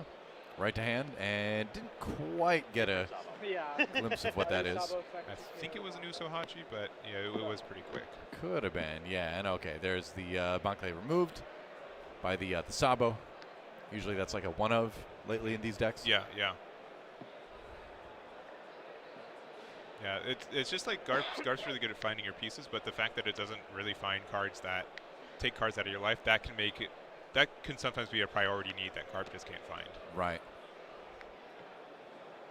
Yeah, very true. All right, back over to Chris. It's going to be the classic 7K swing. We've got 9 Dawn remaining. A lot of things you can use that on. Yeah. It's playing to be 3 cards committed to counter out of that. Yeah, that's pretty hefty. And so we're kind of at this weird spot.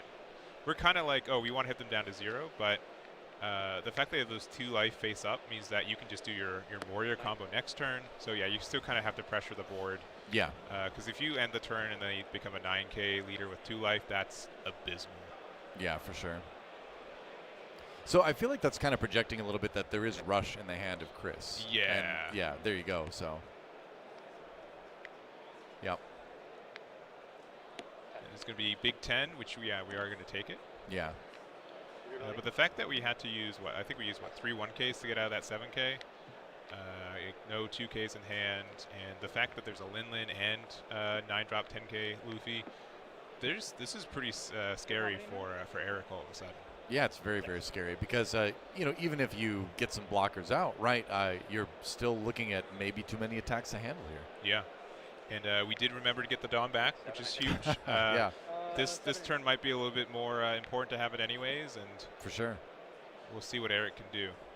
Yeah, because you're at that 2 life with Monkey D. Luffy, and you're feeling on the red-purple side. They're both Monkey D. Luffy. Yeah, but, yeah. You know, at 2 life, RP Luffy feels still pretty comfortable. I think 1 life, then you start to get a little bit scared. For sure, yeah. Like Chris has taken 2 damage this turn because he got the Lin. Eric's cycled through like 8 already, right? It's such a disparity. Yeah, yeah. All right, counters out of that one from the Sabo swing. 2 Dawn attached to Luffy here. What do we have in trash? I think there is a Sabo blocker in there. You know, we've got the Rocket Luffy for sure. Yeah, Luffy ability. I think we have pretty much everything set up. We're going to pitch the Nami from Star Deck 14. Right.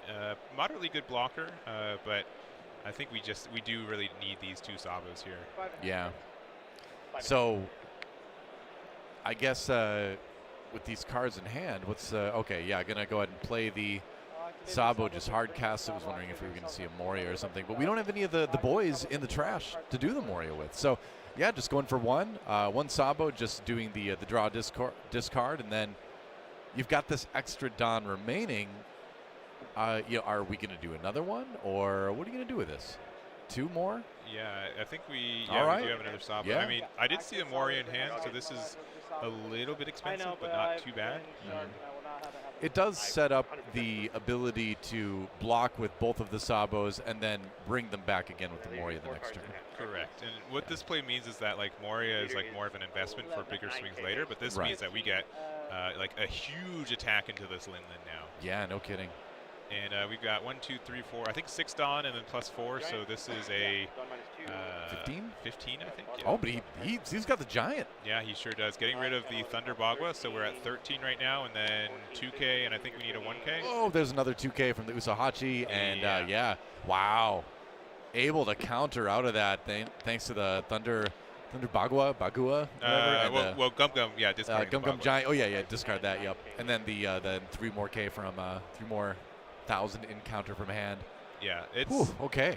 Yeah, you can tell his hands are a little shaky. No kidding. He's in a real good position. And do we? Yeah. Oh, we have the Goldie Roger. The handshake immediately. Yeah. Brutal there.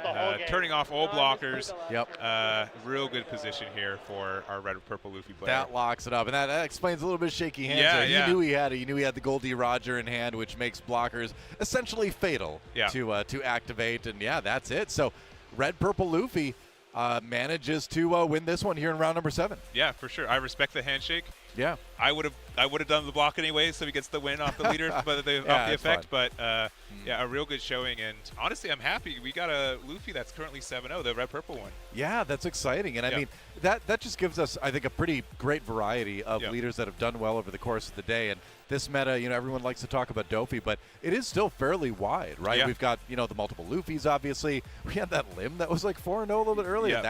That's kind of crazy. But, then you have the other stuff like the Shanks. I do think the animal package for Shanks really has kind of boosted it into a little bit higher tier than it was previously.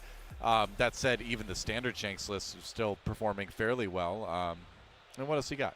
Yeah, I've been walking around too, and I saw that it was the X1 tables, but there was a Foxy mirror of all things, and which is whoever gets to use their Foxy leader effect works because it just stuns the other one for the rest of the game. Yeah, pretty much. That's really interesting. I know a lot of people have been liking that deck, and it looks like we're jumping into Pod A. We've got a Doflamingo mirror. All right. Well, let's see if we can break this down as best. So one of these Dofis has many characters. Just give it a turn. turn. The other one does not. Just give it a turn. I've seen it shift so much so quickly. I will also say one of these Dofis looks like they have more health than the other Dofi too. Yes. Dennis at 4 life looks like Jorge at 3 over there. Yeah, but I think the hand size is likely where the difference is. It also looks like we got a Gravity Blade in hand, which would do a lot of damage for this board too. Yeah. And we can do some. We still have our teach, so we can do something fancy like use Gravity Blade, get rid of 2 bodies, use the teach to put Dawn underneath our Dofi, and get a really big attack into maybe the Weevil. Okay, yeah. Okay. Send back. That's the trouble with jumping in these matches. You're like, it's a great board, great board, and then Gravity Blade, Raging Tiger. Yeah, and that's part of the reason you play this is mostly for the mirror match. It hits it pretty hard. Really helps you get a swing of tempo, and we get the Jinbei off the top into our own Weevil. I told you, just wait a turn. I know. I just said he had more characters. That's all. Yeah. I didn't say he was going to have more characters, 2 minutes from then. And we're contemplating this 7K, if we want to go down to 3 or not. We're going to go 2K, 1K to get out of it. Okay. And it looks like it's going to pass back to Dennis. Yep. All right, so the draw, there we go, up to 10 Dawn now. And what do we got? Let's see, a little bit of searching here from the Sengoku. Yeah, my experience with this matchup is probably the most important card is Trafalgar Law. It just really swings the tempo into one player's favor if they keep seeing it. Yeah, that's fair. And especially if you're able to combo with your own Sengokus, get the card advantage train still in your way, it helps a lot. But we end up with a buggy. Yeah, we got the buggy. That's another 2K in hand. I guess you could play it to rearrange things, but I think it's a little bit late in the game for that. I think you just want it for the 2K at this point. Yeah, unless you needed to maybe do a Hail Mary to see if there's a Law in the top 3, and then you can bounce it back with the Law. Yeah, but you just search. Wouldn't you just grab the Law then? Or I guess you'd want to play it off the leader ability instead. Yeah. Well, if it's on the top 5, you gotta try to find it again. Yeah. Well, meanwhile, with the attack coming through here, that's going to get countered out of the Jinbei, swinging for 7, pulling 2K, 1K out of the hand, I guess. Yeah. Yep.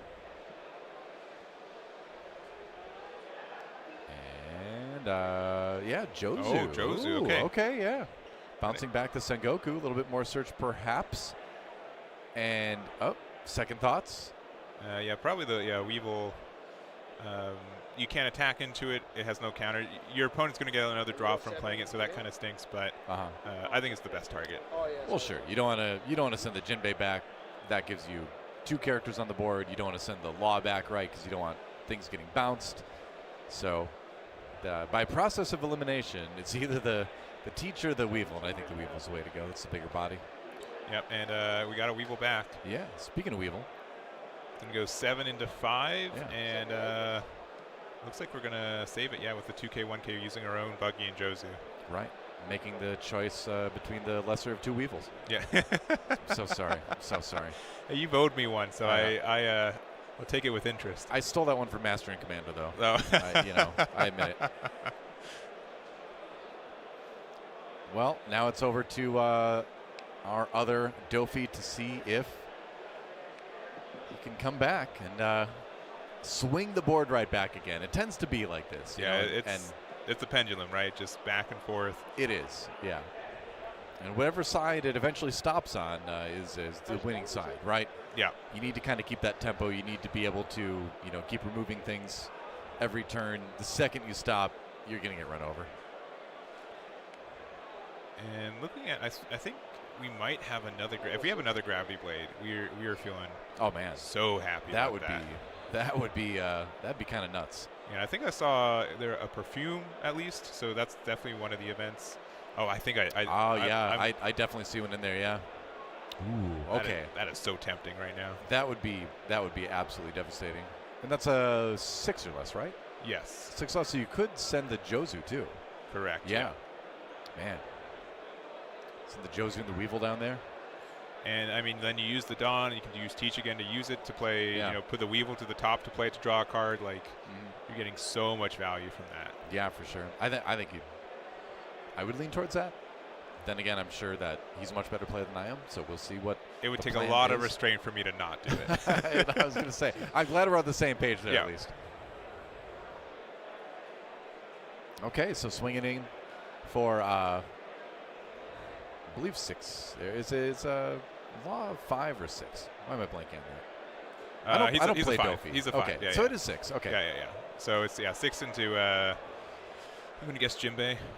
What I also like about this is the sequencing for it. You want to start with you'd think, right, just get the big play out, but now you're kind of chipping cards out of their hand, and they're gonna lose their board, and they thought they could defend a little bit of it, right? There it is. Yeah. All right, so the Jozu and the Weevil sent down to the bottom of the deck with the second Gravity Blade in a row, I believe, coming out of 4A side of things. And we're going to use Teach Effect, play the Weevil out again. It's going to be 7K into, I'm going to guess Jinbei again and see if we can finally remove it. And we have the tools to defend it. Yeah. And it is just like purely a battle on the board in this matchup until one person finally can't come back again. And that does cost Dennis his Jinbei. All right, still going to do some more searching. Remember, that was bounced back last turn by the Jozu, so he's got the Sengoku to do the search again. Oh, and I think I see, is that his own Gravity Blade there? Yes, but unfortunately it's not a Warlord's card, so it's going to the bottom of the deck with the Jozu. Yeah, that is sad. Going to grab another Buggy. Stocking up on those 2Ks, but that just feels bad. He's got 3 Buggies. Yeah, he's got 3 Buggies, yeah. Wow. I mean, I'm not an expert in the Dofi mirror, but I don't think a play set of Buggies in my hand is really what I'm thrilled about. Yeah, not till the end when you can 8K out of that final swing, but Dennis is definitely on low resources right now. It's looking rough. You can, there are obviously targets on board to swing at. You don't have a lot of swings available, really. Yeah. Right. And we're going to play out the Law. I think we're going to do the play where we bounce a card back, right? But none of the targets even feel good, right? Like Weevil, sure. Thanks for the card. But do I really want to bounce back Sengoku to bounce back your Jinbei, right? Jinbei just plays another card out. Law just bounces my card back. Everything just feels like negative momentum at this time. Yeah. You're kind of doing things because you must rather than because you really want them. Yeah, he's going to send the Law back as well. Okay. And Yeah, and real quick, because it wasn't super noticeable. So he played 4-drop law to bounce itself back and something else. Did it a second time. Yep. And now for the third time, we're putting it to the top of our deck. And then we're going to likely bounce back Sengoku to get rid of the Jinbei. That's a pretty sick play, actually, too. Yeah, it gets you a lot of tempo back. Yeah. And just the fact that it's so reusable is really strong. Yeah. That is cool. I think that is a creative solution to the situation that Dennis was in. Yeah, and it's something that is not really afforded to you in many matchups outside of this mirror match. Right. Yeah, having the heads up knowledge to go for that is pretty good. And now he's just thinking, do we want to? What are we bouncing back to our own hand? What are we bouncing back to their hand? Jinbei's good, but they just get to play 2 bodies off anyways. Yeah, you don't really want to bounce the Jinbei back if you can handle it some other way. And it's going to go ahead and pass the turn now. Still 4 life to 3 life. It has not changed since we tuned in. And that is kind of how these Dofi mirrors go. There's not a lot of damage done until players, just kind of start to run out of resources. Yeah, it's really funny because these are both, Dofi's known as a more aggressive leaning deck, but when it's the mirror match, it is a control matchup almost. It is very slow. Yeah, for sure. This is like a, one piece as the designers intended, just battling on board over and over again until one side caves. Yeah. And we're going to start with a 5 from Jinbei, get one of those buggies out of our hand. Yep.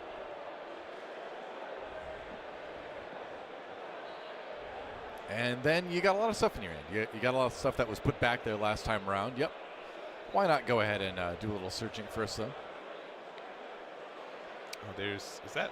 Okay, for a second that looked like a 3rd gravity blade, which would be outrageous, but also an illegal target to pick up. yeah, you wouldn't. The Jozu, though, that'll bounce something as well. Gravity blade bounces better, I suppose, but yeah. But having a 7K body is really nice. Yeah, that is great.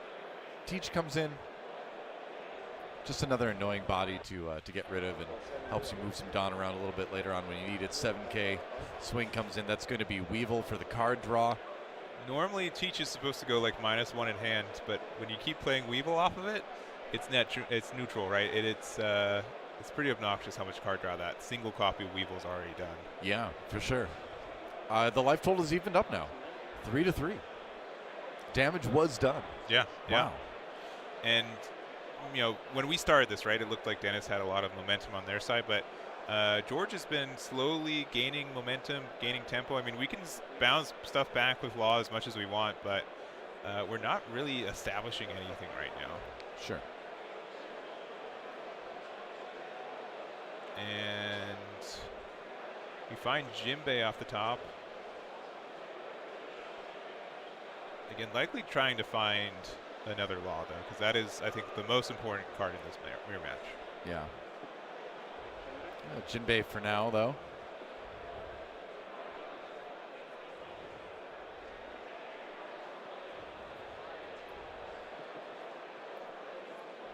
You know he's got those buggies, too. He's got at least 1 left. Yeah. At least 1 buggy. So we have, 5 Dawn total.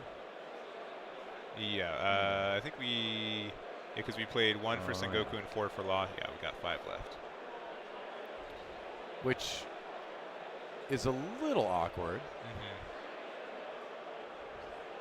Mm-hmm. Yeah. Okay, so it's going to be Teach instead. Yeah, that lets you set up the Jinbei. I see. Got it. Yeah, and then we're going to go Big 9. Yep. Into life. Yeah. Okay. Yeah. I mean, is saying, you know what, I can just establish enough of a board that my life is going to be safe. You're going to have to attack into my board. So while I have a chance to attack your life, I should do it. Yeah. I think that's a really Dennis is making some really good moves here in the later half of the game. I think that's another thing where it's really easy to get fixated on just going board. Yeah. And not realizing when you have that little opportunity here and there, those little windows to take life, because it's so important in this matchup to, be controlling the board, but also finding a time to do the life damage when you can.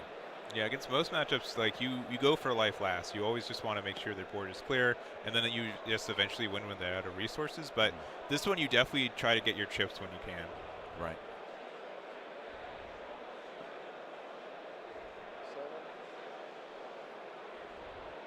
Right. So going to Jinbei, taking it. Yeah, I mean, and it really is on George to try to figure out a way to control this board now. And nothing is really rested, though, so. All right. 5K. Gets a card.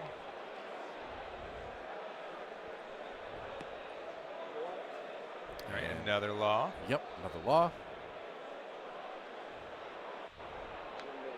Opts to bounce the Jinbei back, and I think that's smart too, because that makes you a little bit removal proof. You know, your opponent sends some things back, and you're like, all right, well at least I have the Jinbei again to, you know, go 2 for 1.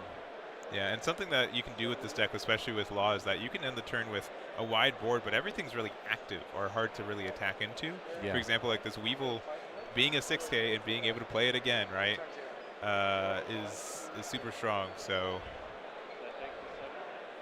I don't know, but just feeling we might be approaching end of time procedures too. It might be close to overtime. So could be. Yeah, I don't have a clock in front of me here. Yeah, but just based on talking to the judge, we might be pretty close to finding out if that will be a factor for this game. Yeah.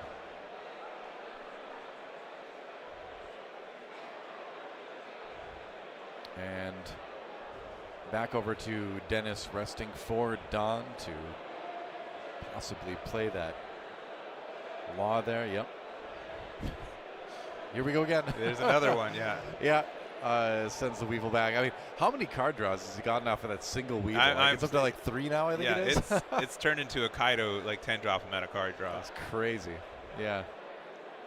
Yeah, that is a secret rare Kaido in disguise there at this point. He's got less than 3 life. It's legit. Yeah, he sure does. We got 6 Dawn again. I mean, do we want to get rid of a law again? Do we want to play? Like, someone's got to stop doing the law bounces, right? It's like there's some games where like the best play is to bounce my opponent's Josu's back so they can do it to me again next turn. I know who's going to stop the law bounces. Oh yeah, the judge. Oh yeah, time. That's who's going to stop it. Yeah. All right, enough fun. Someone wins. Someone will win. Someone loses. That's right. That's how this works. There's no draws, I don't think. In is it possible to draw? It is not with best of 1. No. Yeah. So yeah, there are procedures to try to prevent that. At least in the North American rule set, it does change in other regions. But for English, yeah, it goes by life and then others after that. Yeah, it's like number of cards remaining in deck. And then board, I believe. It might be the other 2 switch because it switches between games. I in playing Control Vegapunk, I have some experience with end of time procedures. Oh, you know what? You probably are the better resource right now. Yeah, I don't quote me on this, but I believe it is life and then cards in deck and then board last of all. Yep. Yeah. Other Bandai card games do board, but I believe you're correct. It is.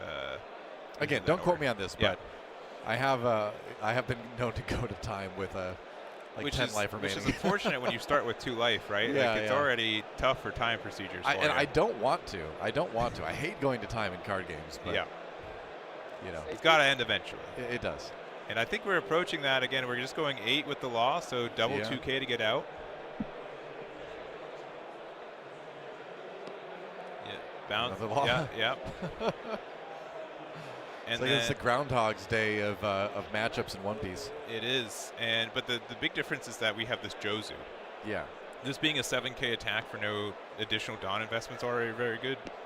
That is very true, and we're going to send 8 towards Dennis here, and he's going to double 2K out of that one. Yeah, Buggy Brothers in there. I mean, if we are going to time too, you don't want to lose that life.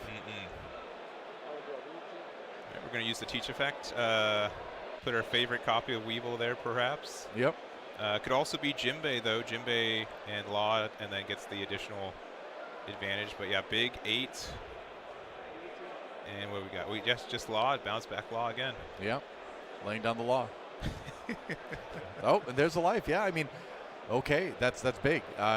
Dennis speedily moving into his turn as the pass happens. So what's the plan? You got 2, sure. Let's Perfume Femur? Oh, if we've got double copies of Perfume, this could be pretty devastating. That's super interesting. Yeah, on the Cheech no less. So currently Cheech is at a it's a big Teach. 3 Dawn plus 2K, so it's like an 8K right now. Yeah. Into the unblockable Jozu or into Not the that just matters, life, right? Yeah. I think just in the life. Yeah. All right. Does he have enough from hand to counter this? Maybe. Seems that way. Yep. All right. Just straight up. That's 4, right? Yeah, 4K. Or is that a 2K from the law? I can't remember. Yeah. And we're just going big number. 4, yeah. Okay, into life, putting him down to 1. Not even chancing the leader ability. Yeah. And we might be this. Let's keep that card in deck. Yeah. The judge stepping in here. Yeah, this is the end of time. Okay, they're counting. Right. Yeah, okay, I was right. All right, yeah, it's even life, so he manages to take the life away. We are counting the cards in the deck to determine the winner here. All right. And we will see who ends up having the higher card count total. That will be the winner of the round. This does happen fairly frequently here. Yeah, with the Dofi mirror. Yeah. It is the one matchup that you get a lot of that in. All right. Were they even? No way. It looks super even, right? No way. Okay, no, but George got it, yeah. All right, George got it. And even if they were even, George had, I think, more cards on board because 3-2. So is just by 1. Very few card difference left in deck and just 1 more card on board. Very mirror matching. I was like sitting for it. I was like, oh my gosh, that was. I appreciate the fist bump, right? The confirmation. Yeah, we do appreciate that. That was intense. Yeah, that was an intense way to finish that one, and we had to get at least 1 Dofi mirror in today, right? Yes. So, I think that's my second. So. Oh, okay. I had to get at least 1 Dofi mirror do. today. That's my first and. Only we'll see. Although moving into these later rounds, I think we're going to see more and more of them. So yeah, we've got 2 more rounds left, right? That was round number 8. Was that no? That was 7. No, that right? was 7. That was 7. Yeah. That so was we got round number 7. So we've got 2 more rounds after that. Yeah. So we should have 4 players undefeated in that pod, right? We have 3 different pods, right? So correct. I'll see if we can get that information just to know of the 12 people undefeated, what they're playing across the 3. Well, you've got some time because we're going to go to a break, and when we come back, we're going to move into the second to last round, the penultimate round. I think I'm using that right of the broadcast today. So stick around. A few more games, 2 more games, potentially more if we swap over to another one here at One Piece Day. It's going to be great. See you then.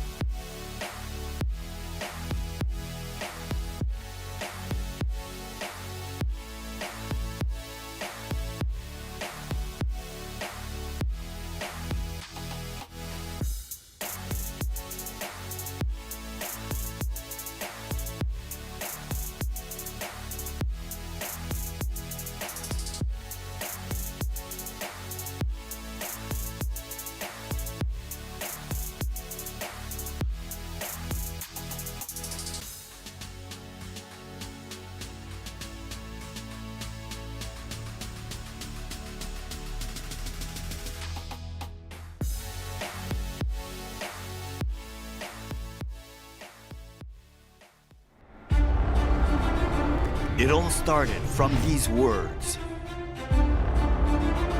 Who will claim the One Piece?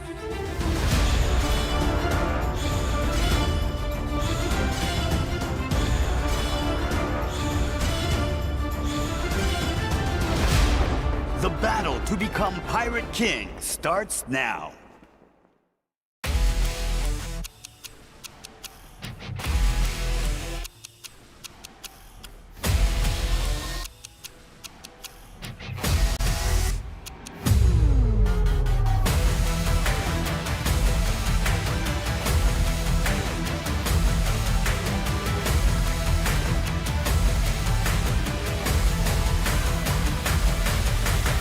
Who will achieve their dreams?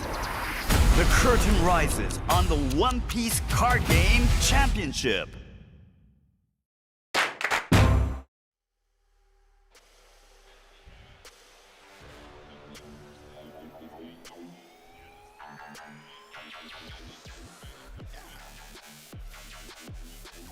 Yeah, I am very impressed seeing the diversity we're seeing right now. We took a peep at who's sitting on those tables right now, and we see Bonnie, Luchi. I'm not quite sure what Jacoby is on. I think, is he in Shanks? He's on Shanks, yeah. Yeah, so that's a bit more diverse than I would imagine, and we're on the 8th, so second last round. So things are chipping up to the point where we not even see Dofy. Yeah. We know that one Dofy for one of the pods is still undefeated at least, because that was a mirror match. We saw Red Purple Luffy win one of the matches too, so that being one of our 7-0s is really exciting for me personally at least. And a lot of great players and well-known players too still on this undefeated. Yeah, no, I am pleasantly surprised by how things shaped up. We have a lot of familiar faces. I'm very pleased that we have my brother here, Jacoby. He and I, we're going to be going to Japan next week, and we're really looking forward to it. And yeah, playing Shanks, definitely a fun deck to watch in the ocean of other more popular decks.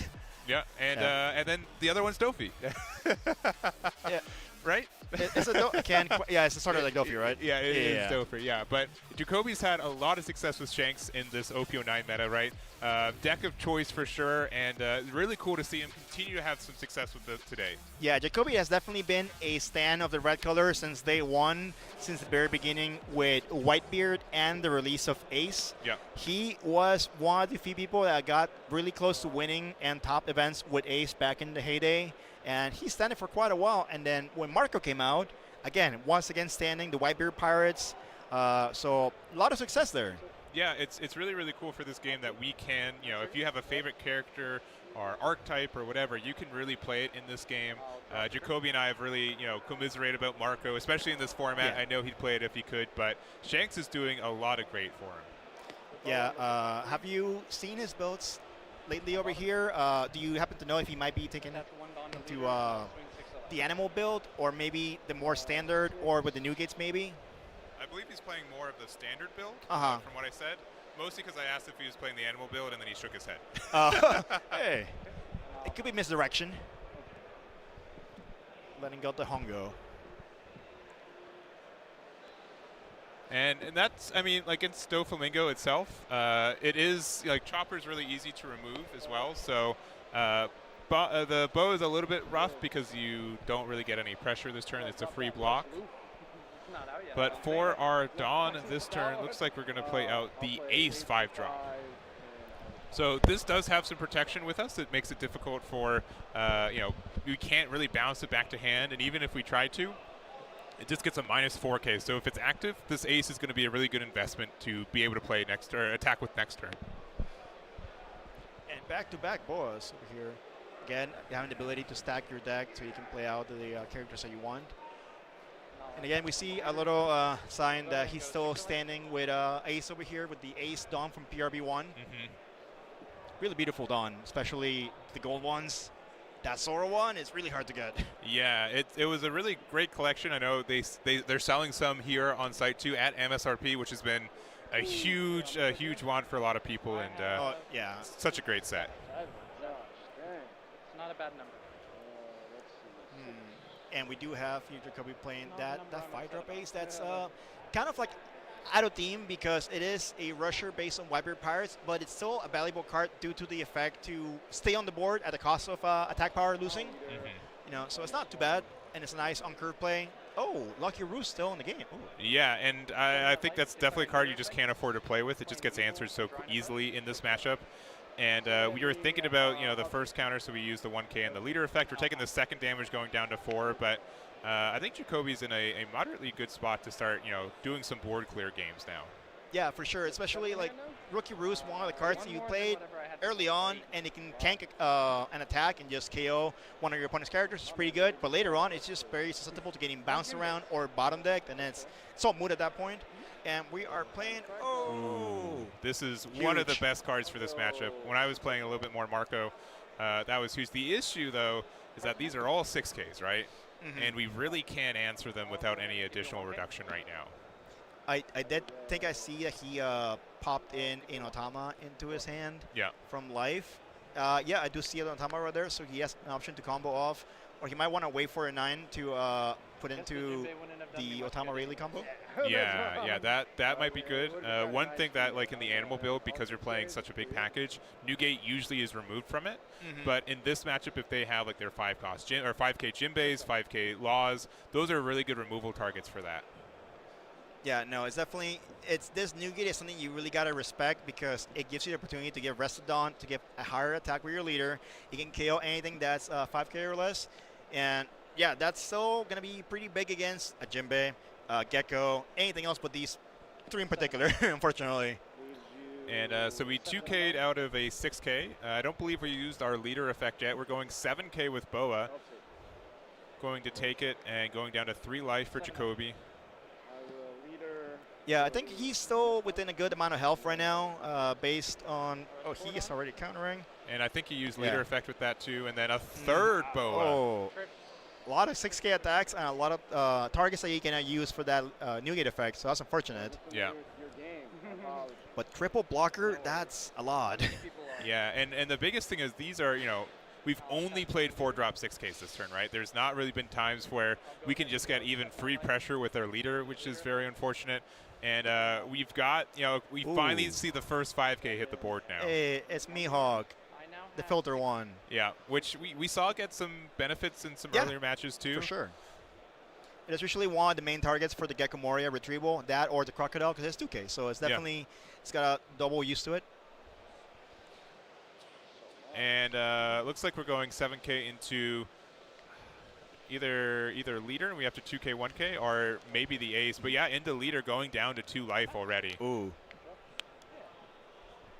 Yeah, definitely a little troublesome for Shanks over here, as he has so many able bodies of 5 and 6 going into it. And even if you use the leader effect, hitting down that 6K attacker, it's not going to matter much. You still got to counter out no matter what. So cards are running low. Yeah, this is definitely a situation where it might be beneficial to play, like, silvers would be really good. We're looking at 8 Dawn right now, so it might be an answer. Yeah, it sure is. Yeah, absolutely. One of the best cards in this deck right here. It is so oppressive to just go ahead and reduce 2 characters for a whole back and forth turn and also KO a 3 or less. So definitely one opportunity to get rid of a Boa out of the board, so 1 less to go. Most likely the one that's active. Yeah, and so this is where we can do some kind of interesting math, right? Like, we can get some reduction, but also try to remove some stuff. Looks like we gave the -3 to the Boa and removed it. The Mihawk is currently, or I guess okay, yeah, we got some dice. Love there to we see go. It. Dice. So this is a 4K Weevil, and it's going to be 4K until the end of next turn. We can definitely try to pressure it first. Yeah, so we're going to, not quite there yet. Still deliberating.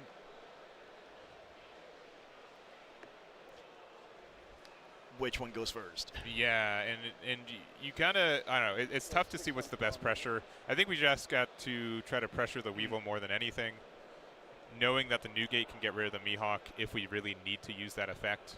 Yeah, and that'll even with 2 characters left, so that's still a very contestable field for Shanks to go against the Dofi. So it's not, it is 2 blockers, but he has to attack with those blockers in order to progress the game state, so it's not too terrible. Yeah. All right, we're going to get rid of the Weevil. So likely means leader into Mihawk, and then if they let it go, we go 8K. Oh, no, 6K into Boa. Okay. Oh, straight up. Just 1 card, and then he lets it, yep. Oh, but it's a 2K, though. Oh, it's a sign. And now is he deliberating on spec? Yeah. There we go. Yeah, I think it might have been like slightly better to go 5K into Mihawk, and then if they get rid of it, you just put 9, the extra Dawn on the Boa to pressure that a little bit more. But that's fair. We still pretty much got the same result. Yeah, so back to 2 characters left on Duffy's side of the field, and he has nothing but to attack because otherwise he's not gonna get him to 1-0 left eventually. So. And we've seen a couple Shanks versus Dofi matchups already today, right? This is, I think, the third one that I've seen. And, a very explosive start from Elijah per usual, but when Shanks starts to stabilize, it gets very scary. Yeah, so I'm seeing Rayleigh's going to put in some work sooner or later down the line here because the fact that he's an 8 number, so that 6K Boa is going to be the sweet spot to get 3 cards out of his hand or 2 cards depending on what he's got. And the fact that we saw all the 6K attackers already, it's a pretty good sign for Jacoby because now all that he has left is just, he has Law and Jimbe. Blockers, he already expended 3 of them. Yeah. So there's not much left, surprises left. Yeah. All right, and just doing some Dawn math here, just trying to make sure the sequencing makes sense, and just giving yourself a bit of a breather too. It was a bit of a fast start, so we can afford some time, and looks like we're going to start off with an 8K, likely at leader, which is scary because Elijah could just win right here.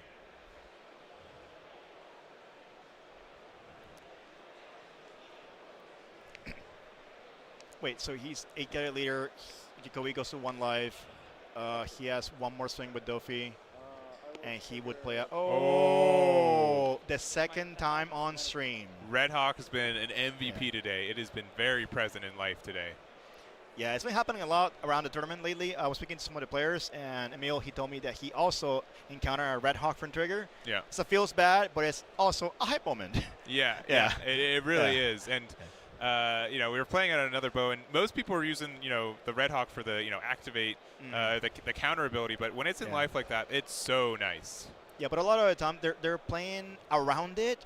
So I feel like playing the trigger can be much better than just sitting on 2 Dawn, trying to ward off people from attacking when they're going to play around. They're going to give Dawn to teach and protect it, Yeah. Most people are playing around it nowadays, which we saw in one of the matchups as well.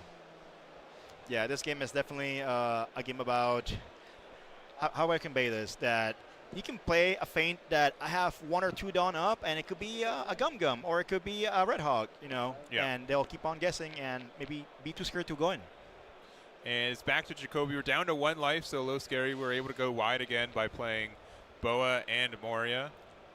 Moria grabbing a 2K, and I see Jacoby wanting to play that Rush Shanks.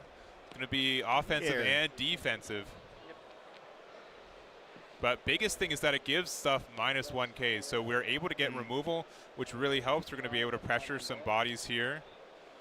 Yeah, the synergy here with the red hair powers and the white bird powers is pretty good. Getting enough attack value for the Boa to go away and be the leader. And yeah, Shanks is just so omnipresent in this game, reducing everything by 1,000, akin to the Kusan. And yeah, 12K attacks can be huge to get over now. Yeah, biggest scary thing is that we can't get rid of that Moria. It's only going to be a 4K, but depending on what's left in Jacoby's hands, Dofi can definitely just try to win next turn. Yeah, we'll see what's left in the tank for Jacoby. But also, he has pretty good attack values into the Boa Hancocks with the Rayleigh and the Shanks, so they're definitely going to be going away after this. Oh, man, if you could save this, I think you kind of have to. Right? You'd feel pretty good. All right, Elijah can't hear me, but he might. He felt it. He felt a difference in the air pressure. So this is currently a 5K. You need 4K worth of counter to save it. 4K is a lot. That's a big investment. Yeah, minimum 3 cards. But it could be worth it. Yeah, if you're trying to go for game next turn, super worth it. Yeah, I think with the way and he lets it go. Yeah. And there's undefendable.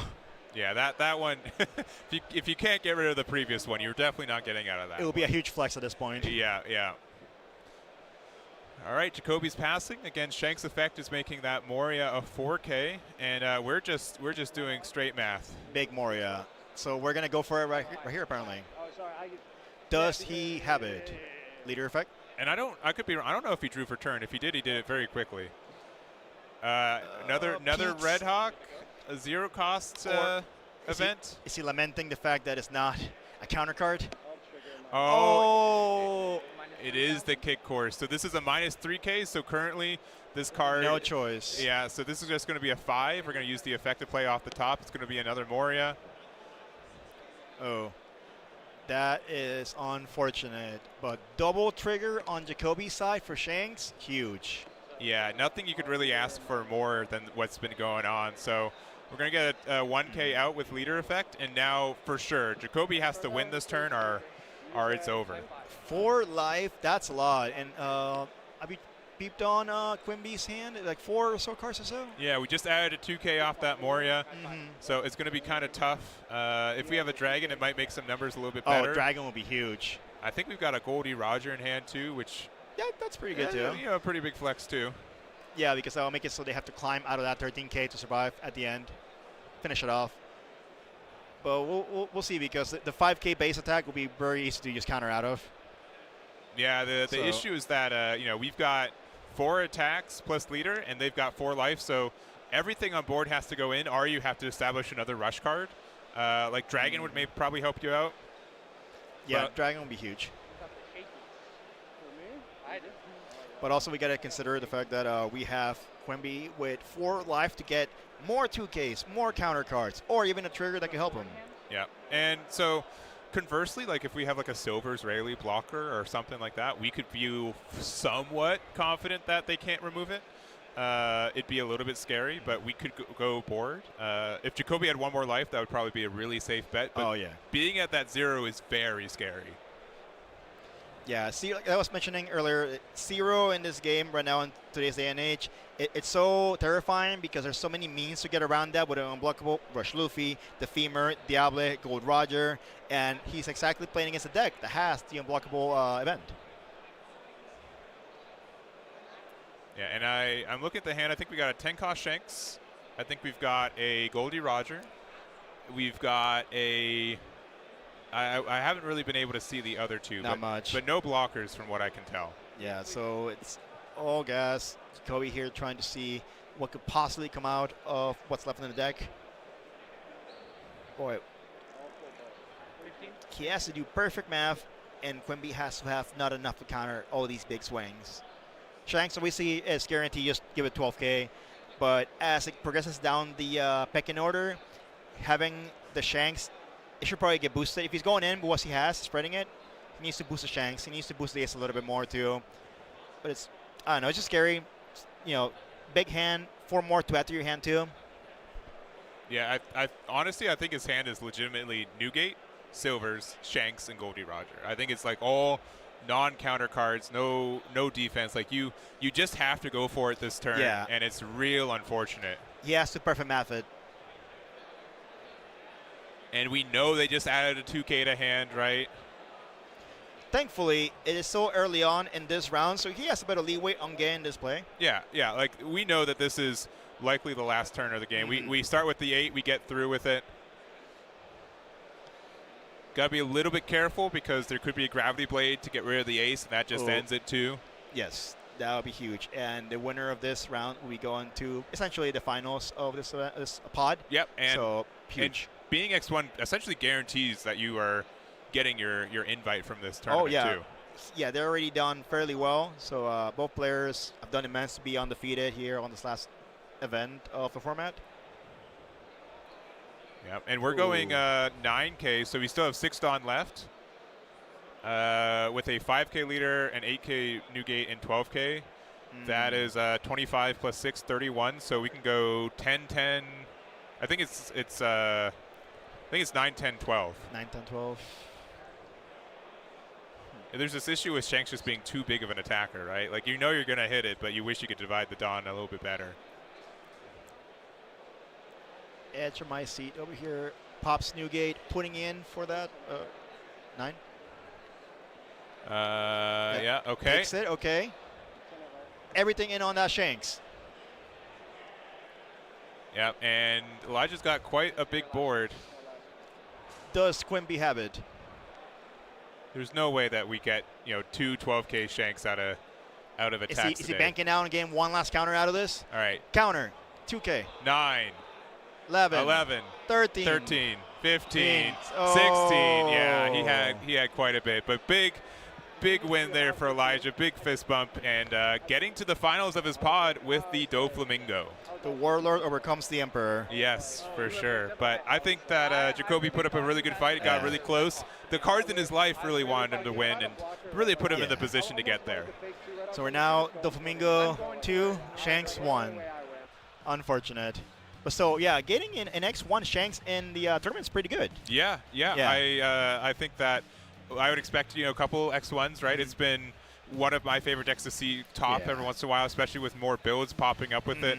And it's really cool. So shout-outs to both players. Hopefully Jacoby gets one more win, gets that X1, and we'll see what that looks like too. So yeah, I haven't seen it yet. Well, the English one at least. Yeah. No, it's beautiful.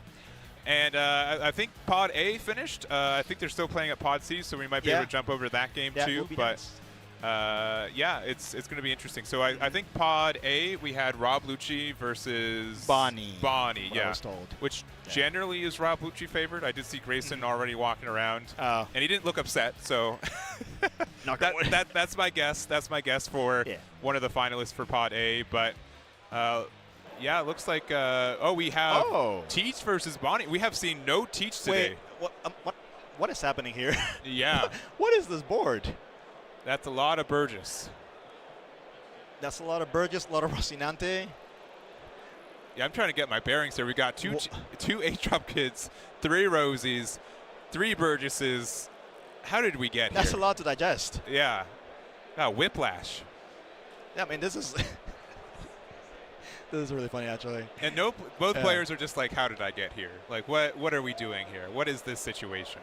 I feel like they're just stalemating each other at this point. Yeah, and the issue here, too, is that, like, a 10-drop Teach shuts off a Eustace kid for 2 turns, right?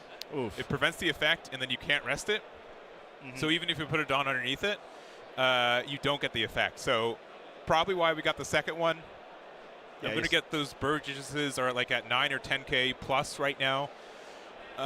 Again, 3 Rosinantes. We have 1 Dawn open for our Bonnie effect per usual, and what looks like 9 cards in hand almost.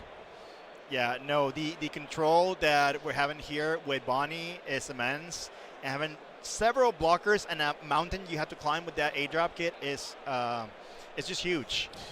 And when there's just so many Rosies too, like Oh, and so this is pretty big. So this is going to be the black hole, right? That's going to be able to turn off the effect of the 8-drop kid. We could potentially go for game. Yeah, and it's 0 life. All right, turns it off. There we go. Yes, double check. Yeah, double check. Yeah, turns off the effects, and then it KOs if it has a cost of 4 or less. But now it's just you and your 3 Rosinante blockers trying to end the game. Can they make it? All right, quickly using the leader effect to get out of or arrest one of the Burgesses. How big are these boys? 1, 2, 3, 4, 5. I'm gonna guess 10K. Sheesh. That's a problem. Yeah, Rosie number 1 goes away. I think it's gonna be all 10s, and then we can put everything left on Teach.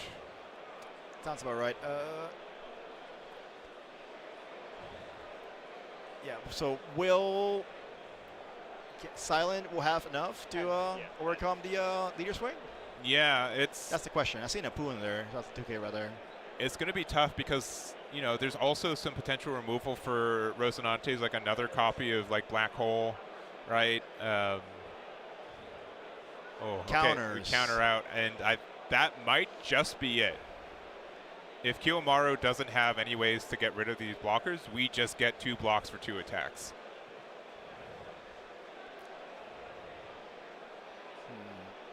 Wondering, but the amount of Dawn. Does he have all of the event Dawns right now on him? He does, yes. Yeah, I did notice that. Yeah, he's been, there's a scavenger hunt on site.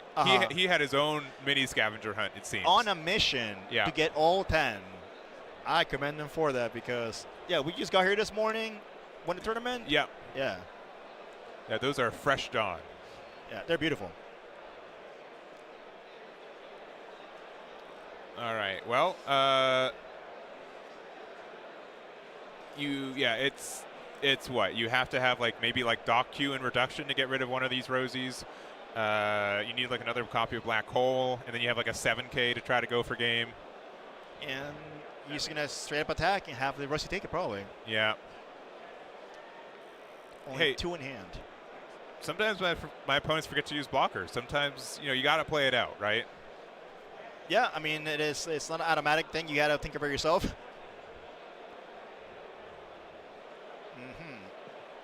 is what it is. The last swing. Oh, we do. Okay. Can we get out of a 7K? No we cannot. Oh. I think he gets it. He does. Yeah. All. Because we got Dofi on there, unless those are 2Ks on it. Because I think it's 2 Shanks, a Cavendish, and that I believe is it. And Kimaru gets it.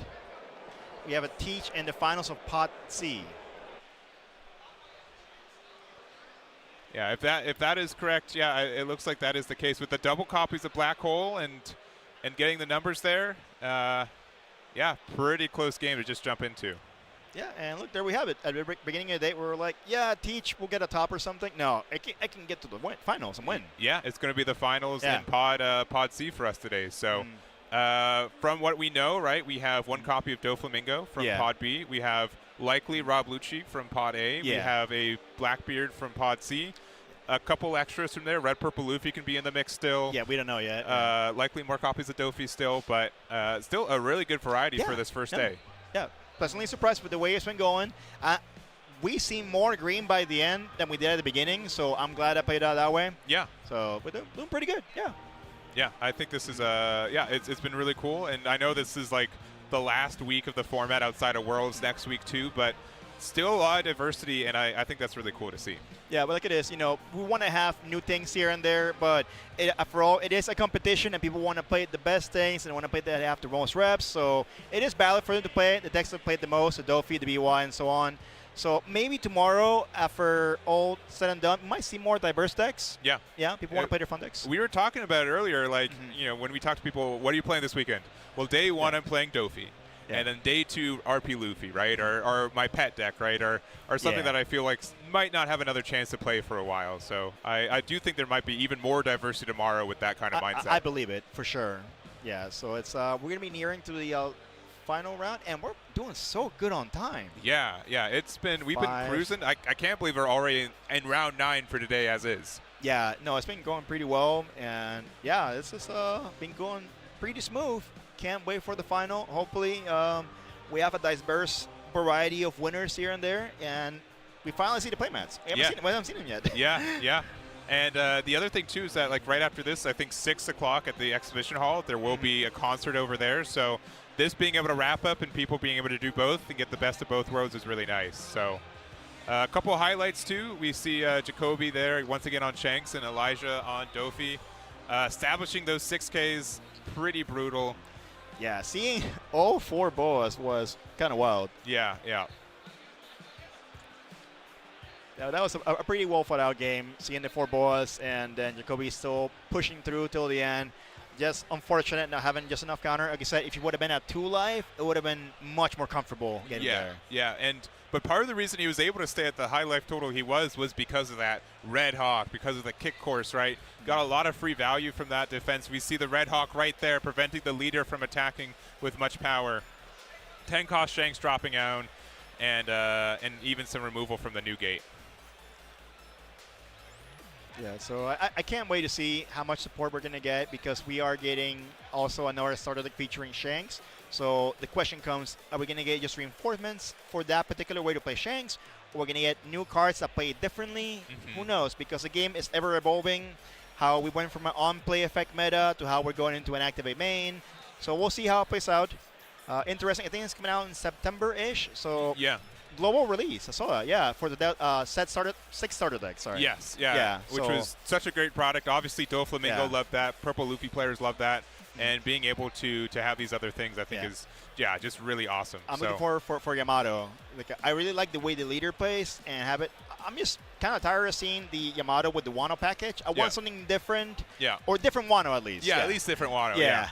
Yeah. So it's also been really helpful for getting people into the game. I know, right? I get asked all the time, what's the best way? Yes. Like, if you can find the Dofi deck, buy it. You're good to go. It's really strong.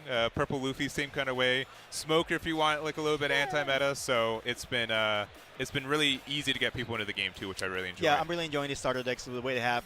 They set you up competitively, and they're pretty fun for like a sealed format too. Yes, they sure are. Yeah. So, so we just have one more round. Again, I think guaranteed winners are a Doflamingo in one of the finals and a Teach in one of the finals, which, honestly, from the entirety of this format, I don't think there's really been a Teach in North America that's gone into the finals. Yeah. They've gone X1, but just not to the finals. Yeah, because even the furthest we saw was the Teach at Orlando. I think that was the most I've seen. Yeah. So, but we're going to go to our final break. We do have round 9 ahead of us pretty shortly. That's going to get paired shortly. We'll let you know what our 3 matchups for all 3 finals are, and we'll see you guys after this break.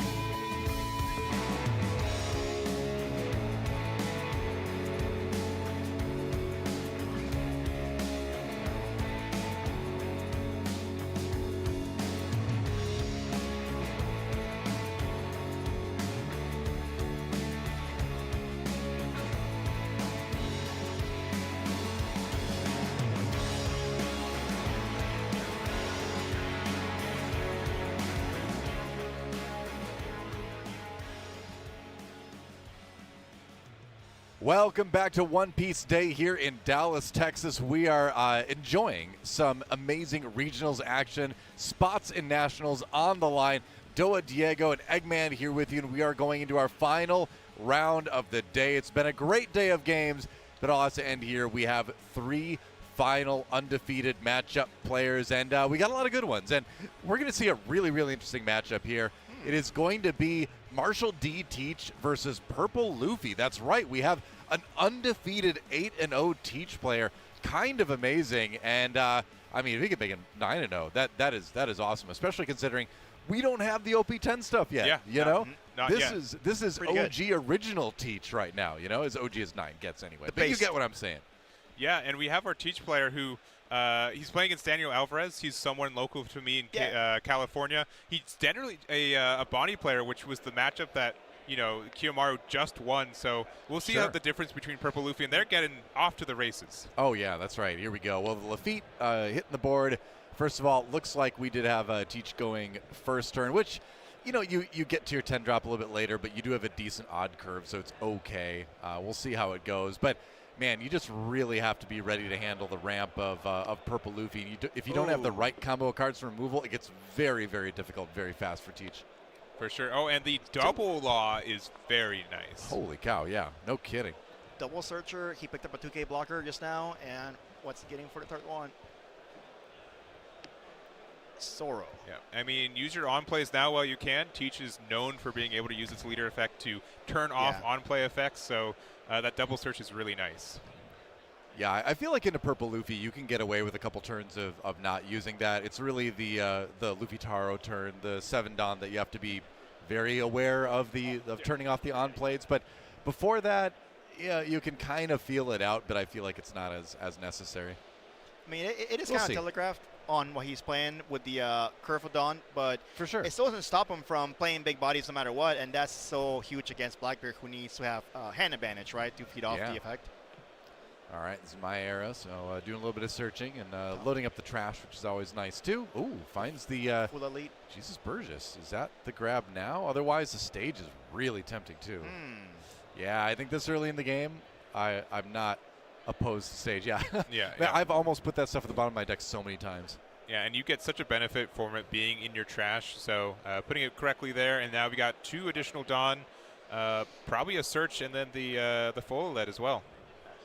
I'd imagine. Oh, the Doc Q. Okay. I mean, yeah, you could remove a law if you want to. Otherwise, just having it out there is not too bad. And yeah, it's just going to be turn pass. Ooh. Sometimes you want to just establish that Q early, just to combine with a little bit more removal later on.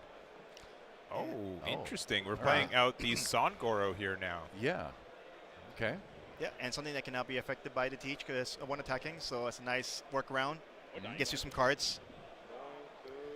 That's right. And so now it's on the Teach to really kind of have that removal, right? And that's where it gets a little bit tricky. Sometimes you just don't have the cards in hand. Sometimes you can't.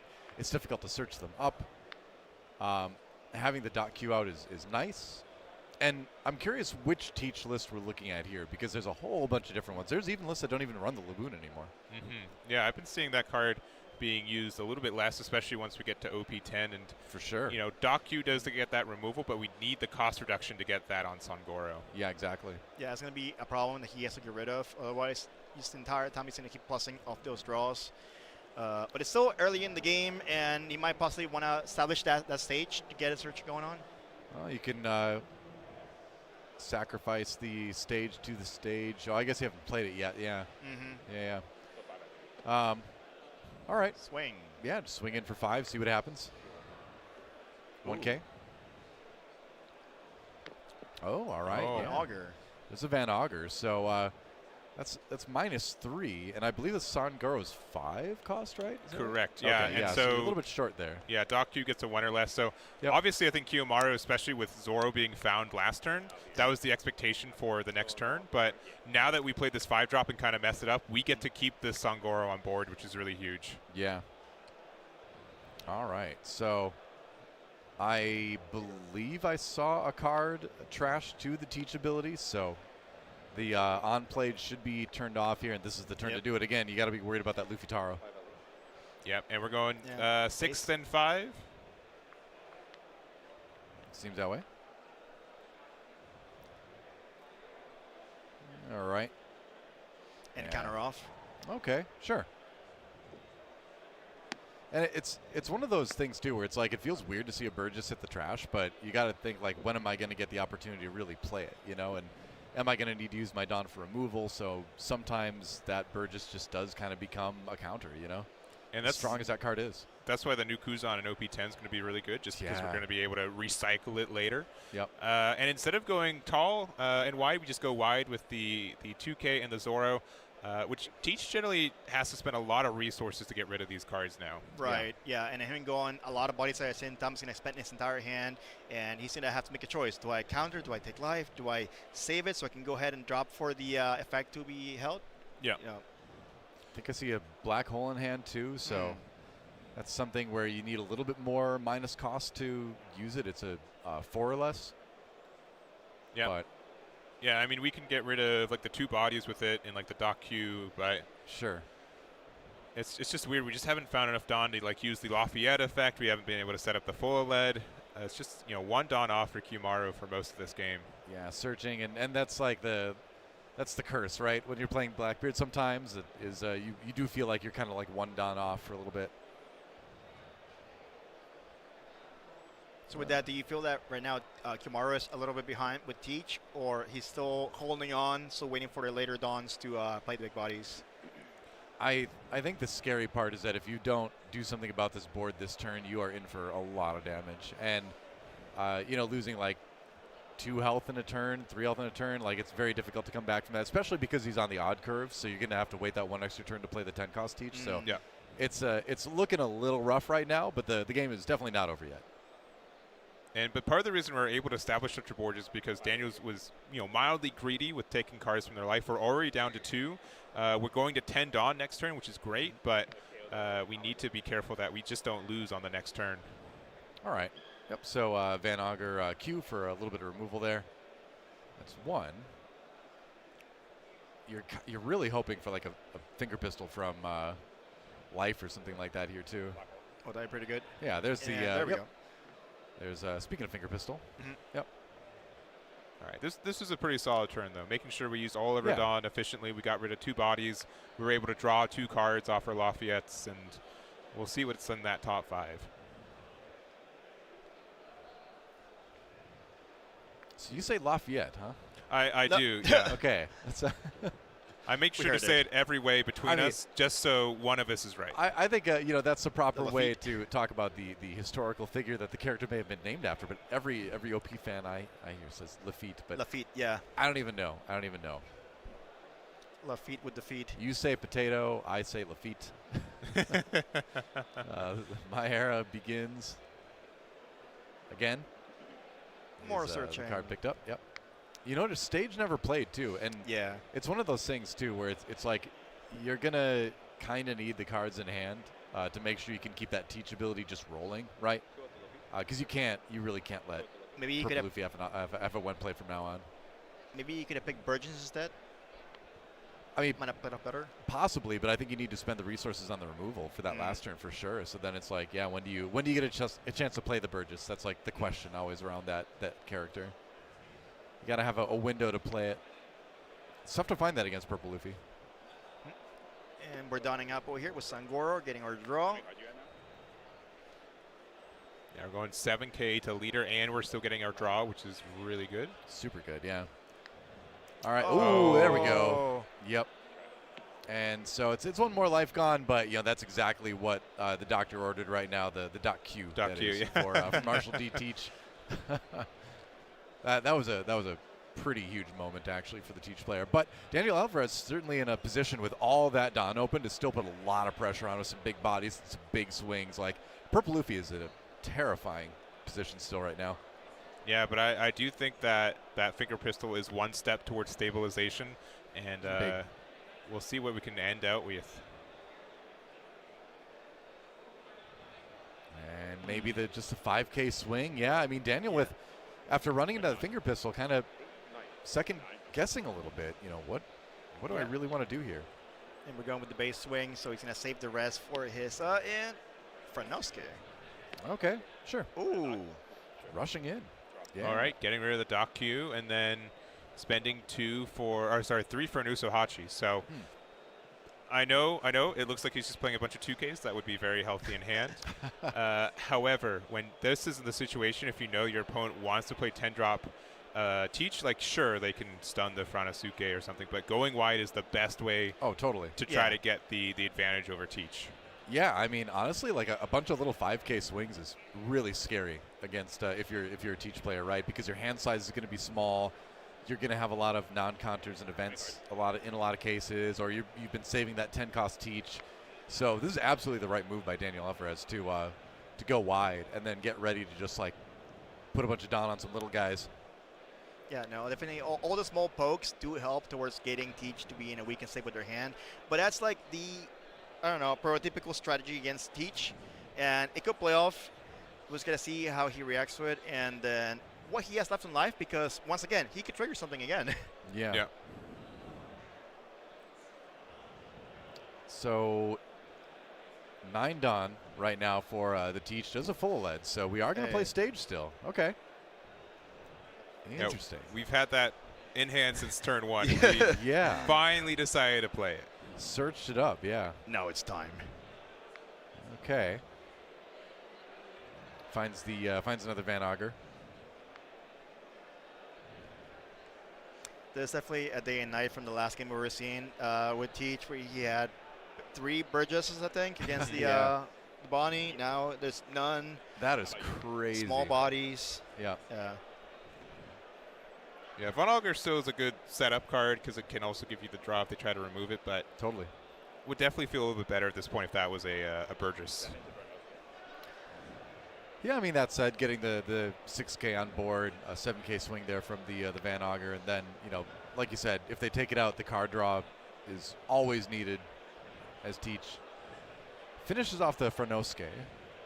So, all right, yep, and might as well just take. And see, the thing is Kiyomaru knows. You know, he knows exactly what's going on here. He knows that you can put Don on those tiny guys, and that becomes scary. So, good job taking down the board presence. That's a Vasco shot, so a little blocker in there.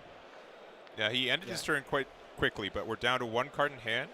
No on plays for Luffy, and just a blocker with 2 life. So again, a very perilous position. For sure.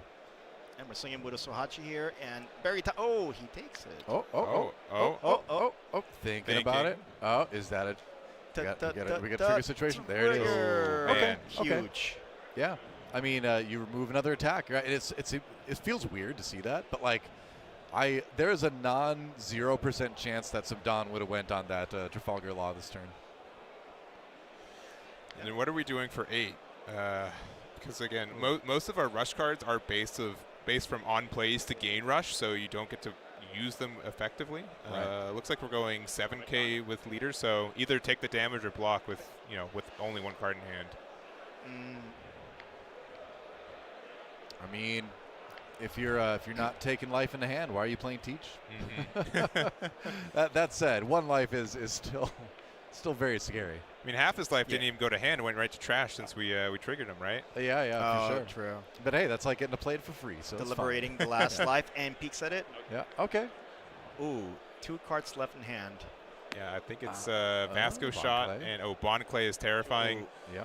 Passing with 2, so we've got Gum Gum Giant here, and we'll see if Kiyomaru can really stabilize here. It is not going to be easy. That's for sure. So Vasco shot, pitch to full lead, finds another one. All right, finds a stronger. Okay, so we've got another potential. Now that is a 2K, but it also is fairly usable as something to reduce costs. So we'll see if that and Van Auger come into play here. But I think the 2K is just nice on its own. Yep, swinging at the Usohachi? Yeah. Usohachi, that's right. I don't know. I haven't gotten to Wano Arc yet, okay? Hey, he's disguised, all right? Like, right. He's supposed to be hard to identify. For sure. There's no Sniper King. But. Yeah, and I think we're actually going to use our Gum Gum Giants to try to save this, just to establish another attack on board. We used the Giant to get rid of it. Are we going to use a second Giant? We are. Another. That is brutal. We know that they're going to use the Teach if they have it on the Bon Clay, and now we're only at 8 Dawn next turn, but, with only 2 blockers, that might be enough. Yeah, we'll see. I mean, it's not bad. Certainly not a bad situation. Yeah, no, that huge blocker is definitely going to be really hard to get over. Bon Clay is definitely one of the characters you want to turn off the most, because that can just become as big as your Teach when it attacks. Yeah, no, the effective match attack is really scary, especially when you're on a rested character, because it's definitely gone. It's very little rough for it, and you just wait real fast. All right, so we're at 8 Dawn since we lost 2 from the Giant twice. Bon Clay assumedly is the one that can't attack, and now we feel like we're just like 1 attack away from being able to go for anything. So we're going to start with a 5. Ooh.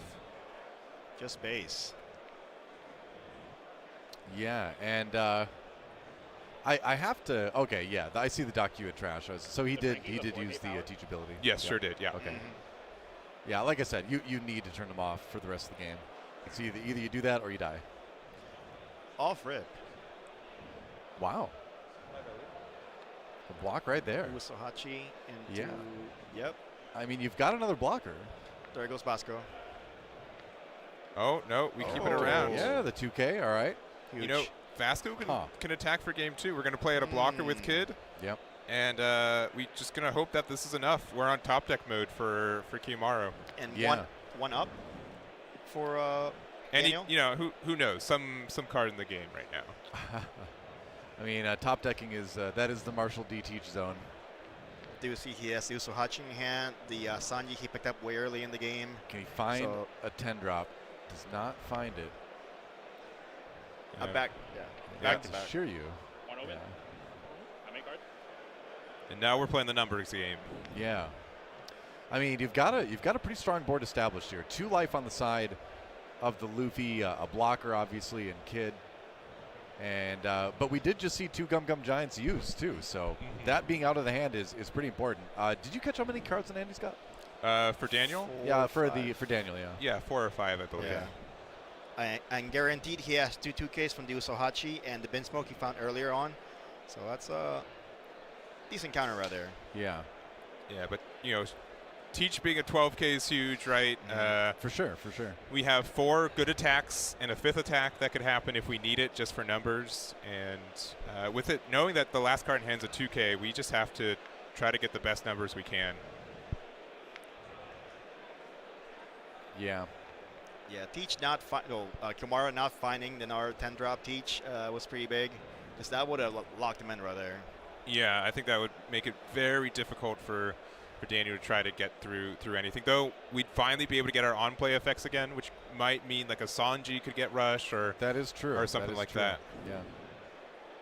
Sanji would be huge. So it seems like you are just kind of incentivized to go for it here. I think you have to. You have to. Yeah. We have to figure out the numbers, and we're taking our time. But we've been playing for 9 rounds already. Yeah. This is the last turn, our second to last turn, pretty clearly, and going to start with a 7. So just go escalating numbers from here. Yeah, 2K, 1K. Yep. And now everything needs to hit. Correct. Yes. Yes. With 1 Dawn open, that's always just so scary too. Yep. But I mean, how do you even get around the blocker at this point, though? Another. Yep. Oh, okay. Oh, and we got another giant. Yeah. Okay. Huge. Well, yeah, it's going to be very, very difficult to finish at this point then. Yeah, especially with that Bond Clay going to be 12K. Yeah.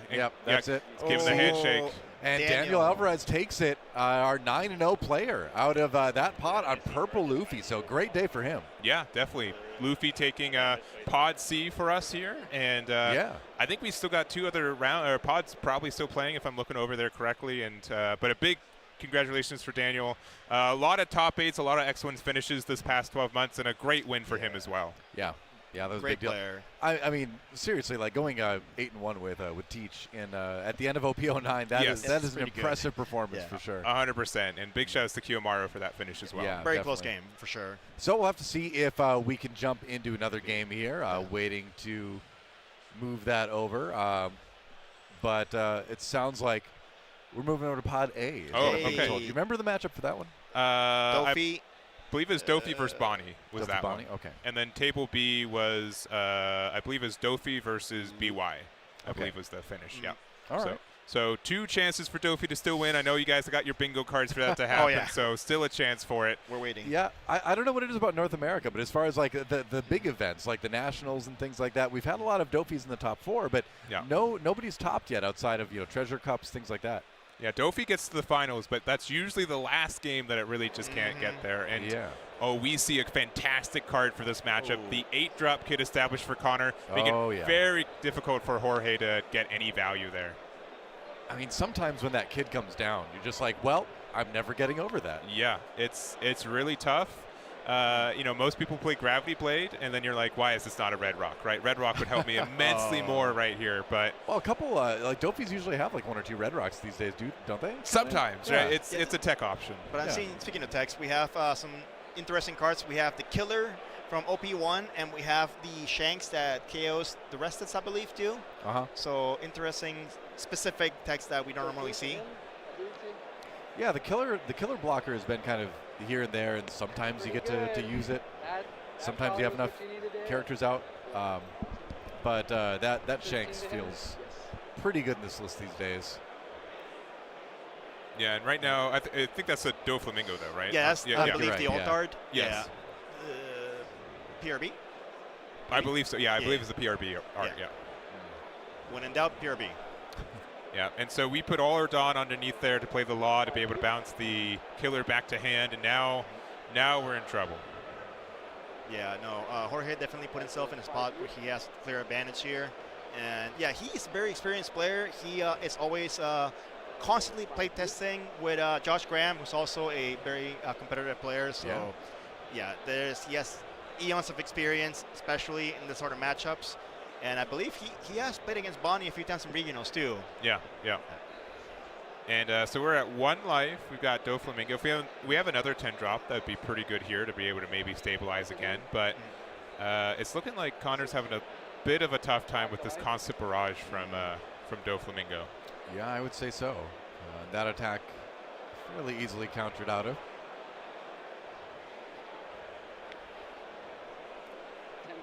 Oh, wow. Yeah, we're having to send everything in. Yep. Why not? All right. There goes. Yep. Try to just reduce the board. And he does. He's got it. Another 10-drop Dofi to freeze up the majority of the board. Yep. Really, only important card is the leader, just so you don't want their when attacking effect to go off. For sure. Trivial after that. Yeah. Yeah, setting aside the cards so he doesn't forget to accidentally use them.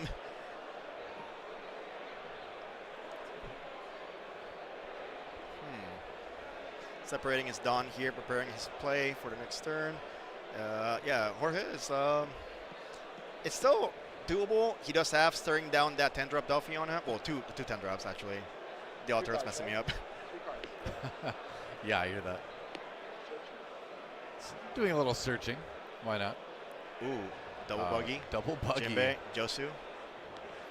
Yeah, can't grab the Josu, right? But grab the buggy at least. Throw another 2K. I feel like we've seen a lot of Sengoku find Buggy today. I feel like I've seen it at least 4 times at this point. Yeah. Buggy's just him. Buggy is him, yeah. I can't wait to get the promo for the release event. Oh, you're telling me, man. Yeah. I've been waiting. The famous shoe Buggy. Ooh. Wow, all right. Big swings here. Yeah.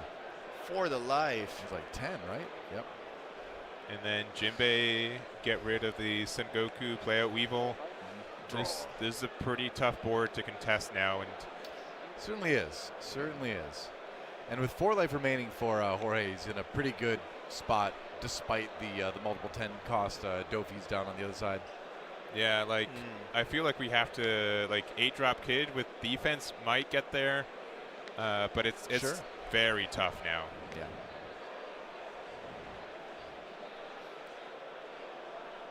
And this 4-5 in the hand. It's not too many. Yeah. Trying to sprint at that.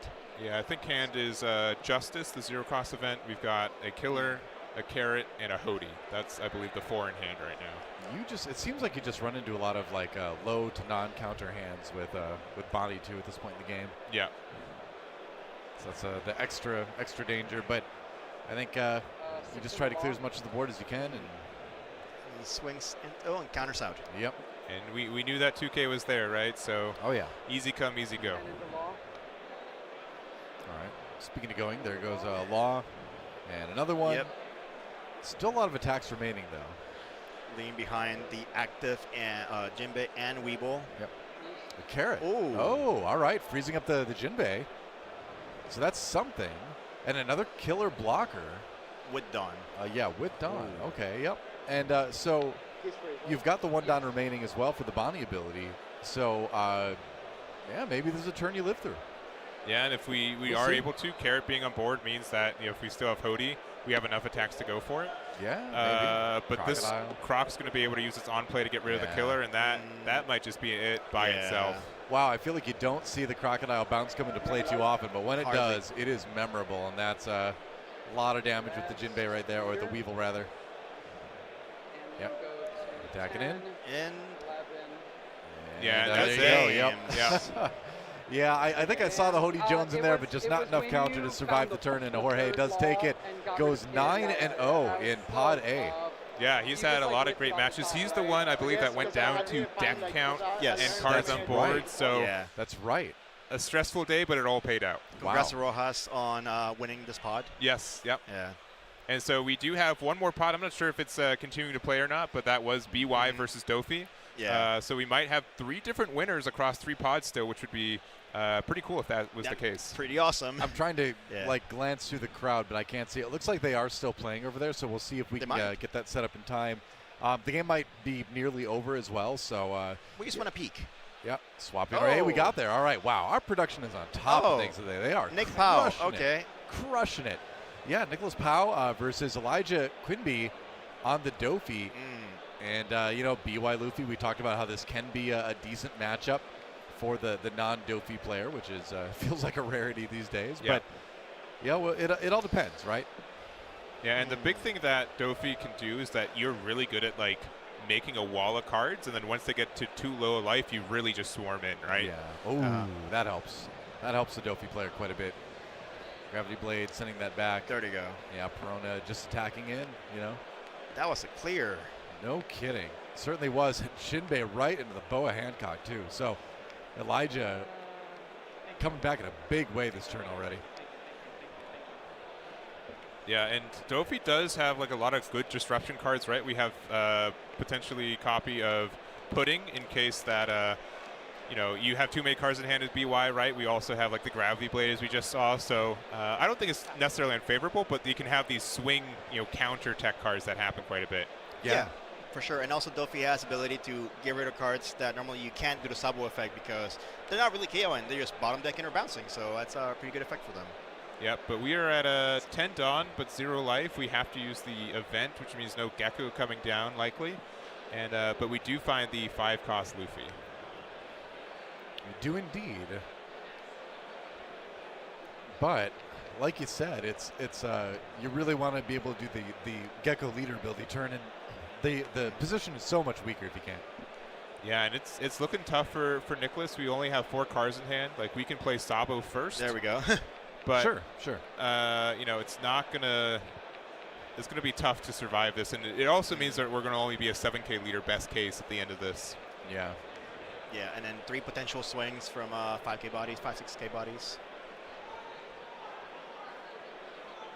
Wow.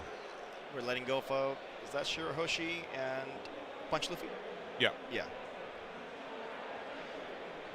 Oh, this is bringing flashbacks to Knoxville, where he was playing Queen and Rebecca, and the whole discard pile was all over the table. Oh. I guess we only have 1 5-cost in our trash. Ooh, oh no. And it must be these Gravity Blades have been doing work. This Pudding has probably happened earlier in this game, and just tough for Nicholas. Yeah, no kidding. Yeah, Quimby did pretty good with that. Yeah, and so will we see the finish right here potentially? Just like you said, 1 life. There is 1 blocker, so I don't know if it's going to be quite a finish here. You'd need to put something on the Perona, but I guess you could try to just go for it. He gets 7. 7. Okay. All right. Yep. He takes the bottom deck. All right. Yeah, he knows the bigger attacks are coming for sure. Yeah, and 7, and then Block. big 9. That's that. Yep. Yeah, that's it. In. Yeah, and look at that look. That is a happy, satisfied man right there. And Elijah Quinby manages to go 9-0 in his pod here at One Piece Day. Yeah, very strong finish. Big congrats. Super happy, as you guys can tell. Oh yeah. And that's going to be it for all 3 pods. Yeah, that's yeah, exciting stuff. So, what do we see? Dofi, and then Purple Luffy. Correct. Yeah. Yep. All right. Hey, I'm content with that for sure. Sure. That's kind of a microcosm of the meta right now, I suppose. But we saw so many great different matches across the day. We saw a lot of good leaders represented. Remember, we had a 8-0 Teach coming into this round too. So I feel like despite the obvious presence of Doflamingo, which we all expected coming into that, there is still a good amount of representation across a lot of leaders and a lot of people finding success with them. 100%. And we've been mentioning this all day. We both, all 3 of us expect tomorrow there might be some, crazier leaders coming out of the woodwork. A lot of people have some pet decks that they want to try out too, and I'm looking forward to seeing what people bring tomorrow. Yeah, Sunday sure. Fun Day. Yes. Yeah. Some of those early rounds, I mean, I like I said, I keep saying I want to see a Vegapunk. Yes. It'd be great. Yeah, it could be you. If you're watching this could be you. Just come on down. Yeah. Maybe.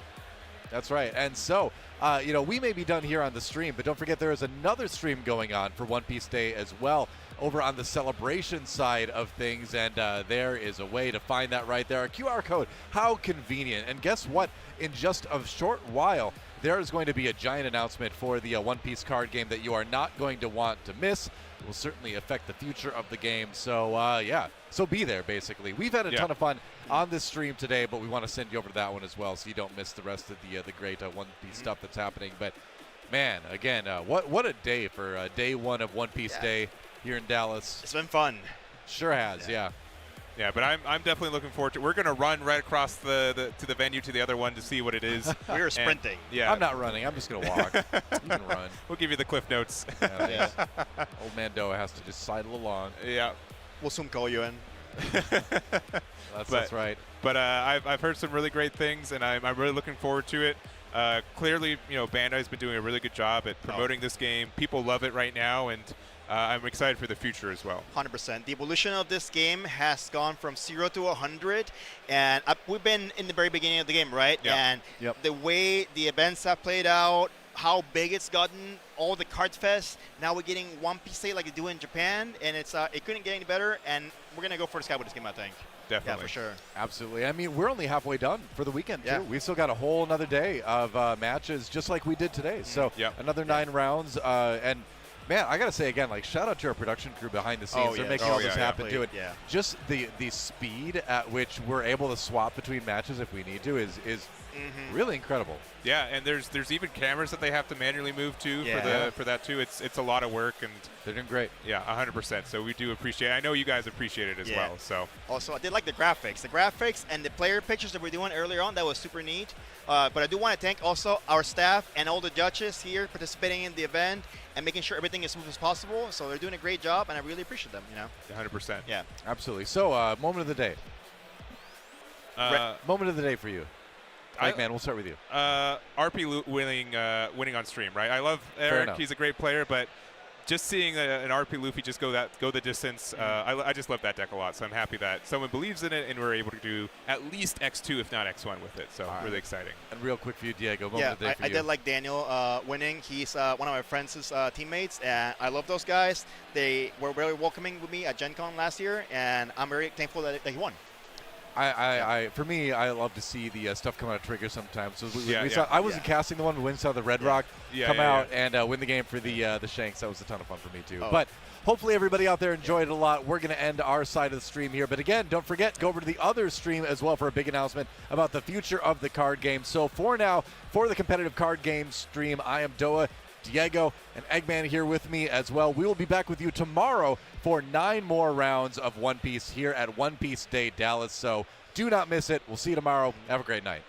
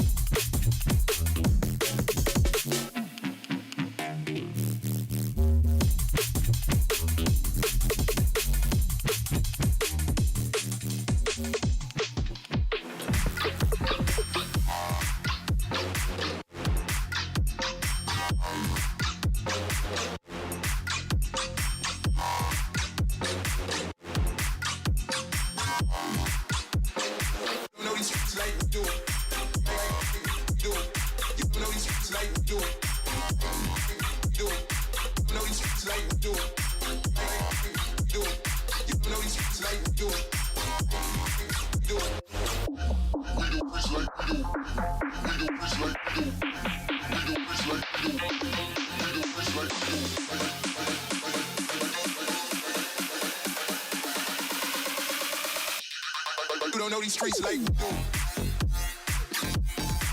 Like we do. Like we do. Like we do.